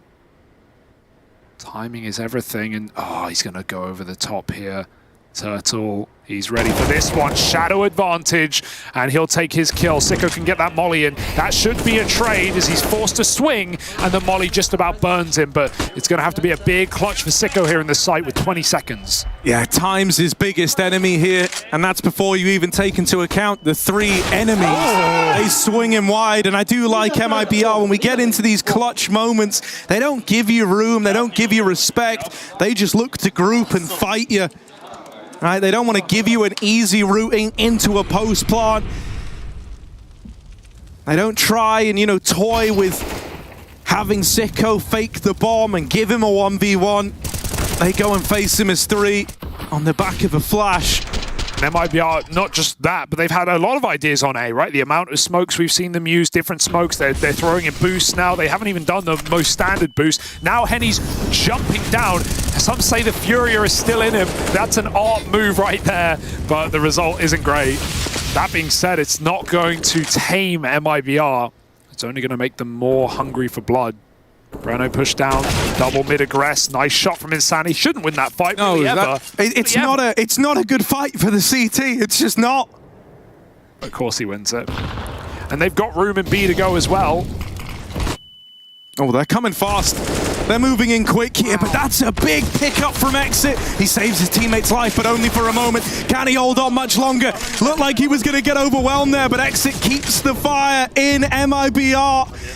Wrap round on the cards as well. Breno and Turtle both committed to it, and it's not even really needed as Exit melts everyone that comes his way. And even though they had no one there for a second, they only just dived into B in time. A lot of that rotate comes because, even though Henny dies, Breno keeps pushing, doesn't he? He keeps going down short. He immediately flanks B, and while Greyhound have stopped it in the past, they didn't even have the manpower to consider the flank there. Exit gets away with 2 kills that he should never. And it's just such a clean game. And that's the thing, Greyhound had tried a lot of different things, a lot of different paces. It was a very, they were on A for the first 6 or 7 rounds, but now they've done the B split, they won it, sure, that's their 1 round. They've gone for B execute after an A pick. They've actually pushed MIBR off ramp, and they still re-aggress on just random timings. And that's why I was saying earlier, you've got to be watching yellow. You can't take your eyes off short when you're up against a team this confident, because MIBR will just push on feeling and find you with your back turned. 9-1. After what felt like the most painful loss Greyhound could have ever had on Inferno, to the same story for MIBR on Anubis, to just domination. Yeah, I mean, it's a statement out of MIBR, it really is. And it's one that's going to hurt so much for Greyhound. If this keeps going in this fashion, the idea that you pulled back Anubis, right? You turned it all around, embarking on what felt like an impossible comeback, only to get steamrolled on the 3rd. Oh, these flashes. Flashes might be brutal, but someone's got to deal with the site player, and even once you've uprooted him, there's just so many more here to kind of fill that void, to take up arms. Sicko whittled down, can't do a thing. Ironically, the best flash was MIBR's team flash there. They Greyhound threw 2 or 3 to just get up the stairs. They weren't even trying to fight default. They were just trying to get to Tetris. And by the time they get there, okay, exit team flash Turtle, but then everyone's there from MIBR. And again, what did Breno do in this round? He rushed through his short smoke, not his own, their short smoke, and he gets 2 kills. And MIBR immediately know it's B. The info hasn't really been a question. We've just seen so many quick rounds for Greyhound. I'd love to see a pause, Where's Kingfisher? Where's the break? It can feel so hard to know what to do when you're just getting disrespected like this. That's a massive opening kill, and he's got 2 as well. This cannot be a wasted opportunity for Greyhound. I mean, this was exactly how, they were able to convert on that last round, the only round that they have, right? They get that early man advantage and it goes untraded. And they were able to run away with it. Well, it's not Vexite this time, it's Alistair to provide the openers. Greyhound have got to see it through. They slow this one right down in the mid-round. They do not want to let an opportunity like this sail on past them. And he's just happy he got that 1 kill. He's now set up to actually play denial on the plant. He can molly the bomb if they go A. But Greyhound fall back into a very slow default. And this is a lovely call. See if MIBR want to get fancy, want to get hungry for info. And they don't. They're fine playing this molly. Greyhound have 3 smokes. Sicko is still a long way out, though. So likely we're going to see double. This is a problem. They're going to see double site smokes. If they don't plant with room for error, this molly could be an issue, but it goes in very early before the smokes even really bloom on the bomb site. They're going back to B. Sicko's taking the space. If he dies here, Greyhound will lose the round. They have neither site, and the bomb is in tandem. 10 seconds, no chance. MIBR win it. And that one hurts more than any round we've seen so far. They don't panic on their rotate. Why would they? That is an incredibly, sad round to have to watch. It's one that's gonna hurt even more if you're Greyhound. If you're MIBR, you're laughing. You're riding this high out, feeling like you just can't set a foot wrong in this game. And Alistair opened that round with a double kill, picked. It's like that opener against Spirit on Nuke. Like, he'd grab a 5v4, he'd leave, and then his team would lose a site and he'd save. Like, what more can you do? And I mean, that, for my money is almost, like almost an overcalled round, almost an overcalled moment. And that only comes at like a 110 scoreline. You're overthinking everything. You try to make this play into the B site and it just gets uprooted. That was the one way that one could have very plainly fallen apart, and it does. And sadly, MIBR were actually playing retake on A, so Greyhound could have just gotten the plant after Henny used his molly too early, in my opinion. Like, there weren't smokes down, Greyhound hadn't swung short yet. Like, he's just trying to get it in before it's too late, but there was a chance. And dude, I mean, this is where, like, you touched upon the pauses, We kind of need like these breaks in the action, right? Because you're just going through the motions now if you're Greyhound. Gonna try and fight around. Breno and Insani taking the fights. And dude, it's this guy's ability in these moments where he's got 4 players up on his screen. He's so quick with the flicks, the tug acquisition. It all feels perfect. These are like split-second, millisecond decisions he's having to make. And he rides that one out to a double that's then supported by Henny facing from the top of Crane. Everything's got so much intent behind it. The individuals are stepping up. It's a beautiful symphony of Counter-Strike that MIBR are playing. Yeah. And Greyhound, it's just one guy kind of bashing drums. It's awful. Ooh, if he goes now. Wait, sad day here for Greyhound. And dude, yeah, again, like and also we're seeing on these player cams, this guy, second to the left, he's shouting, he's screaming the house down. He's in Greyhound's head. He's bringing the firepower, he's bringing the energy, a new look. And 18 years old at his first LAN event. And he's freaking out Greyhound. I've not seen A1S transfers like this, and yeah, that's the face of someone who knows. He just won the round for his team. Yeah. 12-1. Do Greyhound have anything left in the cooker? Or is it burn? It burned a long time ago. It's flat out on fire now. And you can sit there in the midst of fire and say, this is fine, but it isn't. It's just sad after what we just saw from Greyhound, the incredible resilience. Yeah, I mean, dude, it's like, I know we're really centering the conversation around Greyhound, but they're the team staring the elimination in the face, and it doesn't take a genius to look at this and go, yeah, MIBR are playing great. For the Greyhound squad, they're hoping for a 3-round half. Don't know what that was. Grabbed themselves the early advantage, but Turtles immediately equalized. Exit rather helping out. Double kill from this rotate player, and Exit is just destroying them on this push-up. He's on for the ace right now, and it's not going to come through, but he will deliver in a huge way. 13-1. And man, like, when we were on Anubis, when it felt like MIBR were running away with it there, before we got to the comeback, we were saying this is going to be sad for Greyhound because it mirrors the performance of last year, it mirrors the results. And on top of that, it's this idea of you need all the exposure you can. You don't want to have just played 3 maps. It would have been a really sour way to go out. And then they won it. Then they had the comeback, and we were all hyped up. It's like, oh, okay, this is getting exciting. Well, losing like this, getting eliminated like this is going to hurt a damn sight more.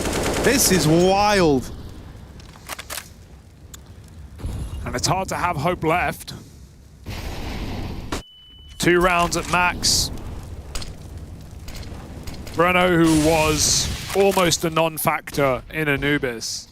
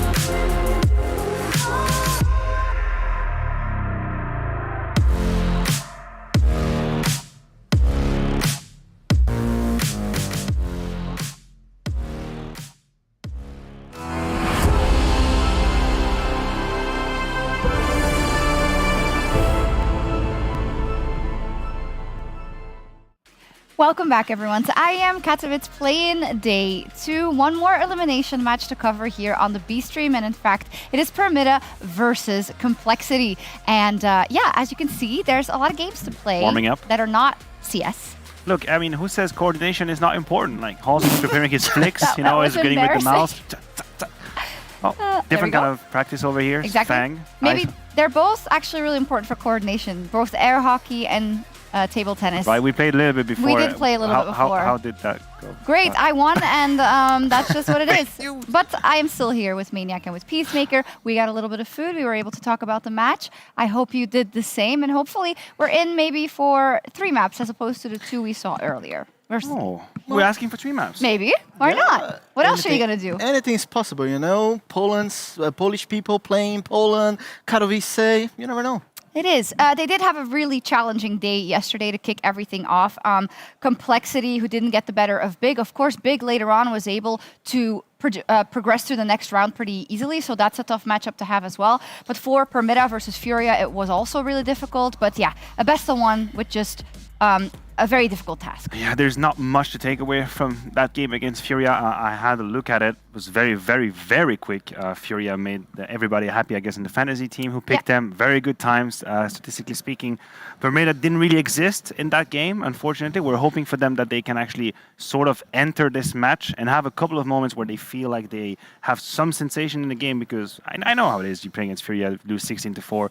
You just feel like the game passed like a train and you didn't really do anything. Yeah, Complexity, though, was a closer one, Luis, versus Big. Yeah, I mean, I think Complexity is also used to playing against teams like Big, right? They're more used to the environment, and you're playing a lot of events, playing Blast and all those events. So I think, you know, for them, I think they had a competitive game. It was very close game, even though the first half was clean for Big. But for Complexity, I think one of the things that I would highlight the most is just their inability to close out games, really close games, this past couple months. I mean, look at the scoreline. It was 14-4 Big. They could have really dismantled them. That is an example, but we've seen in Blast, for example, the game against Natos Vincer, that they couldn't close out the game. Really close game, they can't close out.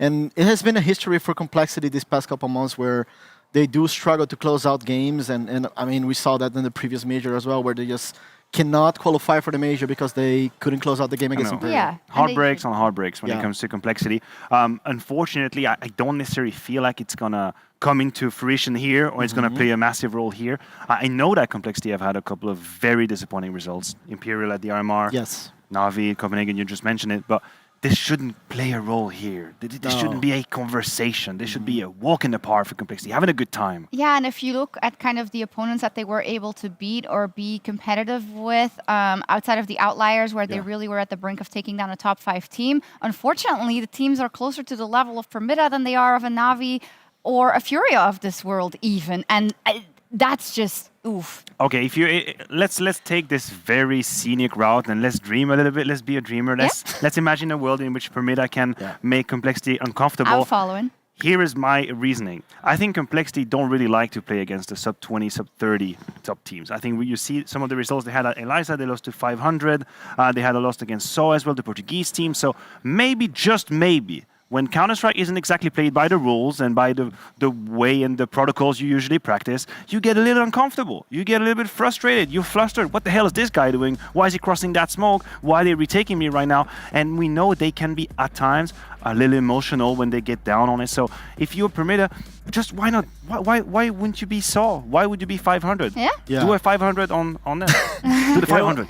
Yeah. You know what? Since we're talking about Complexity, I'm going to bring a challenge for the North American fans, for the people, for, you know, the Complexity fans. You know, you have a challenge for them? Yeah, I have a challenge for them. Okay. I wish we had a statistic of like Jason Lake as the owner of Complexity, a guy that I know very well and has been in events before. And I wish there was a statistic of like the amount of times Jason is around, whether they do great or not. But I'm pretty sure that every time Jason was around, Complexity had good runs. I remember at least like in ESL events and Blast as well. So you think he was motivating them or scaring them? I think so. Jason is just that figure that, you know, like he's just the dad of the team. At the same time, he's the owner of the team. And I think Complexity misses that.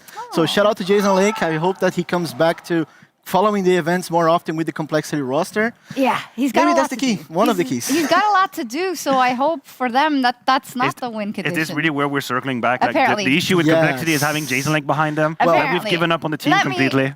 Yesterday was about the 2 days off. Remember, like they needed the NIP offered 2 days off. They qualified Jason Lake around. We'll see. I want to talk about Permitta a little bit because I'm sure many of our viewers are not that familiar with them. They are a Polish squad, and the only Polish representation we have here as a team at IEM Katowice with such, one, it's in Poland, but two, with, of course, the impressive VP of yesteryear, right? Now, I'm not saying they're the next ones, but maybe, just maybe, we've got the first step out of 1,000 towards a goal like that. I am a dreamer, Mathieu. And dream you might. Please dream away. Dream away. Allow me to take us back to reality for a second while we were in dreamland over here. No, listen, what's actually kind of romantic about this team and that story is that they've been together for a while. And we've done some researches. We've tried to go on the Liquipedias of the world, and we found this core. There is a core that's been together for about 3 years now. Started at Paloma, then they were picked up by a different org, and now back to this team of Permitta Esports. So it's been a while that they're together. They're also not the youngest either. I think 23, 24 years old. Hey, I'm not. This is not a judgment, okay? You took it the way you wanted to take it. I wasn't judging them. I just said they're not the new kids on the block. I think they've been playing Counter-Strike for a little while. Yeah. It's not taking us no offense. No, I don't. We're in the golden age. We're in the golden age. I was joking. We do have an interview ready with SNX, so let's listen to that. SNX from Permitta by my side. I already got to talk to you yesterday, so it's really a pleasure to get to talk to you again. So unfortunately yesterday you started with a loss, but we know that you guys played a lot online. How different is your play style of like what you usually do online and what you do on LAN? To be honest, we've only played one official game yesterday against Furia, so I got no idea what's the difference for now, but I'll say the atmosphere is very different, so that's fine. But no other things to compare. Yeah, like the lights, the cameras, the atmosphere. Obviously, it's really different. But as you mentioned, yesterday you played against Furia. They probably have a pretty unusual playstyle considering they are a Brazilian team. Is it hard to kind of adapt to that playstyle? Yeah, it was first official against a Brazilian team. Of course, it's a tier 1 event, so it's our first time playing that kind of game, and it was really difficult to play it. And will this be your first time playing against a North American team? Also, yeah. But you don't think they'll be able to surprise you? I think this is best of 3 now. We've picked our good map, so as I said, we'll be different this time. All right then, good luck. Thank you so much. Well, nice to know that the maps are better than what they had yesterday and really what they want. 5 friends with nothing to lose is a good description. This is kind of embarrassing, but yesterday I ordered food and I got a notification that it was there, so I went down and SNX was waiting for the elevator with 2 big bags of delivery food. And I asked him if is that with my food? And then I instantly realized my mistake, but he was super nice. I apologized about 17,000 times. Do you still feel bad now? I still feel bad. You still do? He's such a nice guy too. But my point was, he's IGL and he was bringing food to his team, so hopefully that is all the food they needed to make an upset happen today. Oh, you turned that back around. You circled back to that conversation. Okay, that was a fake and a half. That was a double execute. We have the video coming in right now. We see an Anubis man coming in from Permitta. That's interesting. And there's a point that SNX was bringing up during the interview is that, yeah, it's a best of 3. Theoretically, you get to pick the map you're comfortable on. You get to show us what you can do on your best map. Hopefully that's new for them. Yeah, and for these guys, honestly, for Permitta, I hope they play well in this series. But more than that, this is a great chance for them as players. Like we see multiple examples out there of Polish players who are playing on a top level right now. We have Snatchy, we have Fico here, we have plenty more. And if this is not a thing for them as a team to be able to perform and qualify, I hope they do. I hope they do well. But if not, like let's have fun and let's make sure that these players deliver, because this is a good, opportunity for them to put themselves on the map, not only as a team, but as players as well. And actually, when you look at nothing to lose in combination with an opponent that is actually within reach, right? Because more in reach than if you have to play a Furia here for your elimination. And on the other side, knowing that for complexity, they're probably also thinking, oof, like we should not lose this, by any margin. This just makes that a little bit more dicey for me. The way I see it is the hardest part for Permitta is to make this game competitive. Yeah. Is to get to that point. If you can get to that 12-12 scoreline, 13-13 scoreline, where it's just enough for the seed of doubt to be planted in Complexity's mind, thinking, hold on a second, are we going to lose to a team that's top 60? Is that what's about to happen? Are we going to be eliminated in the first round of the lower bracket of the plane in Katowice? If you can just incept that idea into their dream the way Leonardo did, maybe, just maybe it could work. I didn't get the reference. DiCaprio? Yeah? Inception? No? Oh, right. Yes, yes. I'll see you all But he tomorrow. wasn't the guy doing it, right? I can't remember. Oh, yes, he was. Oh, my God. Sorry. He's like, we'll go through all our classics. Film we'll theory. do Shutter Island, Inception. Yeah. We'll go through all of them. Well, Titanic. Yeah, maybe. I don't want to keep talking about films, but we'll see. But enough about NSCS. But yeah, Luis, so in terms of kind of the approach, knowing that it's Nuke, a map that they are happier with, what is going to be the key to the first couple of rounds for them? I think he already said in the interview, I think they already have an advantage coming into this. Apparently they're a team that is like a kind of like the family atmosphere going on. They're connected to each other, and he said it himself, like he wants to play comfortably. They are picking their own map, they don't care. And I think that's it, like that's the first step into the right direction, that they play their own game. And many more steps. Time for Complexity versus Permitta. Here are our casters. Well then, it is quite the uphill struggle that we have here for Permitta, but I think it's fair to say that you don't play as good as you do when you've got nothing to lose. So let's see what they can bring into this one. They'll lose their first player, trying to make their way into the events, looking to get a fast plant on the B bomb site. Only losing one isn't too shabby, but they might lose more as Floppy's having a look. He'll be down to 1 HP though. Painful start for him. SNX coming in from the back, and maybe there's a chance for them to convert this one.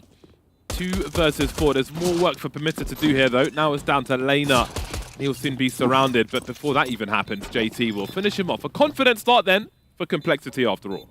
Yeah, Permitta using their strength in numbers decently to get down to the B site, but some of those shots from Complexity were pretty solid. And that is the first step for Permitta, is proving on an individual level they can step up and match Complexity. Because in a lot of these games, the desk was kind of pointing out, you almost have to earn respect and make Complexity have to think about something first. When you're a team that's kind of unknown coming into this sort of tournament, it is a big opportunity for Permitta. The Polish team here at the play-in, we'll see what they can do because they have got that bomb down. So a second round force buy at the ready. Quick grenades in towards the A-bomb site. CTs are still in position though.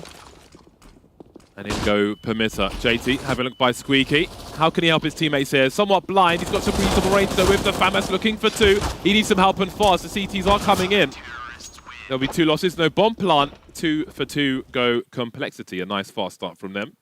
Not in a place they were hoping to be at the beginning of yesterday. But you don't always get what you want. Fighting for survival. Complexity and Permitta Esports. Everybody focused at the beginning of the match. Yeah, these fast A plays, normally when you get that first kill as T's, you're actually in a pretty good position to try and trade. But for Permitta, that just didn't happen. It was just solid sprays from the Complexity players. So, bit of a shame there, but pretty standard round. In that second round force, you go for a fast A play. Can be very effective if the CTs aren't prepared for it. Now, unfortunately, not a great deal to work with here for Permitta. That is quite the angle from Hulzerk. Support flashbangs, always important for your teammates. Oh, Floppy's in trouble now, has to fall back. Hulzerk with some pre-fire, but he'll be traded by Lena with the Desert Eagle. Floppy now, how far back does he go? Multiple assailants coming his way, not sure how far away. Backup is low on bullets and low on health. Now Lena with another Desert Eagle shot. How far can they go on this one? 2 versus 3. Smoking off the door. JT waiting by Decon. More players make their way through. HE mostly avoided. Bomb planted, so lots of things have been achieved here by Permitta. Now, how much more damage can they do? Complexity will need to work together with at least 2 players. Try and trade frag, keep the numbers to their advantage. Door open. There's the first one. SNX's turn with the Desert Eagle now. 1v2. Oh, hold on a second. Wasn't expecting that from Grim. So an expensive round for Complexity, but they will prevail. Yeah, we're seeing Permitta get caught off guard in quite a few of these scenarios early. Just not always ready for these angles. maybe sometimes having a wrong prediction as to the positions. But the overall team play and strategies are looking pretty solid here for Permitta early on their map pick, at least making the rounds competitive. Of course, we are in the lower bracket here. Permitta did not have much success in their opening game against Furia. They lost 16-4 in that one. So it would be really nice to see them put up a better fight here, especially as they get their map pick in a BO3. They should be very comfortable on Nuke. We're getting SNX aggressive early. There's a player behind Red. He hasn't cleared it, but the flash is fantastic. Split into this A site looks good. They're going to get that side control. Beautiful. Floppy's got much work to do now, and he will do exactly that. Traded eventually, but he's given his team the advantage. 3-2 of Permitta, who still needs to plant the bomb. Plenty of time for that. Planted as I say it. You can see Horzak moving to the heaven position now. Fang trying to help his teammate, getting caught with a grenade in his hand though. It'll be cleaned up by Fang, traded. And now Casey's in a 1-versus-1 versus Horzak, and the round will be clutched. That wasn't an easy job by Permitta. Showing signs of life early as they find their first round. Yeah, that looked scary when Floppy got that 2K, because it almost seemed like Permitta had the site in their control. There was only one real position they had to be scared about because they knew they forced that player down the vents. So they only had to be concerned about heaven. Still, Floppy overperformed.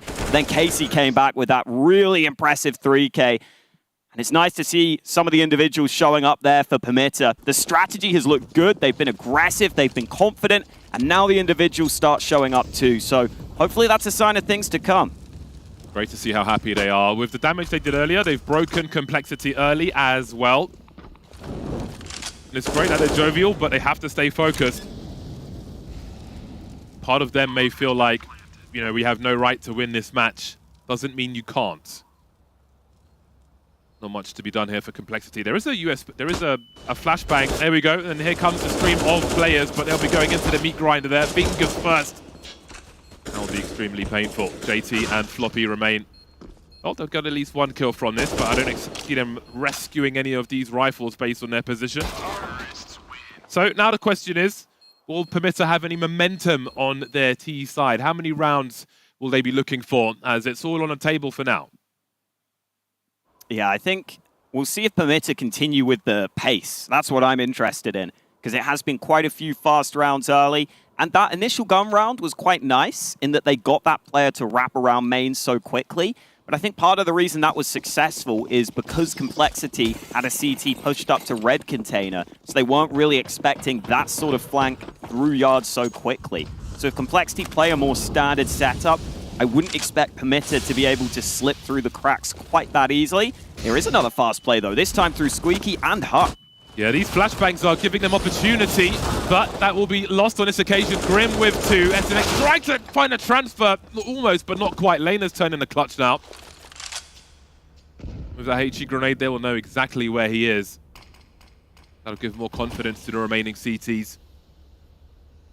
I think he may be biding his time here for a while as they take really brutal angles on the A bomb site. As you can see, the bomb is in the middle of the site, so they won't be too concerned. And another smoke.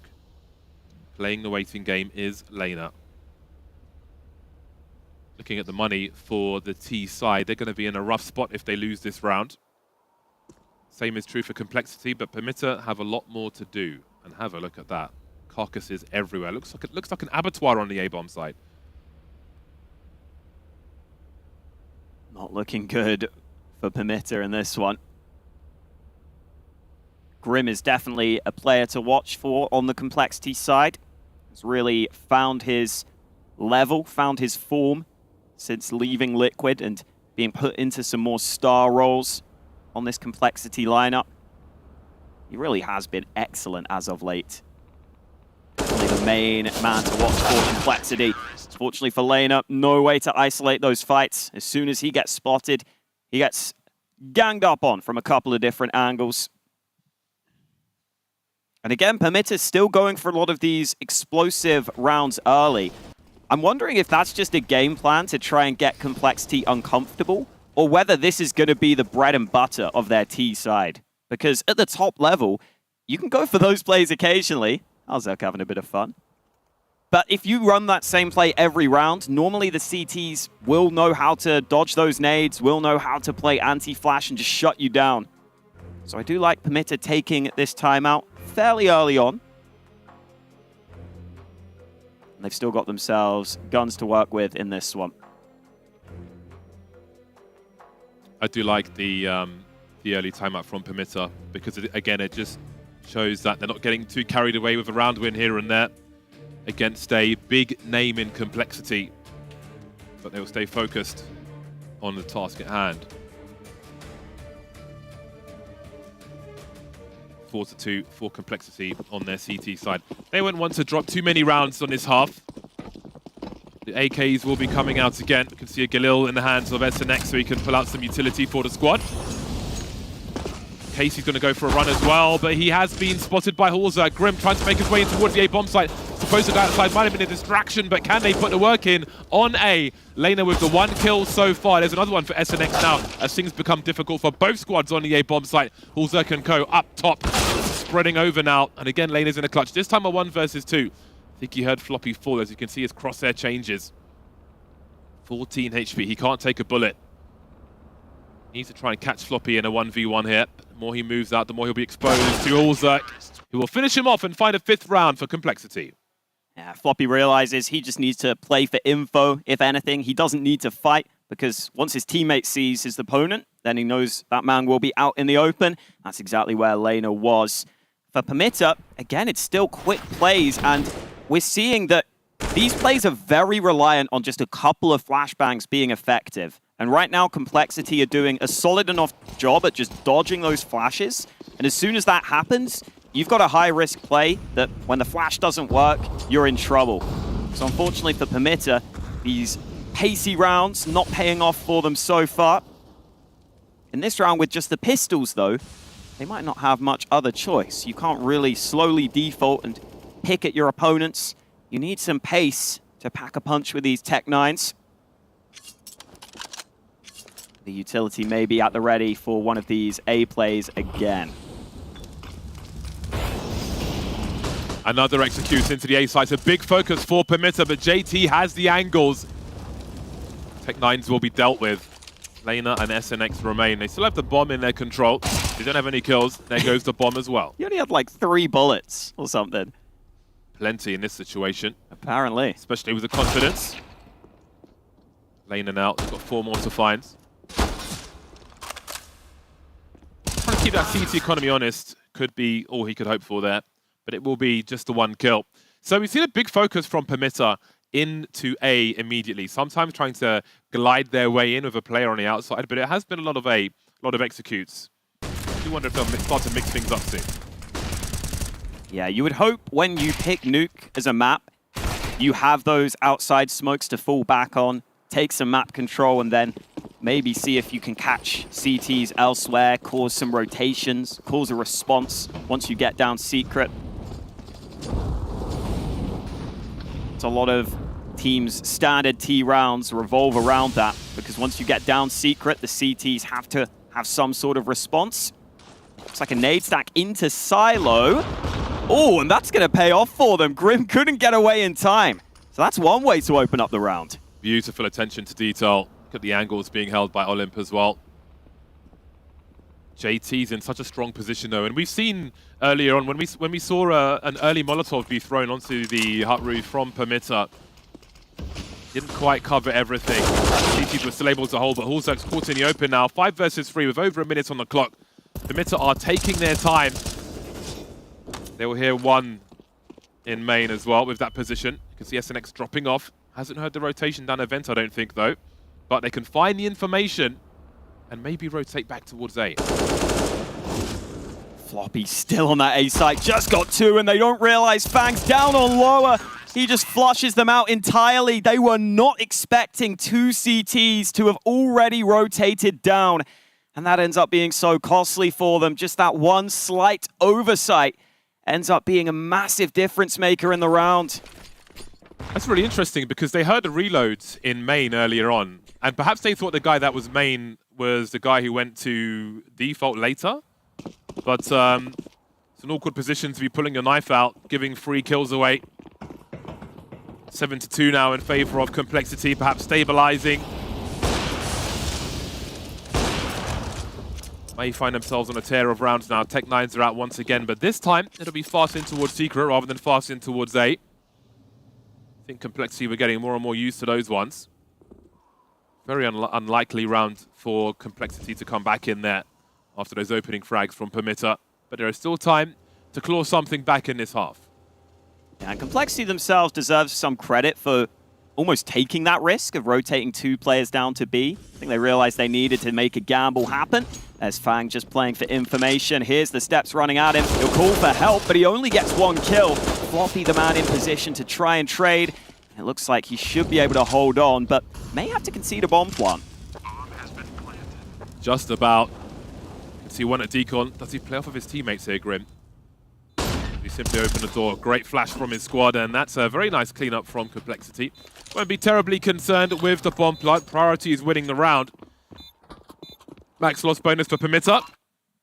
Plant the bomb, get some AKs. Pretty much how it's going to work now. Can they get 5 rounds on the board? That would be something. See what their next round looks like. AWP will be coming out for Lena. I don't think we've seen that so far. There's been so many fast plays that they haven't really needed the AWP in their hands. So that might be a nice chance to play a slightly different round. Perhaps a different card played that Complexity won't be expecting. Man like Floppy, Flopzilla.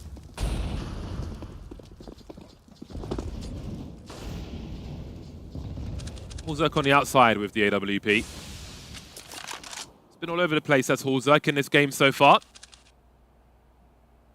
Does he aim for the jump peak on the big box? Grenades being lined up. Looks like it might be the closer wall. Indeed it will be. Now, what will they do with this? He needs to hug the wall to avoid being spotted from up top, which is possibly where Hulzerk is going. No pot shots taken through the smoke. An exchange of incendiaries to try and delay any play towards Secret, but there are no sound cues for JT. Oh, the barrel of gun's been seen though. Hello and goodbye. And that is the issue of the silence over the M4A4. It can concede your position. And now you can start to wrap through this yard position, make Fang uncomfortable. He can't focus as much on the A site. He has to be concerned about Heaven. But he's locked in on this angle, so ISO himself needs to be ready. And he's not. Fang clears out the flank. Now he drops down to the site to help. The bomb's gone tumbling down. Trade finally comes in for Permitta. Good shot from Lena. It's back to a 2v2 and a chance to get that bomb down. They need to do it fast. 25 seconds on the clock. Hulzerk still lurking up top. That lurk smoke as well can prove very dangerous indeed. Both in the Heaven position. Now, do they play a bait setup? Who goes first? I think only one has been seen so far. I think they realize Floppy's here as well, trying to swing through. Now he's found Casey, but Lena will take him down for a much-needed 3rd round for Permitta.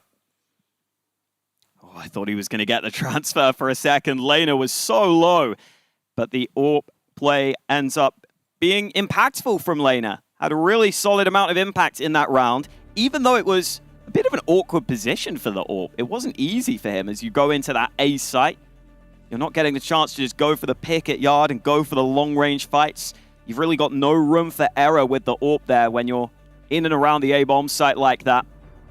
So he did a solid job, and I think, unfortunately for Complexity, the way they went for that retake just never seemed to be coordinated between the 2 players. As the one man dropped down, his teammate at Heaven wasn't fully ready to help straight away. But a nice round from Permitta. We'll see if that AWP of Lena can continue to find impact. This is now Complexity with no money in the bank. So this is a real chance for Permitta. Yeah, potential swing round for them. See if they can capitalize on that, if they can deliver the goods. Looks like another fast one in towards the A-bomb site. JT dropping to the floor this time and still delivering. Grim's here as well, and they will drop like flies, Permitta. Casey and Lena remain. This has been so fast and no success whatsoever. There's the opening kill for Casey, but look at the angles of these CTs. He can't possibly make his way through there, and he won't be allowed to escape either. Lena in a 1 versus 4 now, often the last man standing. The scope will surely be heard. Must be frustrating. Flanks coming through as well. This would be great for Complexity to survive with 4 players. Very awkward with the USP though. Hulzak trying to run away. Oh dear, he gets there eventually. Extremely awkward, but Complexity win as they needed to in that round. 4 players surviving, great for their money, laughing off the awkwardness of that final frag. All smiles for Complexity. Coach TC always looks happy. See a big smile on his face a lot of the time. Yeah, I think you're seeing why again for Permitta. It's just simple utility in a lot of these rounds. And I wouldn't be surprised if this can be fairly effective at the lower level. But against a team like Complexity, they've seen these tricks too many times before. They're going to know how to deal with some of these fast plays with just a few flashes. What is that doing up there? Oh, the smoke wall didn't look ideal. Not at all. Giant gap. The buy's not ideal either. The Hero AK for Lena. And a bunch of pistols. And I think they were hoping the yard smokes would make Complexity be a bit concerned about information, rotate a player down lower, but if they go into ramp here like they want to, it is a little sketchy. Complexity have a couple of CTs near this possession. That smoke looks like it might have been for old new rather than this version of it. Well, the numbers game being abused towards the ramp now. They need to capitalize on this, and that's quite one way to do it. So they have activated Lena very well in this round, but there's more work to do. JT showing presence, which may delay the bomb plant here. Gonna catch Casey on the rotation as well, but Casey's still alive. JT is surrounded. Which door does he open next? Oh, this is so smart from Casey. Just about gets there as well. Last seen moving to the right, goes back to the left, catches JT from the back. Hulzak now in a 1 versus 3. 2 more rifles to find, both with full armor. This will not be easy, but Casey goes down for free. A single peek. Now, where is Lena? Is it a bait setup or is he coming from somewhere else? He's going for the straight diffuser, it looks like, but Lena doesn't realize it, and that's another round in the bin, down the drain. Adios, amigo. I think Hulzak might have taken his hand off his mouse before winning the round. He was just like, yep, I've got it. Give the fist bump straight away to the coach. What a shame for Permitta, because the way they cracked into ramp here was fantastic. This shot from Lena was excellent. Then that player swinging onto the bomb, I think he heard the smoke drop by Hulzak, but Hulzak threw the smoke just slightly higher than you might expect. So I think he was hoping that the smoke had just been thrown and Hulzak wouldn't be ready with his gun out. But Hulzak had his gun back out way too quickly. 2 rounds remaining in the half for Permitta to try and find something. They still have a reasonable buy. But they can't give away too many more rounds here.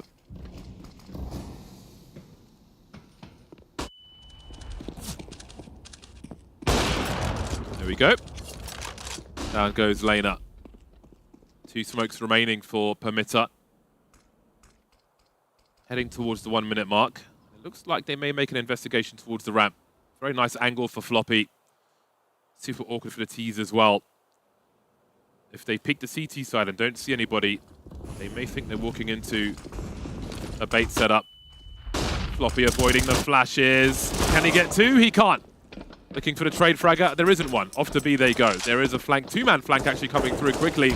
So CTs don't quite have the position, and that smoke's not going to help the T's either. So there could be some chaos coming in this one. He's completely missed the corner. Free kill will be traded though, and ISO will do one better.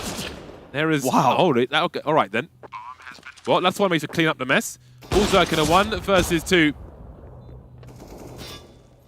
That's the wrong play for the P250. It will require a lot of work to take Casey down, but as he gets closer, if he can find a headshot, then perhaps... Getting real awkward now. Again, Casey's in a 1v1. Down goes ISO trying to help his teammate. Now Casey's going to take one in the face as well. And that will be number 11 for Complexity. God, you see just how good that P250 can be, especially in the hands of Hulzak. Headshot onto the second player. He's able to take down that first man who was low. It's another round where Permitta landed some brilliant shots to get them into an advantageous position, but they just haven't been able to hold on in the last couple of rounds. There's ISO's smoke, which was unfortunate, but ISO's 3K towards Decon was unreal. Some of those shots he was landing, I'm not sure how he got away with them. Wasn't enough to win the round. It's 11-3 complexity. Very good half for them already. And into the last round of the half, they've got the chance to do one better. JT deleted now, finally getting aggressive in the last round of the first half. So instrumental in defending the A-bomb site, mostly from the hut, sometimes from the site. JT and Grim put in great work. Oh, that's nice. Very nice indeed. But maybe purely for aesthetics in a round, which they really need, but haven't got just yet. They do have some advantages though. They're in a 4 versus 3. You can see Fang's position. I'm sure you heard the scope from there. So they have some information. But what did the rest of the team do? It looks like they might be doing a 2-man hut push, if I'm seeing that correctly on the X-ray. Smoke's being lined up on the outside. Yeah, and the CTs have gone past the lobby. It's ISO holding the angle, actually. Oh, this is very, very weird indeed. He's taken Floppy down at the very least. We'll see if Grim is able to escape. He is, and this is getting very, very awkward indeed. He's spotted Lena, taking him down to 33 HP. They have no idea where Fang is, and he's got a fair amount of information now. 37 seconds for Permitta.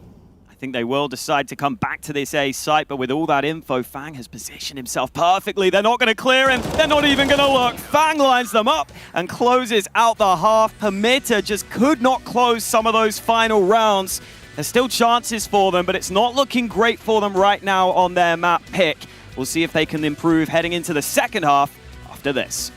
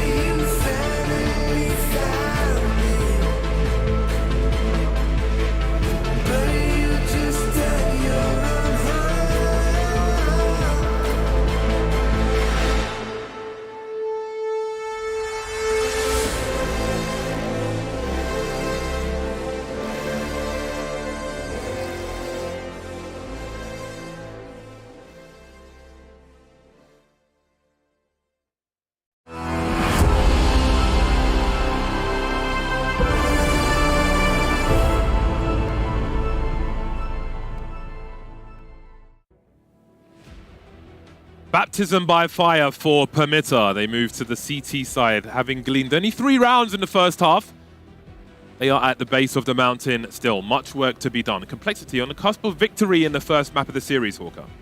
Yeah, and Permitta showed promise in so many of those rounds. They got into good positions. They just couldn't close them. And you have to remember, this is the first or second LAN a lot of these players have played that's been listed on HLTV. So that could be part of the reason. A lot of adjustment for the Permitta players to go through. Let's hope they can put up a fight in this second half, though. It's not looking great initially. Fang has just caught some aggression. Now he's got a USP in his hand, so he's happy to duel, but decides to drop back and join his team at lobby.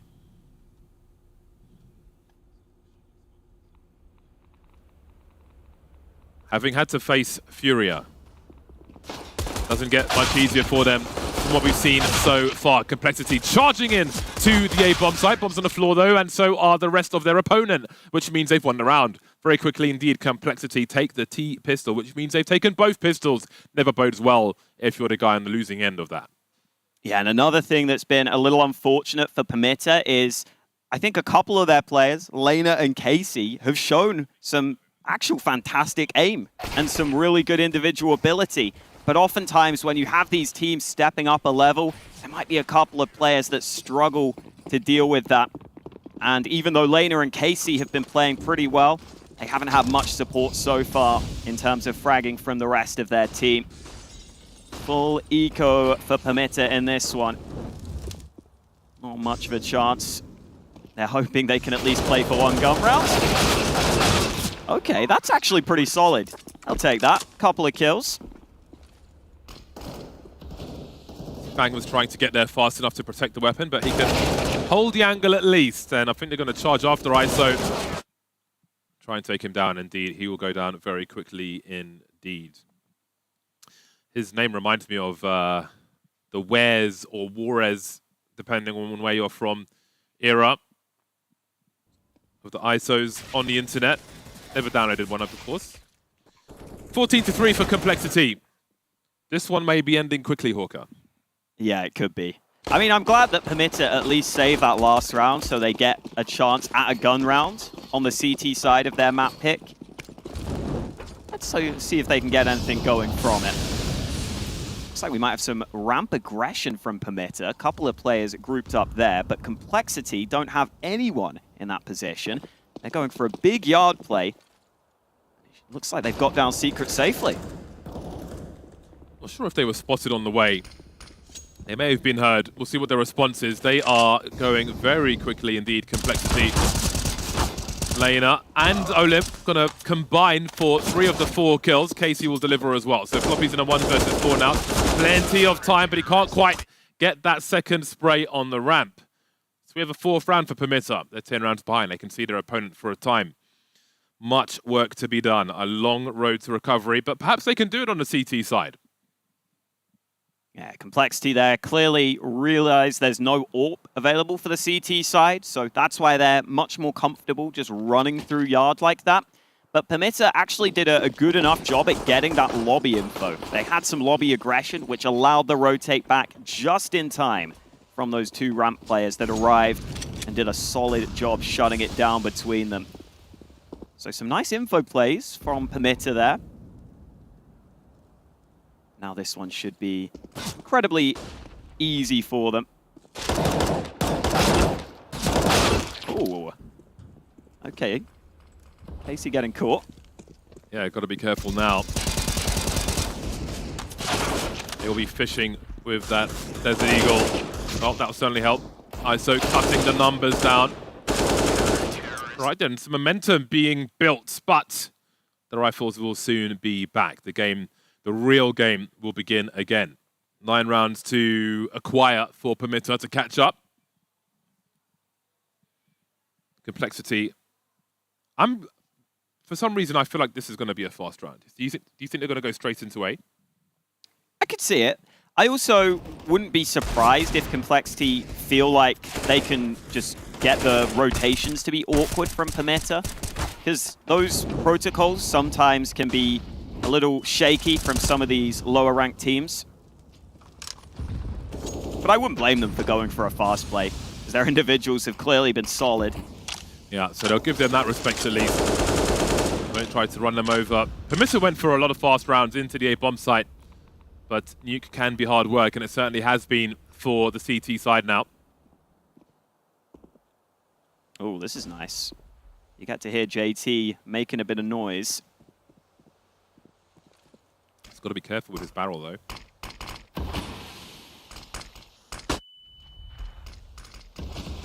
And it's quite the flashbang, but he's got the information, so his team can stay focused on A and ramp. Big huddle of T players, and they'll get the best of that one. Floppy falling back. How far does SNX go for this one? Catches Floppy with a nade in his hand. Lovely work. Oh, okay. Well, we've got some big frags on the site now, and JT will be in a 1 versus 2. As all his teammates have been lost on the A site. First 1v1 won't be won. Casey will outduel him. Maybe Permitta might be more comfortable on their CT side. They had the executes again on the A side, so obviously they had their setups. Didn't quite work out for them. But maybe the CT side is where they'll do their best work. Yeah, actually a solid recovery from Permitta here. I think SNX pushing into Hut was the big play in that round. And I almost feel like Complexity weren't expecting that push to come through because they play against higher ranked teams sometimes who don't always take those sorts of risks. But instead, Permitta go for the aggression, and it made it really awkward for Complexity to wrap through Squeaky. His MP9 has got some backup behind in ramp, but he's going to get flashed in instead. Oh, they all lined up. It's big damage, and he gets the reload off. So this could be a field day for Olymp. Easy ace with the MP9. That's something of him to get excited about, at least. Pad the stats, boy. You used so many bullets on that first player. They do fire real fast in that MP9, but he had the support to get all the frags there. So it's another one in the bag. On to the next one. Let's keep it moving. This catch-up's going pretty quick now. It might catch up to Complexity faster than they realize. But again, the big buys are coming soon, and that's what we'll focus on. Nice work with the support flashes, though. Double AWPs out for Permitta. Interesting approach there, and we've got a fast round from Complexity after all. In they go, and that makes the double orbs awkward all of a sudden. Is anyone even here to challenge? We've still got 10 players up, but no one's in the bomb site for the Permitta. Oh boy, this is real sketchy now because Complexity still have a couple of nades of their own, and they've got a lot of awkward angles that the CTs have to clear. Double AWP retake of the A bomb site, 5 versus 5. Will he be ready for the higher player? No, JT will take him down and hold on to lobby. The flashes are coming in through heaven, and here comes ISO. 2 players in the hut, it looks like, or 1 player by Squeaky, 1 in the hut in Fang. Fang's the last man standing now. He could still win this one. He's got to swing on the AWP, though, and try and get the shot on the diffuser, but he hasn't got the angle. And there is a diffuse. So expensive. Casey will survive. Very awkward indeed. Double AWP to start with. No one in the A bomb site for the plant. You don't often see that. Yeah, I feel like Fang at the end there probably got the call that the bomb was planted sort of towards heaven. So that's why he swings that left side, thinking that the diffuser might be visible. But they were just about able to get far enough back to be behind that silo and to be safe. Definitely a little strange that Permitta didn't have anyone anywhere near that A site other than the player in main who was cut off by the utility. But fair play to them for landing some of those early shots to get them in on the retake. Not easy to do. And they are giving Complexity at least a little something to think about. There we can see the 2 snipers will continue for the CT squad.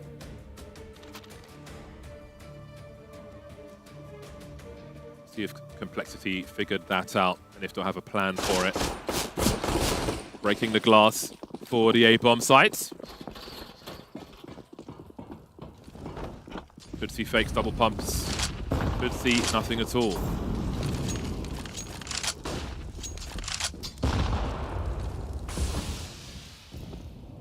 Smokes being lined up for Complexity. Definitely a necessity, as they know they're against those 2 CT AWPs. Now that sniper won't have the same vision and information it previously had. They need to have a player down secret on B though, so they realize it's not been that follow down into B. But Complexity now move into ramp and they find that all-important entry. I did wonder if it would be a ramp at the beginning of the round. They did try to send everybody to defend A in the meantime, as we can see. KC's got control of control, but for how long? JT comes through and says no.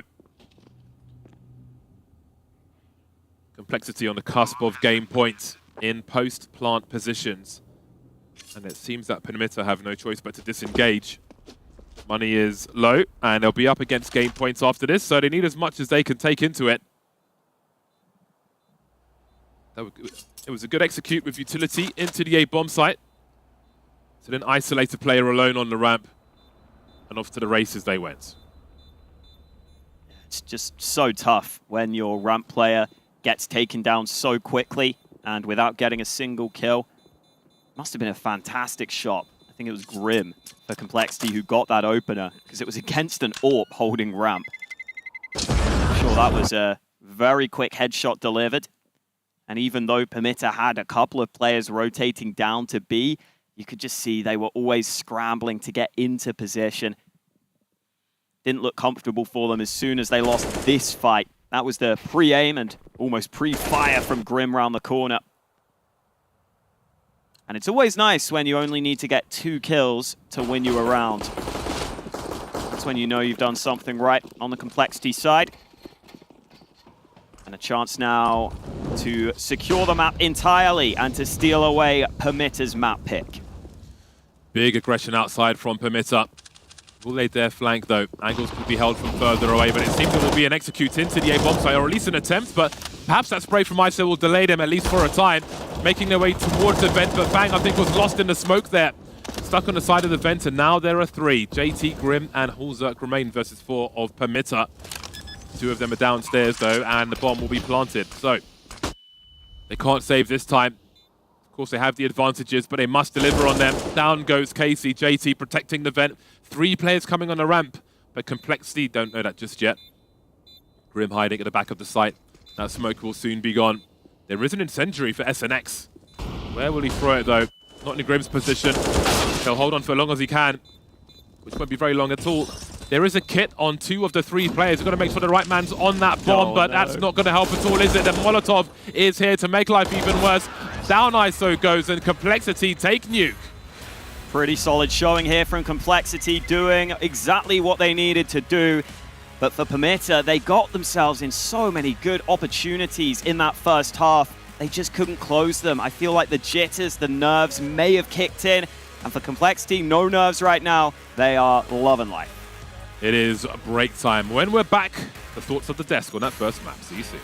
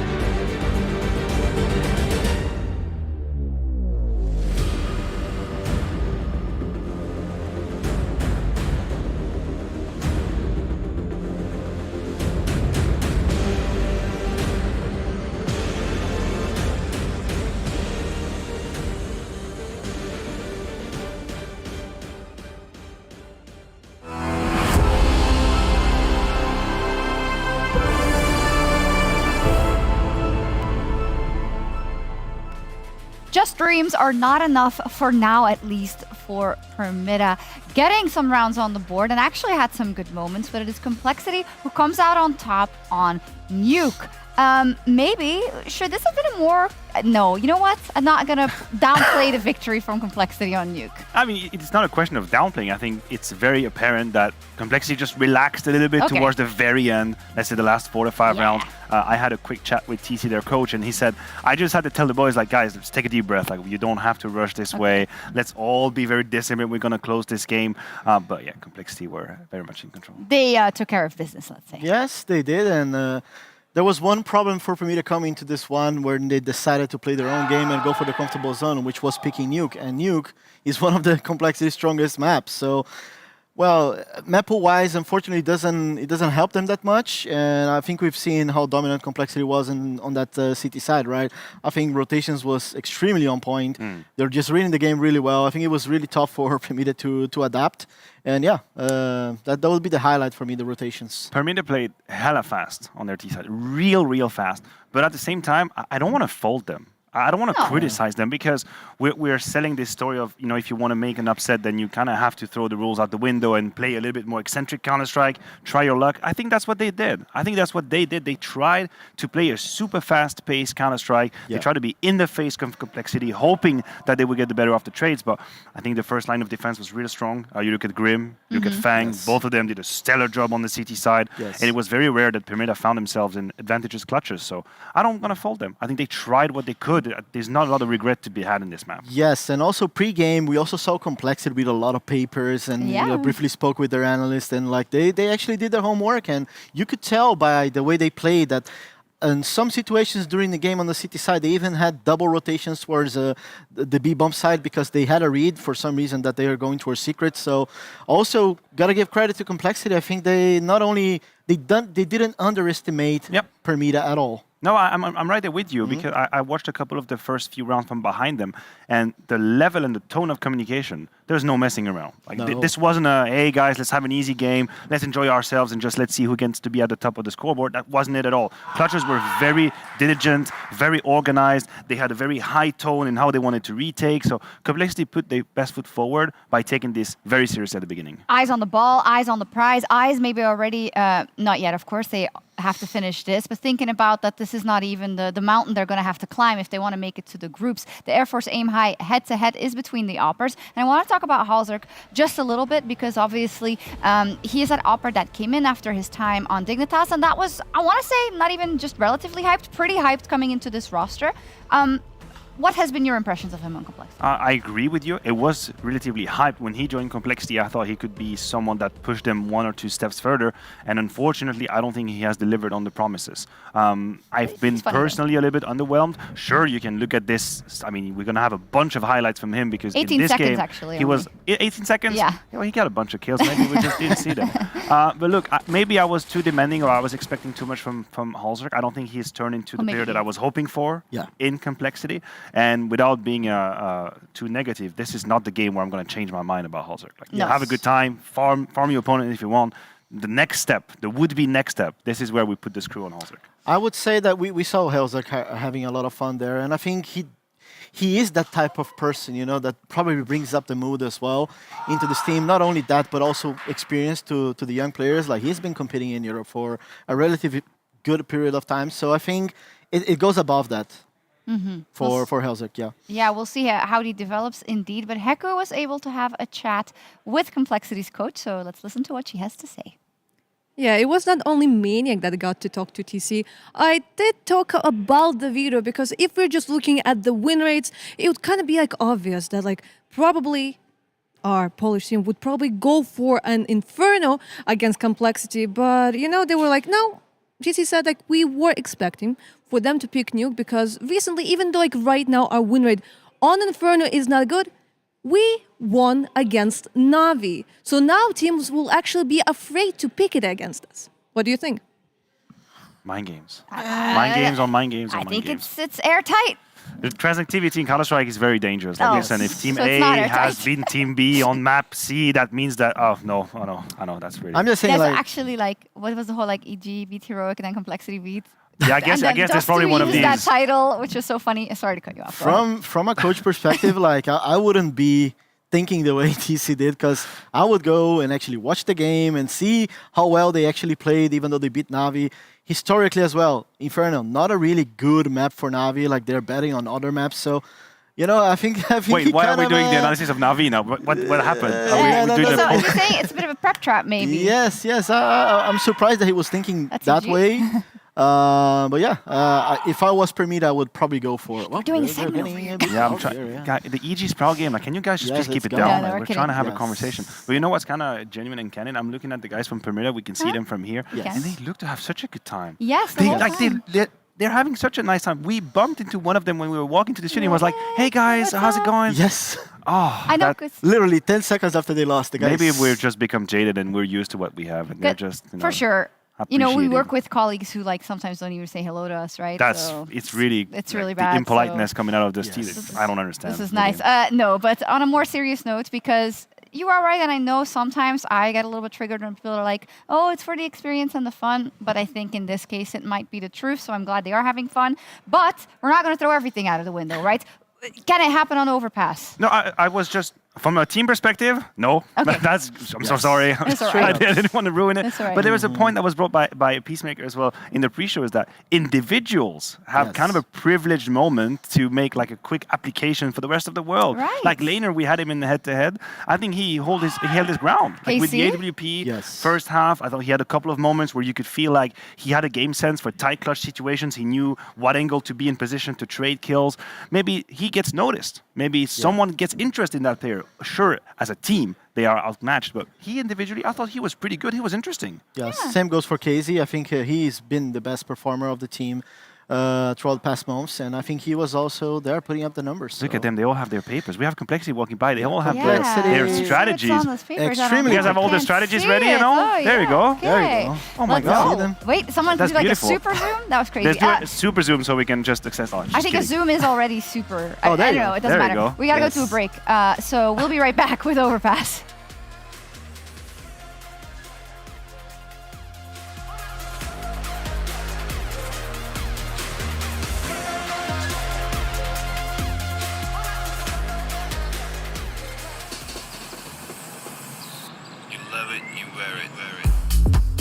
Wear your passion.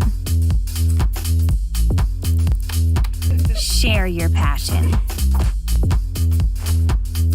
Wherever, whenever. Gaming is a lifestyle.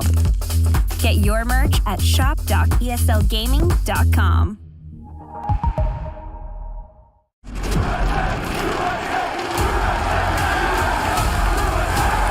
Dallas, we're back.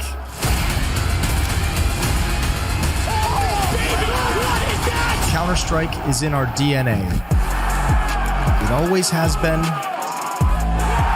and it always will be. Now we are once more returning to where it all began.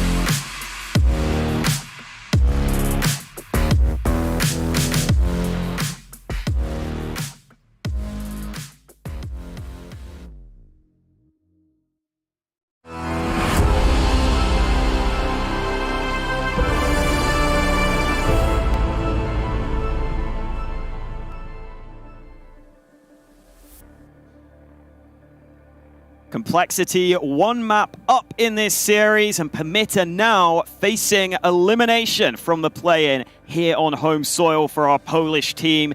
That opening map did not go to plan for them. It was their pick. They still lost it 16-8, but let's hope they've got us something here on Overpass. Into Complexity's map pick, it will be Complexity starting on that CT side, and they're just going full Kevlar for the pistol. All about the headshots. Yeah, I think we're going to be in the dark as to what to expect from Permitta on a map such as Overpass. On a team, with a team such as Complexity against them. But this is the journey of discovery. And this can be quite fun to see what they have to offer. Moving in now with the numbers. Grim and Fang will be dropped. So far, so good. Get that plant. Hold down that short position. Hulzerk saying hello. His teammates on a long rotation. We've got JT coming in from spawn. He'll drop one Hulzerk. His teammates by Heaven. Floppy being patient, and he'll be swung upon by two Pistoleros. Drops one, falls back 3-on-3. JT dropped, that's important. Hulzerk left now on a 1 versus 3. That was put in their favor very quickly indeed, and Casey will deliver that final frag. So a pistol has been taken. Let's not forget they lost both pistols on Nuke. They have taken the opening round, though, on Overpass. Yeah, nice quick play on towards the B site. I think we might see a fair bit of that from Permitta if they want to keep up the pace on their T side, like they were going for on Nuke. The option that's really best suited for that is those fast B plays. They already come through with that in the pistol. Definitely good to get off to that strong start. And they might just go straight back to that B site again. If it ain't broke, don't fix it. They are absolutely sending it. The faster they go, the less time Complexity have to react, but maybe the skill will be enough, perhaps not on this occasion. Grim trying to find the headshot, won't happen. 2 versus 5 now. Floppy will be good for 1. Hulzerk with the scout behind a smoke. Can only do so much. No Kevlar for him.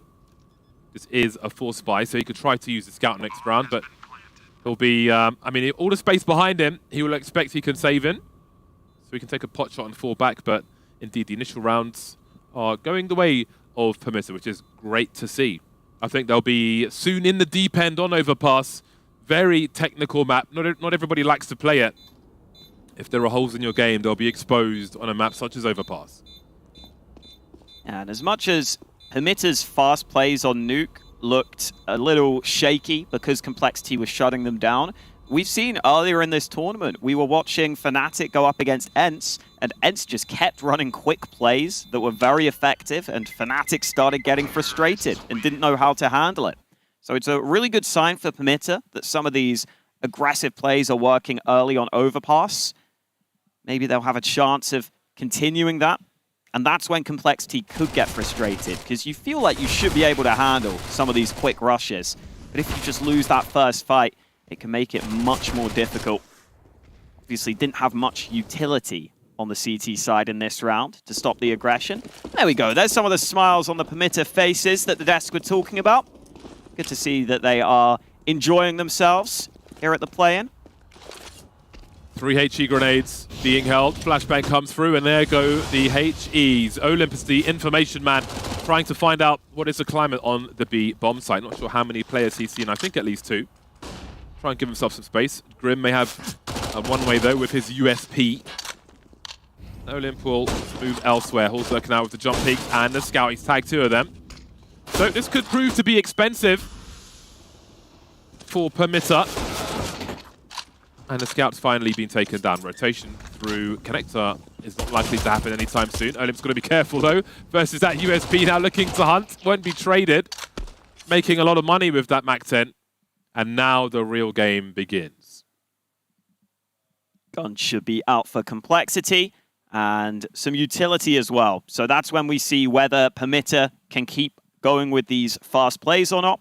You would expect some incendiaries to come out and really make it difficult for any of that quick aggression to be as effective. And it's even an AWP in the hands of Hulzerk. He had a bit of extra money in the bank. So that's also another nice way of trying to shut down players if they peek you too soon. A lot of players in connector here for Permitta early. And Fang is ready to meet them. Much more work for him to do. Look how many numbers are coming his way. Traded by Casey. Now Hulzerk Doesn't have his rifle support, has to fall back, but he can take the pot shots on the way. He spots the shadow. Decisions have to be made real fast here. Completely blind. Down he goes. Floppy will do what he can, trying to bait off of for Grim actually, and they'll line up for him. He'll see the shadow as well. Great positioning, just allowing Floppy to show the presence and then capitalizing afterwards. A nice cleanup on the A bomb site from Complexity. Yeah, you can see the advantage of the fast play there from Permitta, as Hulzerk almost got caught in two minds of wanting to maybe smoke or fall back, and he didn't make that decision quickly enough, so he was trapped. But the downside is that there's enough of an early warning on overpass that you can get the rotate arriving in time on the CT side, and that's what happened. Floppy arrived, as did Grim. Those two players make the difference. That was a round where Permitta had a couple of MAC-10s carried on over, though, as, Casey goes through the flames. Takes a lot of damage for it. Look at this from Olim. Permitta really playing without fear. There's a fine line between fear and, stupidity. What's that line? Something like that. I don't know, but I'll take that one. Bravery and stupidity. That's what I was going for. Yeah, that makes sense.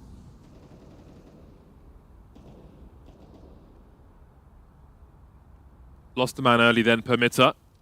Casey edging forward. Always takes time to clear these areas and overpass. So if the CT start with aggressive rounds and then fall back later on, can prove to be a problem. Nice work from Fang. That's a very awkward angle if you're on a T side, because depending on which side you have holding your gun, it can block your vision from the CT in that spot.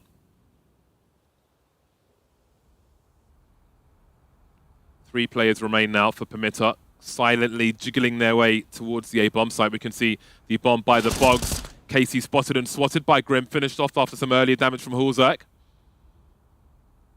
Looks to be an arid round for Permitta. Missed shot from Hulzerk, but Grim will clean up, collect the bomb as well. Utility thrown on long tells the story. They know exactly where Lena is. He'll be falling back, but he's already surrounded. The net is closing. Fang's posting up. Lena may have an idea of this, and down he goes. So a difficult round from start to finish for Permitta. Yeah, really trying to play with freedom, take some liberties. Unfortunately, that style of play is probably most difficult to translate against some of these top-level teams. You're relying on having some exquisite aim to win some of these fights. And so far, Complexity have been good at locking it down. Another buy for Permitta, this time slightly shortchanged, missing a few AKs. Molly for short B did not go as planned, and JT will look to take that position actually. Got to be careful about that one. You can see JT hopping out of there now, not wanting to outstay his welcome. Got to make sure they fix that Molotov for the next round. Another air raid towards the barrels. In the meantime, JT with the spray transfer and the bomb. I think there's a smoke on the door as well. Very nice work. Brutal timing, though, for Permitta. Not a great round for them to start with the pistols. And it only goes from bad to worse. ISO with that 1 AK remaining. Might see if he can just find some way into the round. AK's recoverable. So at least Lena and Casey will get rifles into their hands. And they were the two better performers for Permitta over on Nuke. Look how defensive Complexity are playing. They feel no need to take any risks. They're all bunched up together on the respective bomb sites. And here comes the execute from the remainder of Permitta now coming in. There are flashbangs all over the shop. JT's dropped, 30 seconds remain. And they're starting to open up this B bomb site. Down goes Hulzerk as well. Lena's coming into his own on this one. 2 players remain. Casey gets dropped. ISO will drop Grim. Suddenly Fang's the last man standing. They played it so safe, Complexity, and still they find themselves at a monstrous disadvantage. Lena and ISO very low. Silent drop from Fang. Lena starting to peek through. Easy one for him. Now it's down to ISO. Where is he? That clock is ticking. He has a kit. No idea where ISO is, though. Needs to find him quickly before that bomb's tick too fast. Checking Monster. Nobody there, but is anybody in the water? That's the question. Waiting for a peek from ISO, but he's going to wait long enough and land the headshot as well. Permitta forcing themselves back into that round. Some incredible individual performances again from Permitta in one of these rounds. Lena comes through with a 3K out of nowhere. I thought Complexity's passive setup would be enough after they got this initial advantage from JT, because there wasn't much utility for Permitta, but that one Heaven Smoke helped significantly. Lena isolating all those fights onto the site, and then that shot at the end from ISO was also incredible. So credit to Permitta, their individuals showing up in some of these early rounds. They're proving to Complexity that they're not going to go down without a fight here in this elimination match. Complexity have to be real careful here. They've got no money left. The coffers are empty after their buy. So Permitta could start pulling away if they win this round. Flash for Hulzerk. Don't fancy it though. Does KC. The boost from Grim. Changing things up now. That door's been blown off multiple times. Hold on a second. Fang's got to find himself too. And he knows the third one's in the toilets. They've really struggled to deal with Fang in Connector. Even though SNX is sneaking up, I feel as though Complexity should be at least somewhat aware of that possibility. Maybe not, though. Hulzerk's just now wrapping back into bathrooms. I feel like they saw them, but perhaps they didn't. They saw him, rather. Yeah, Hulzerk looks wary of it, but the B players aren't turning around at all. He could find two here, but the problem is the bomb's in T-spawn, so how long does he hold here for? Oh, Floppy! Floppy! Oh, man, it is cruel. That is utterly brutal. Perhaps the communication came through. One might be in CT spawn. Olymp. Oh, dear. Has he been spotted? He can't knife from this angle. Can't do it. There we go. Execution. Well, then. That's just cruel. Sometimes it'd be like that, as they say. Complexity, though, still losing at present, despite being on the CT side. I don't know why. I see those Heaven flanks go wrong so often. I remember a clip from Tarek where it was just so sad. It's just so sad because you feel like you've got a real chance at the round in your hands. Yep. If you get 2 kills, it can just cause chaos. So much opportunity. You can see it being lost in their faces in that round. Oh, Hulzerk should get back just in time behind the smoke, but it's Fang and Connector again. This time they finally trade him, but Grim comes into Connector himself. AK recovered for SNX. And wow, they didn't clear the corner, but he didn't expect a second man to come up through Connector. So KC will look to see if he can get this belated trade. Tech9 pays off. B is actually wide open right now, but KC has no way of knowing. So he comes back. Hulzerk had the USP in hand, but now he's got the info he needed. Orb comes out, and he wins the fight at close range. Clean up the mess. Lost a few too many plays there, but won the round, so just keep on trucking. On to the next one. So again, the round prior, there was an opportunity for the T side, an opportunity that was lost, and in such a fashion, it was very, very brutal, but you've got to put it behind you. It's in the history books now. Focus on what's in front of you, and it is still a dire situation. As we can see, the pistols are out for Permitta. No utility. Cameo appearances from P250s in a very poor round for Permitta. Rocus Pocus. Ain't gonna see no good magic here. Ooh. Almost got the opener. Olymp surviving on a slither of health. The rifle support's ready as well. It's almost like they're showing the AWP, come and use the numbers game, although in that tunnel, a lot of them could die. And in this round, they'll be given nothing for free.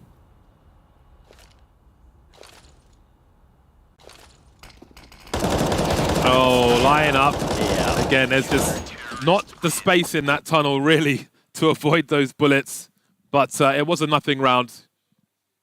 And there'll be nothing left of them after that smoke push. But now we go back to the buy rounds, which will be offering them much more opportunity. They've had chances to win some rounds. See if they can make this one competitive. I think for Permitta, I wouldn't mind seeing a round where they go for a default and maybe see if they can clear Fang out of connector. Try and take mid control, because Fang's been playing there almost every round. Oh, that molly again not going according to plan. Yeah, I wonder if they're trying to bait some grenades out. Well, we're trying to bait some grenades out with this utility. Fang's got good information with regards to short B. Headshot, no less. The lessons are painful when you're punching above your weight in Counter-Strike. B's actually kind of open right now. It's a very passive hold from Complexity. So this sneak could go decently here for Permitta. There we go. Headshot delivered. But Grim comes in, double from heaven. That's the bomb dropped in the open. 1 minute and a 2 versus 3. Casey has the smoke, but he can't possibly find an angle from here. Ding dong from JT. And Casey remains. He knows where 2 are. And now it doesn't matter. Grim is just coming in to like tell the children off. This is not a playground. 6-4 for Complexity, and it's back to eco territory for Permitta. Naughty, naughty, says Grim. Get out of my bomb site. They did deal with Fang and Connector. Ooh, that was nice. Yeah, it was a really nice shot to try and get them into the B site. But didn't have the utility to get onto the site safely. And we got some dualies alongside the rest of the pistols for Permitta in this round. Not a great deal of utility for them. They used a couple of flashes, and Fang actually didn't realize Connector was a possibility. So there's a rifle recovered.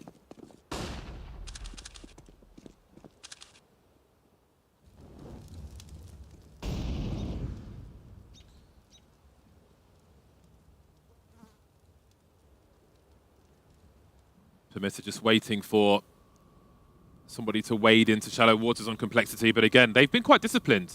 We've seen time round after round, and it might be because they're in a dark against their opponent and other factors in terms of the difference in levels and so on that they have, apart from the beginning of some rounds, trying to limit their risk by playing at the back of the site. We can see that Horzak has the AWP in the bank position, so if he sees anyone cross to the truck, then he's got the information. Lovely shot. So now he can tell his teammates as they come up the stairs, okay, they could be at the truck on your left, so you've got to watch out for that. Had no one cross, and the CTs could just swing out onto the site. Looking on the right-hand side, Horzak inviting them to push him now. The Desert Eagle. Very awkward indeed. There's 2 of them there, though. Be careful with your shots. He will deliver. And here comes that support. Olymp trying to do what he can. Maybe it's just damage at this point. They've planted the bomb. Looking below, but they're all above him now. He may just head off with the rifle. Again, somewhat competitive in this round after they plucked Fang and got him out of there early, got his rifle, but not enough to really make their mark, not enough to make Complexity sweat in that previous.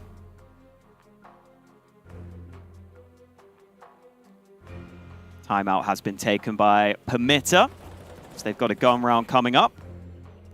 I do think that Fang playing so forward constantly in Connector is a way into these rounds for Permitta. You should be able to crunch him from both sides if you have some solid utility. So maybe that's something they will consider.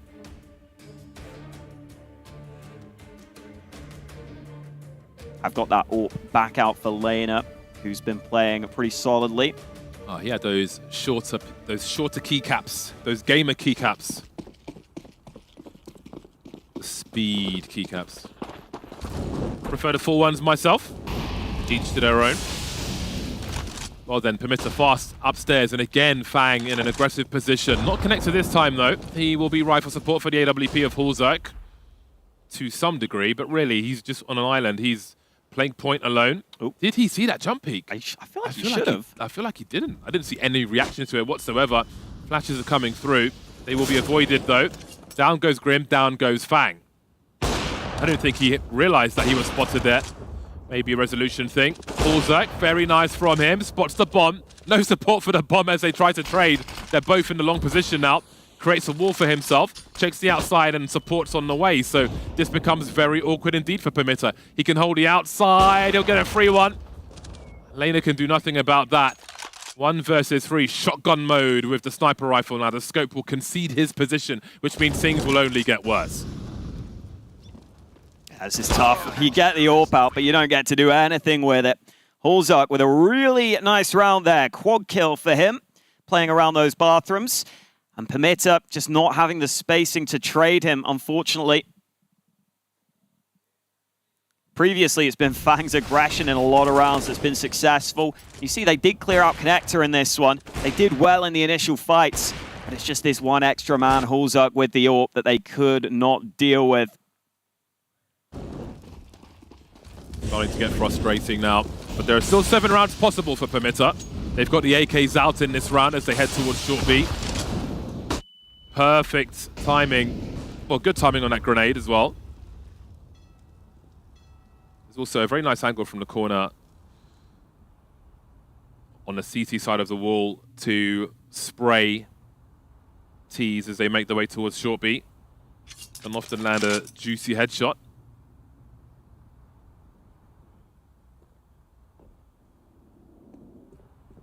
Permitta being very, very careful indeed. Bunching up around the B bomb site, we can see the bomb outside Monster. A focus from pretty much the whole team, including the guys in Connector. And JT's like, okay, I'm curious. What are you up to, guys? What you doing? There's a trade from Fang. Perfect. 3 players deleted in a matter of seconds. They are forced to take big risks now after the slow start. The bomb going through the smoke and dropped, leaving Lena once again as the last man standing. 1 versus 4. Minimal chances to find anything from this round. Yeah, even when Permitta try a slower start to the round, Complexity find the right timing for aggression. JT even taking initiative as the in-game leader. And Lena flashed out of position. Floppy runs him down. There was a brief moment there where Permitta got off to that good start. They had that early lead after picking up the pistol. But the gun rounds have been pretty decisive. I mean, we talked about Fang's aggression. He's got 5 opening kills so far. And those opening duels have been heavily in favor of the Complexity camp.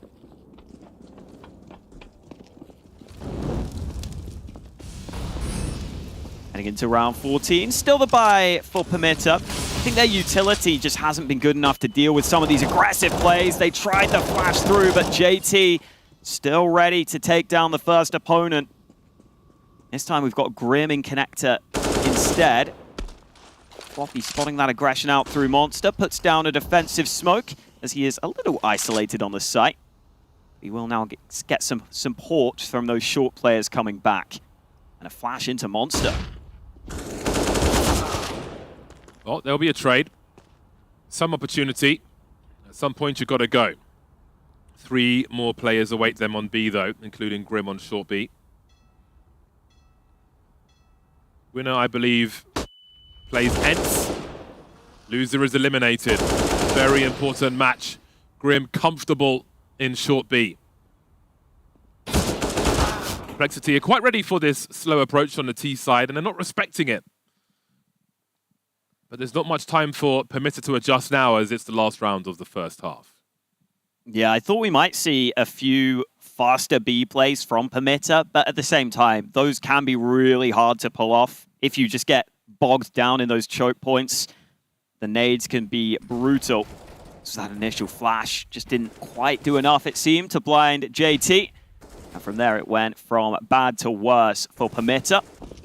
Solid performance from Complexity, though, has to be said. Everyone on the team showing up individually. Even JT playing with a lot of confidence. And Fang there to back him up. Looking for more with the AK. Finally traded, so into a 3v3. Not a bad start to the round. SNX almost got wallbanged there, but it gets out alive. Not bad at all, but what will their mid-round decision-making be like? Hulzuk has a lot of sound cues here. And just the one player, Hulzuk's been in toilet so many times, but there's no trade fragger here. They will get the kill regardless as he misses on the second attempt. Grim gets another 1v1, running into the site is Lena. And there is the last frag, Floppy to finish off the job. 11 rounds for Complexity. Pretty satisfying half for them. What will the second half be like for them? We'll find out after the break.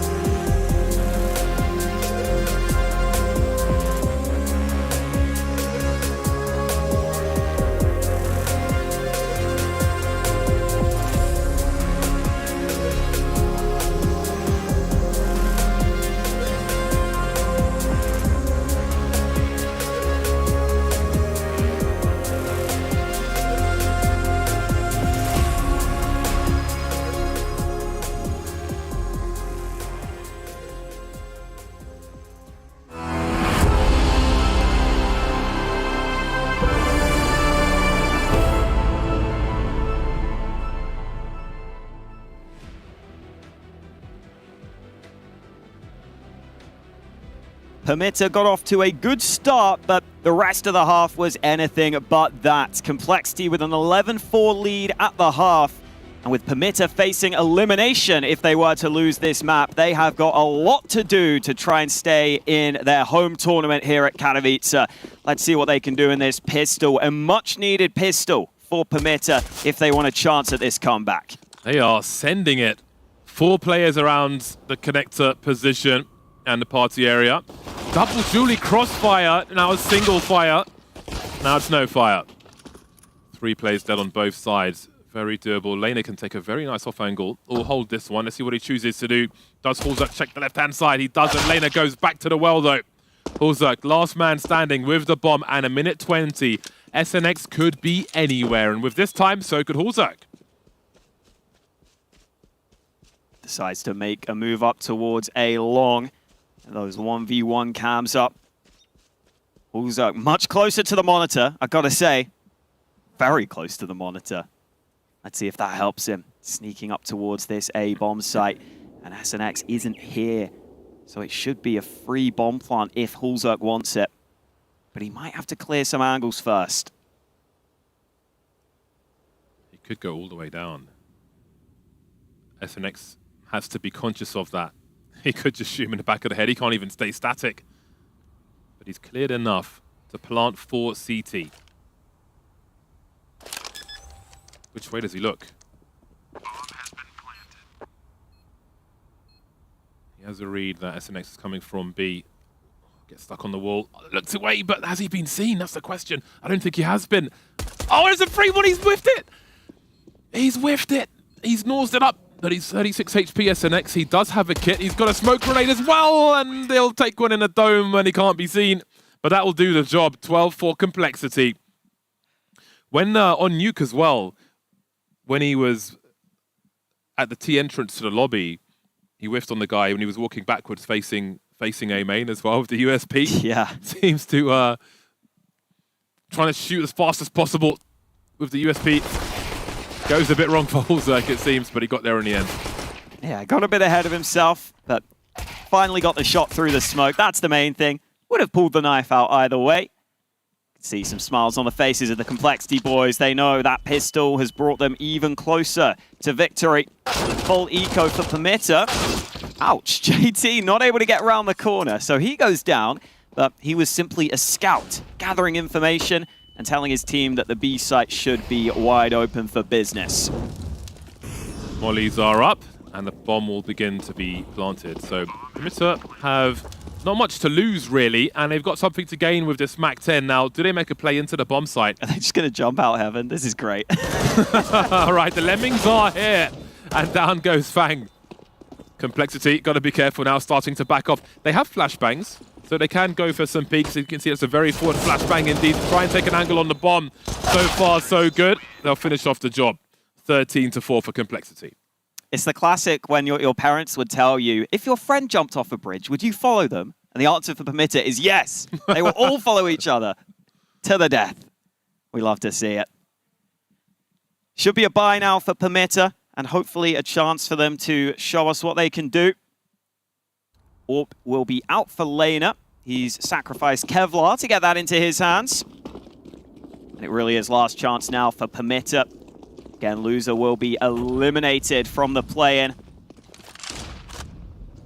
think whatever happens here for Permitta, they have been enjoying themselves by the looks of the cams. They've got some good rounds on the board, and here's another chance for that. ISO taking initiative. It looks like he should get away with his life. Nice to see some aggression from Permitta. They were more or less victims on their T side of Overpass, but it seems they are capable of enacting revenge now. We move to the second half. ISO and Lane are still around the toilet, so they've got the rifle support. So many different setups you can run here. There's one of them from ISO. Very cheeky indeed. And that's the bomb left in a very exposed position. Now, Permitta may be paranoid about the long area because they have nobody watching it. They will continue to deliver around the box, though. And as you can see, they won't prioritize trying to keep the bomb in that position because they don't know the climate's on long. They will go and check it. So now they've fallen back into the passive positions that we saw from Complexity on the CT side. 5 versus 2 for Permitta. See if Floppy can find an entry on B. realizes he needs to take a risk, see if he can just somehow transfer onto all these separate players, but that was never going to be easy. Fang will follow his teammate down towards B, and maybe has a slight bit more information than Floppy did, but I don't think it's too helpful for him. The crab walk. You ever been a crab? Have I ever been a crab? Or a walrus? Not to my knowledge, is what I'll say. That's like the answer you give in like a courtroom. Not to my knowledge. Leaves a little bit of wiggle room. Do you have courtroom experience? Not to my knowledge. Well then, Permitta will secure another one. Fang will secure the AK. Now, will they buy another rifle around this? Holzak has $4,300, which he may hold on to for the full buy round. So it could be a hero AK round. Could potentially drop the utility to his other teammates, and we can see that Complexity is still focused on this. Taking nothing for granted. Yeah, another chance. T-side, I think, can often be a relief when there's a disparity like this for the underdog. Yeah, for sure. Takes a bit of pressure off you. I do like the general mood, almost a mentality of this Permitta team. Like even there, we saw in their first gun round, they are taking initiative. They're normally playing with some confidence, always trying to take fights. They haven't just collapsed in on themselves. You can see the buy has been coming through from Complexity. They took a timeout ahead of this round, so I think TC, their coach, wants to make sure they remain focused here. You may be 13-5 up, but you don't want to let too many rounds slip. See what these couple of AKs can do. Grim leading the charge alongside Floppy. They might be preparing this B pop. All the way in. Complexity. Casey close.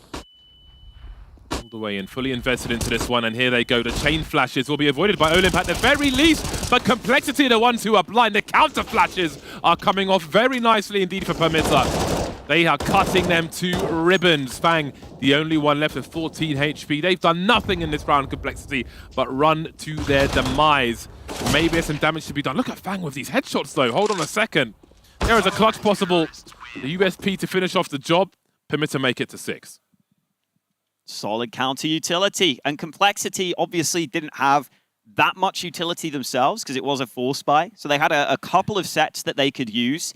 But it means you're not going to get a proper full execute off. You've just got a few flashes to work with. So it means the counter utility can be really solid. See, it's not like there's smokes all over the site that the Ts are able to make the most of. It's actually Permitta who put down some counter utility.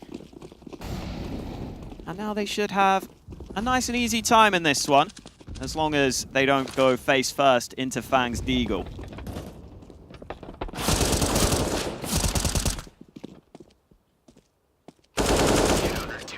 Fast one. A fast eco round is a good eco round. Get it out of the way. Move on to the buy round. 13-7. Doesn't seem that big of a deficit now. We don't know what the ceiling is for Permitta in the vacuum of this game of Overpass on their CT side, but another test is on the way. We'll see the AWP for the likes of Lena.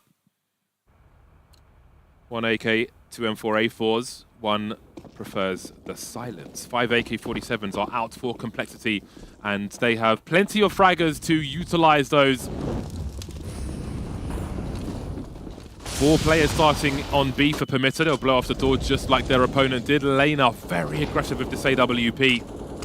Force off the angle though, manages to escape. Almost hit the mark there, but not quite. Boost up to peer into connector. Just about spotted Grim, but unable to finish the job. Incendiary prepared for short. It's actually the bomb going back up to A right now. That volley will be extinguished. I'm not sure Complexity want to make this move, though, because they've just lost a player. And they're still spread across the map. I really wish someone from like Barrels or even Pillar would flash that position before they throw the molly. Because if the guy's blind and deaf, does he know he's on fire? He might just stand there and die. No one ever does that. Someone has to do it eventually. Or you could even have a flash peek for your teammate. He's going to pull out a smoke to extinguish your molly. JT has some opportunity here. JT, that's nasty work from him. The can opener on the B bomb site, leaving Lena and ISO wondering what they can do. Forcing his way in. Even on the first frag, he already went for the transfer, but his CT didn't quite swing. Went forward and took the frags anyway. Absolutely brutal to go up against that. Fantastic from JT, though. I always love seeing when in-game leaders can come through with rounds like that. Always puts a smile on my face. Don't think Permitta will be smiling, though. That's a tough round after you get into a pretty good position initially. It's just the individual prowess of JT on display in that one. 14-7. Looks like the pause that Complexity took has helped them recoup. You know there's no disabled toilet on Overpass. It shows the sign for one, but there is no disabled access. They're all like normal sized doors. Ah. I have notified Valve of this. They've done nothing. Unbelievable. I know, right? Unplayable. Just can't get the staff in Seattle. 14-7, Complexity with double the score of their opponent. It's a big bite for the CT squad after a frustrating round. And we said at the beginning of that round, Complexity have very capable players with an AK-47, and JT demonstrated it for us. He was the man with the wireless microphone at the seminar. What will the play from Permitta be? They've posted up in their positions. They've got AWP by toilets with rifle supports again. Now, do they just hold? Do they try and make a play somewhere? They've got 3 towards B. Again, long has been abandoned, so I'd imagine at some point they will retract. But for now, they're going to stand their ground. Complexity looking to swing.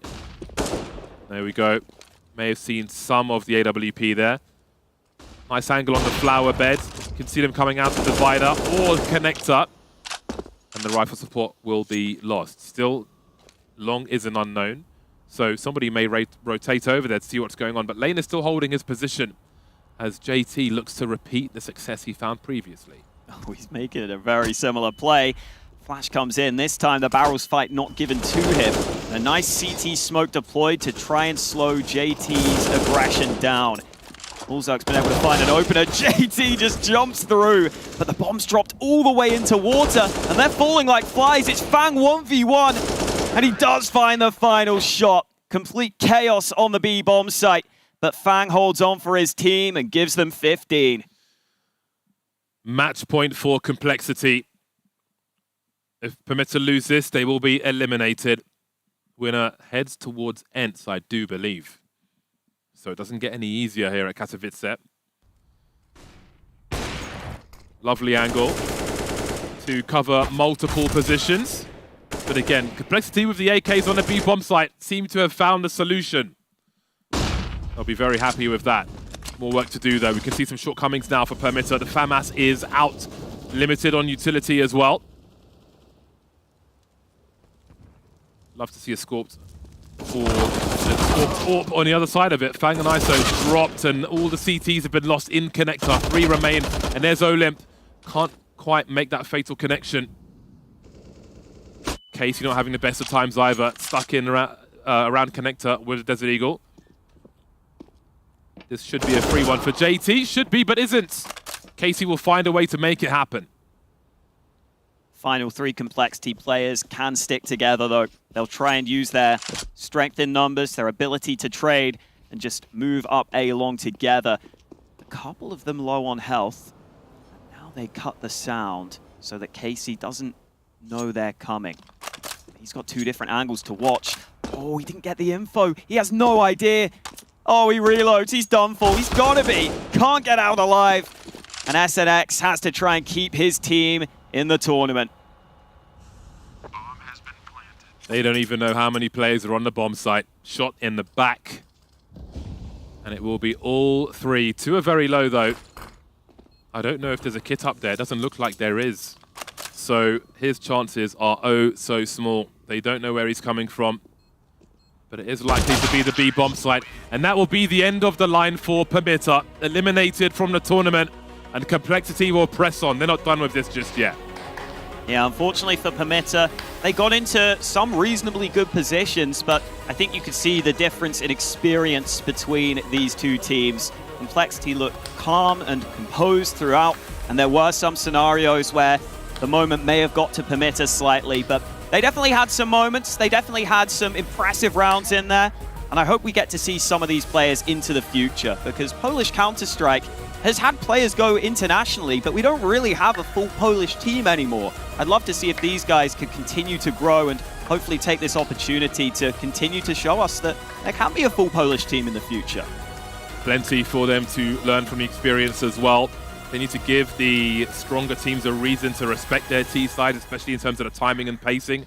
We saw the peaks in short B from the likes of JT when they were on the T side, where they thought they could just have the space to throw grenades and so on. So definitely lots to learn from their demos, and they'll come back stronger. I have no doubt about that. So indeed, it is the end of the line for Permitta in the lower bracket. Losing means elimination. But I believe Complexity will be pressing on to face ENCE. Yeah, not an easy matchup. I'm glad Permitta still having some smiles on their faces, happy to be here, but we got Heku alongside the main man, Flop. Yeah, Hawk, as you can see, I have none other than Floppy.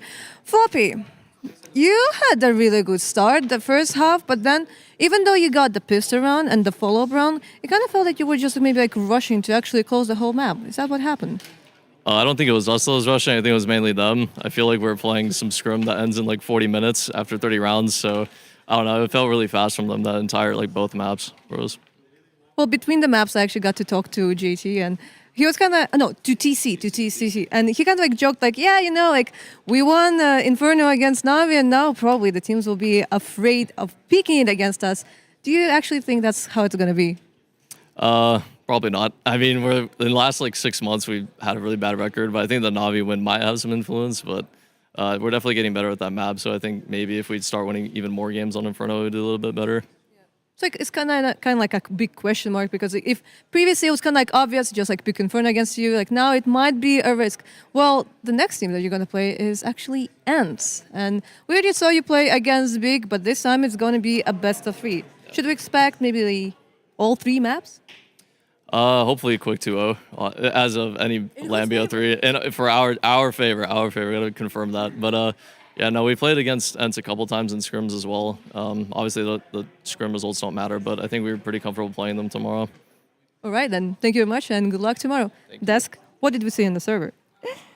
We'll talk about it in a second. I did think it was really funny. He was like 2-0, and Heku's like, for you? For us. Low-key shade. But he's right to have confidence, right? They had to do a job here, and as is quite apparent, the fact that, yes, Permitta today, but ends tomorrow. We got to hang on to this because the job isn't done yet. No, the job is not done yet, but I think Complexity did what they had to do in this game to prepare the match versus ENCE. I think they played it with seriousness. They were very disciplined. They were aggressive as well. They were in their opponent's faces. Yeah. And I don't think they disrespected or underestimated their opponent. They did what they had to do to make a clean win. You could hear as well the communication in the last round from Floppy particularly. He was right next to us, very on point, clearing the communication in the clutch. That's the only way you can prepare yourself for the next game, is by taking this one seriously, and I think they did. Yeah, I also think it's important that they got some confidence going, especially when you play a team like this.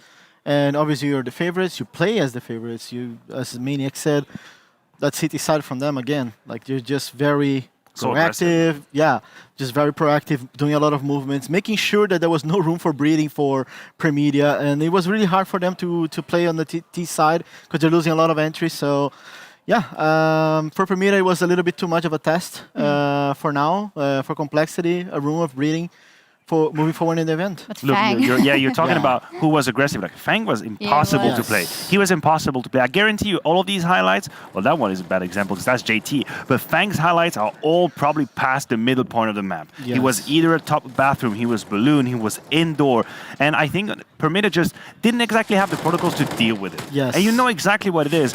When you play a game and you face someone that's better than you and is just in your face, it kind of cuts you off in how you imagine you're going to win the round, because it doesn't matter matter if your leader is like, listen, guys, I think we should just do a fake and hit monster. I've seen the timing. It doesn't matter. Because you're going to face a fight in the first 10 seconds, very likely lose that fight, and your idea just takes the train back home. So very complicated for Permitta and very authoritative from Complexity. Definitely so. Especially on Overpass, it's a map where usually the CTs, they're going to be playing aggressive and proactive, especially in a matchup like this. And also unfortunate for Permitta that they ended up playing two best maps from Complexity, which is Overpass and Nuke, and they picked Nuke as well, which helped the Complexity a little bit here. But on Overpass, as Minix, you said it very well. I think coming into this one, they should have expected, not only because of how the map functions, but also Complexity comes with a lot of confidence after Nuke, and obviously they will try to set the pace of the game, which they did. It's just a lack of experience for the Permitta guys for now. I really hope that they don't, split the team completely or feel too bad about this loss, because they needed this experience. Props to them for being here. They deserve to be here, otherwise they wouldn't be here. Yeah. And I think that they go back now. There's tons of content for them to watch, not only from them, from the teams here. Learn and move forward. Yeah, awesome. That's a great message for them, and it's been a pleasure to us to see them play and to interact with them in general. But it is now EG. Sorry, they're on the other stream. They actually lost for. Yes. We're gonna wait for the A stream update. Oh, it's now. It's ready. A stream update, please, Banks. Thank you, Shocks. Yes, I am here to give you the update. You nearly spoiled it for me, for sure. But you know what? Right now, we did see Sprout manage to get the win on their map pick of Ancient, but it was oh so close. Realistically, easy threw it away. They should have had it. But they're going into Mirage next, and we weren't quite sure why they picked it. When I asked Refresh, he said, well, they didn't have a choice in a map pool because Sprout's just better. So we're expecting a 2-0, but let's see if his mouth is going to be correct when it comes to that answer. We will see indeed. We just caught the fact that Sprout won the first map when we were stepping onto the desk. And it was super close, actually. And I read that it was maybe a little... Was it a throw? Was there a throw? Maybe. I think we say throw. Is that what happened? A throw, yeah. I was keeping my right eye on that game, and it really felt like EG had all they needed. Like 14-11, 14-10 scoreline at some point. Yeah. How did they manage to? We don't know, but people can watch the second map in just a little bit after we close off today, because what I wanted to bring up is the fact that for Complexity, the road is, of course, not ended yet. They want to make it into those groups at Katowice. Now, tomorrow, it is a different can of... I was going to say worms, but that sounds so bad. A kind of tuna? Different kind of... What do you put in a can that's good? I don't know. What's the ENCE logo, actually? Is that like a little alien? Like Cthulhu? Or... That's also bad. Is that bad as well? Never mind. Luis, yes. Tomorrow. Cans. What do you put in cans? No? With how Complexity... I wouldn't say necessarily in this game, right? Yeah, it's kind of worms, right? Yeah, maybe. I don't know. You could have said anything and it would have worked. What if I going to correct you? What you put in your can? Just whatever you want, kind of pineapple. Talk Be happy. about Complexity and their chances versus ENCE. I think we take a much more serious note. Go ahead, man. You got it.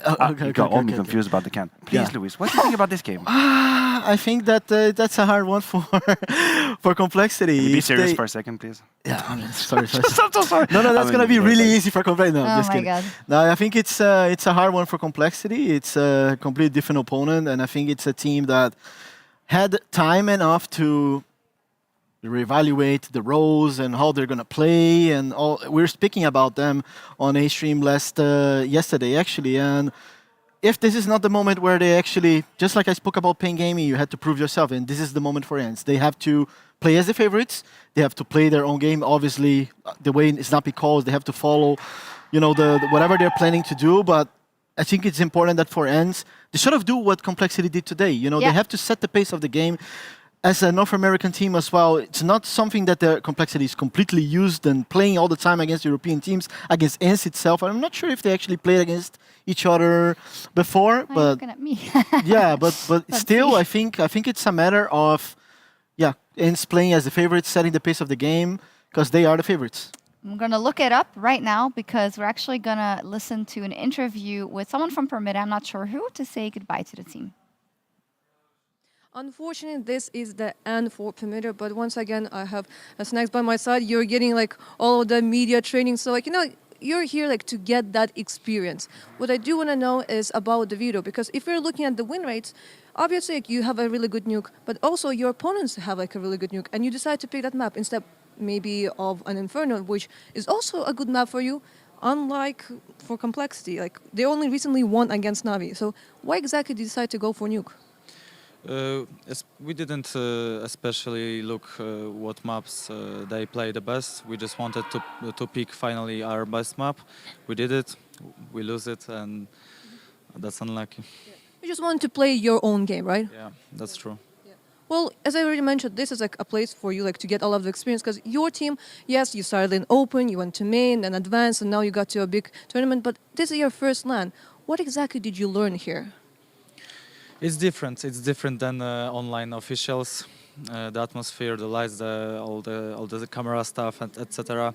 It's all different. But if we talk about pure CS, we just need to play more and more. We with this lineup, we play for 10 months. And to be the best, to compete against the best, we need to practice a lot more. To practice a lot more, but what will you focus on? What will you try to improve as like the #1 priority? It's everything. I guess if you want to be the best in the world, you need to practice on everything. So comms, of course, map pool, that's everything. Well, as I said, like unfortunately you are out of the tournament, but like right now your trajectory looks so good. Open, main, advanced, first IEM. Who knows what comes next, right? Like you're going up, so it was really a pleasure to get to know you and your team during the last 2 days. So thank you very much for being here. I appreciate it. That was great enthusiasm, and I think we feel the same way. And as Peacemaker already said, right, taking everything from this experience and now looking towards the next step, as we will do as well. And I went to look it up for you. They actually played at ESL Pro League Season 16, and in fact, Complexity won. Whoa. Nuke and Overpass. Good match for Complexity again. Imagine they have another opportunity to play Nuke and Overpass tomorrow for a rematch. So do you want to change your opinion on what's going to happen tomorrow? Or? I'm not. So it's like giving with different, Ents. It's fair to say Ents' favor. You're not taking a whole lot of risks. Not it's at all. All right. He's not taking risks. Not at all. We're going to take a look at the tournament and how it is progressing. This was the second day of the play-ins. We have one more, and we've got some banger matchups actually tomorrow as well. Ents versus Complexity, Spirit versus EG or Sprout. It's still left to be decided. That in itself is kind of interesting, honestly. I don't think Spirit have answered all our questions, and whoever faces them from EG and Sprout, that would be a real game. No, and Fnatic, MIBR, and Furia, IHC. What do you think about your Brazilian teams in that one? Well, I think MIBR is in a big trouble, to be honest. And Furia too. For Furia, actually, it's a matchup that they have similar play styles, right? Very aggressive, and if IHC wants to stand a chance, they have to be really on point as they did today.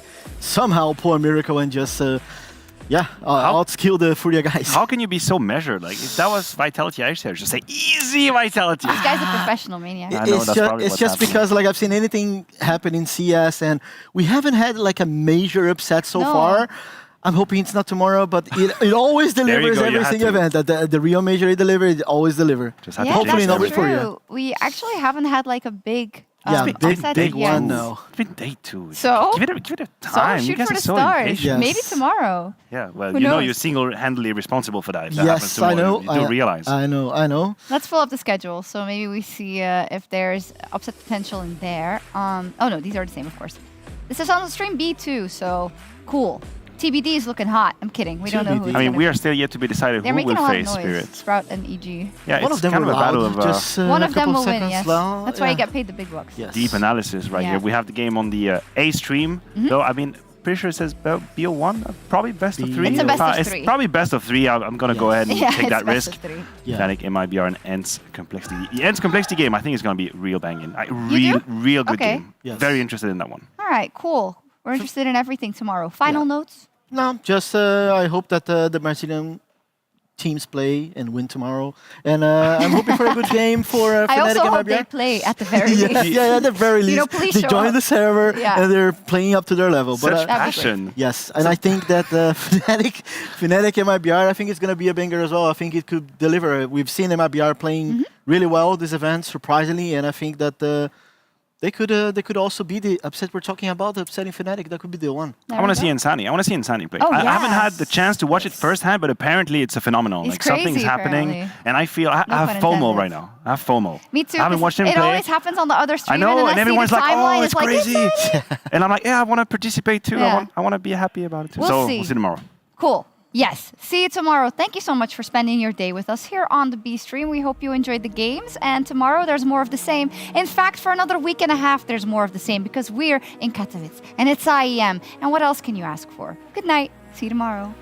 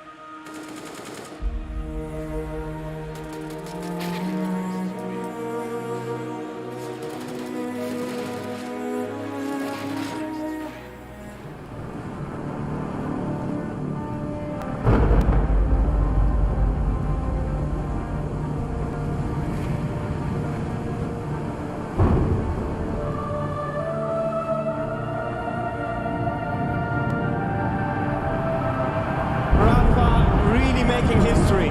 Absolutely phenomenal. And Ace is the champion of the Intel Extreme Masters World Finals. Storm's still not quite done. IHC is going to take this fight, though. 3 seconds left. Last 2 rounds of matches got to start it well for IHC. And this is a massive move for Zest, but he's not content with just a Nexus kill. He wants to win. And it's all done. And Trollocs win it. Unbelievable Rogue with a 4-0 victory over Classic. And they did it again in the grand finals. It's Bellevue!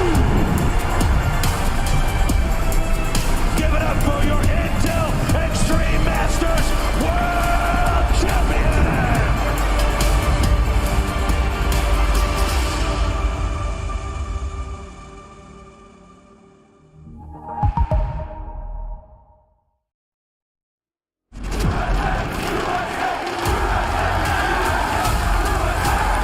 Dallas, we're back.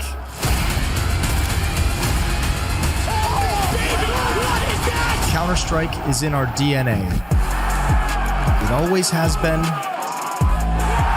and it always will be. And now we are once more returning to where it all began. The bell tolls for Cologne. This cathedral, a cathedral that is stacked from the earth to the heavens with the greatest of all the fans, the most passionate,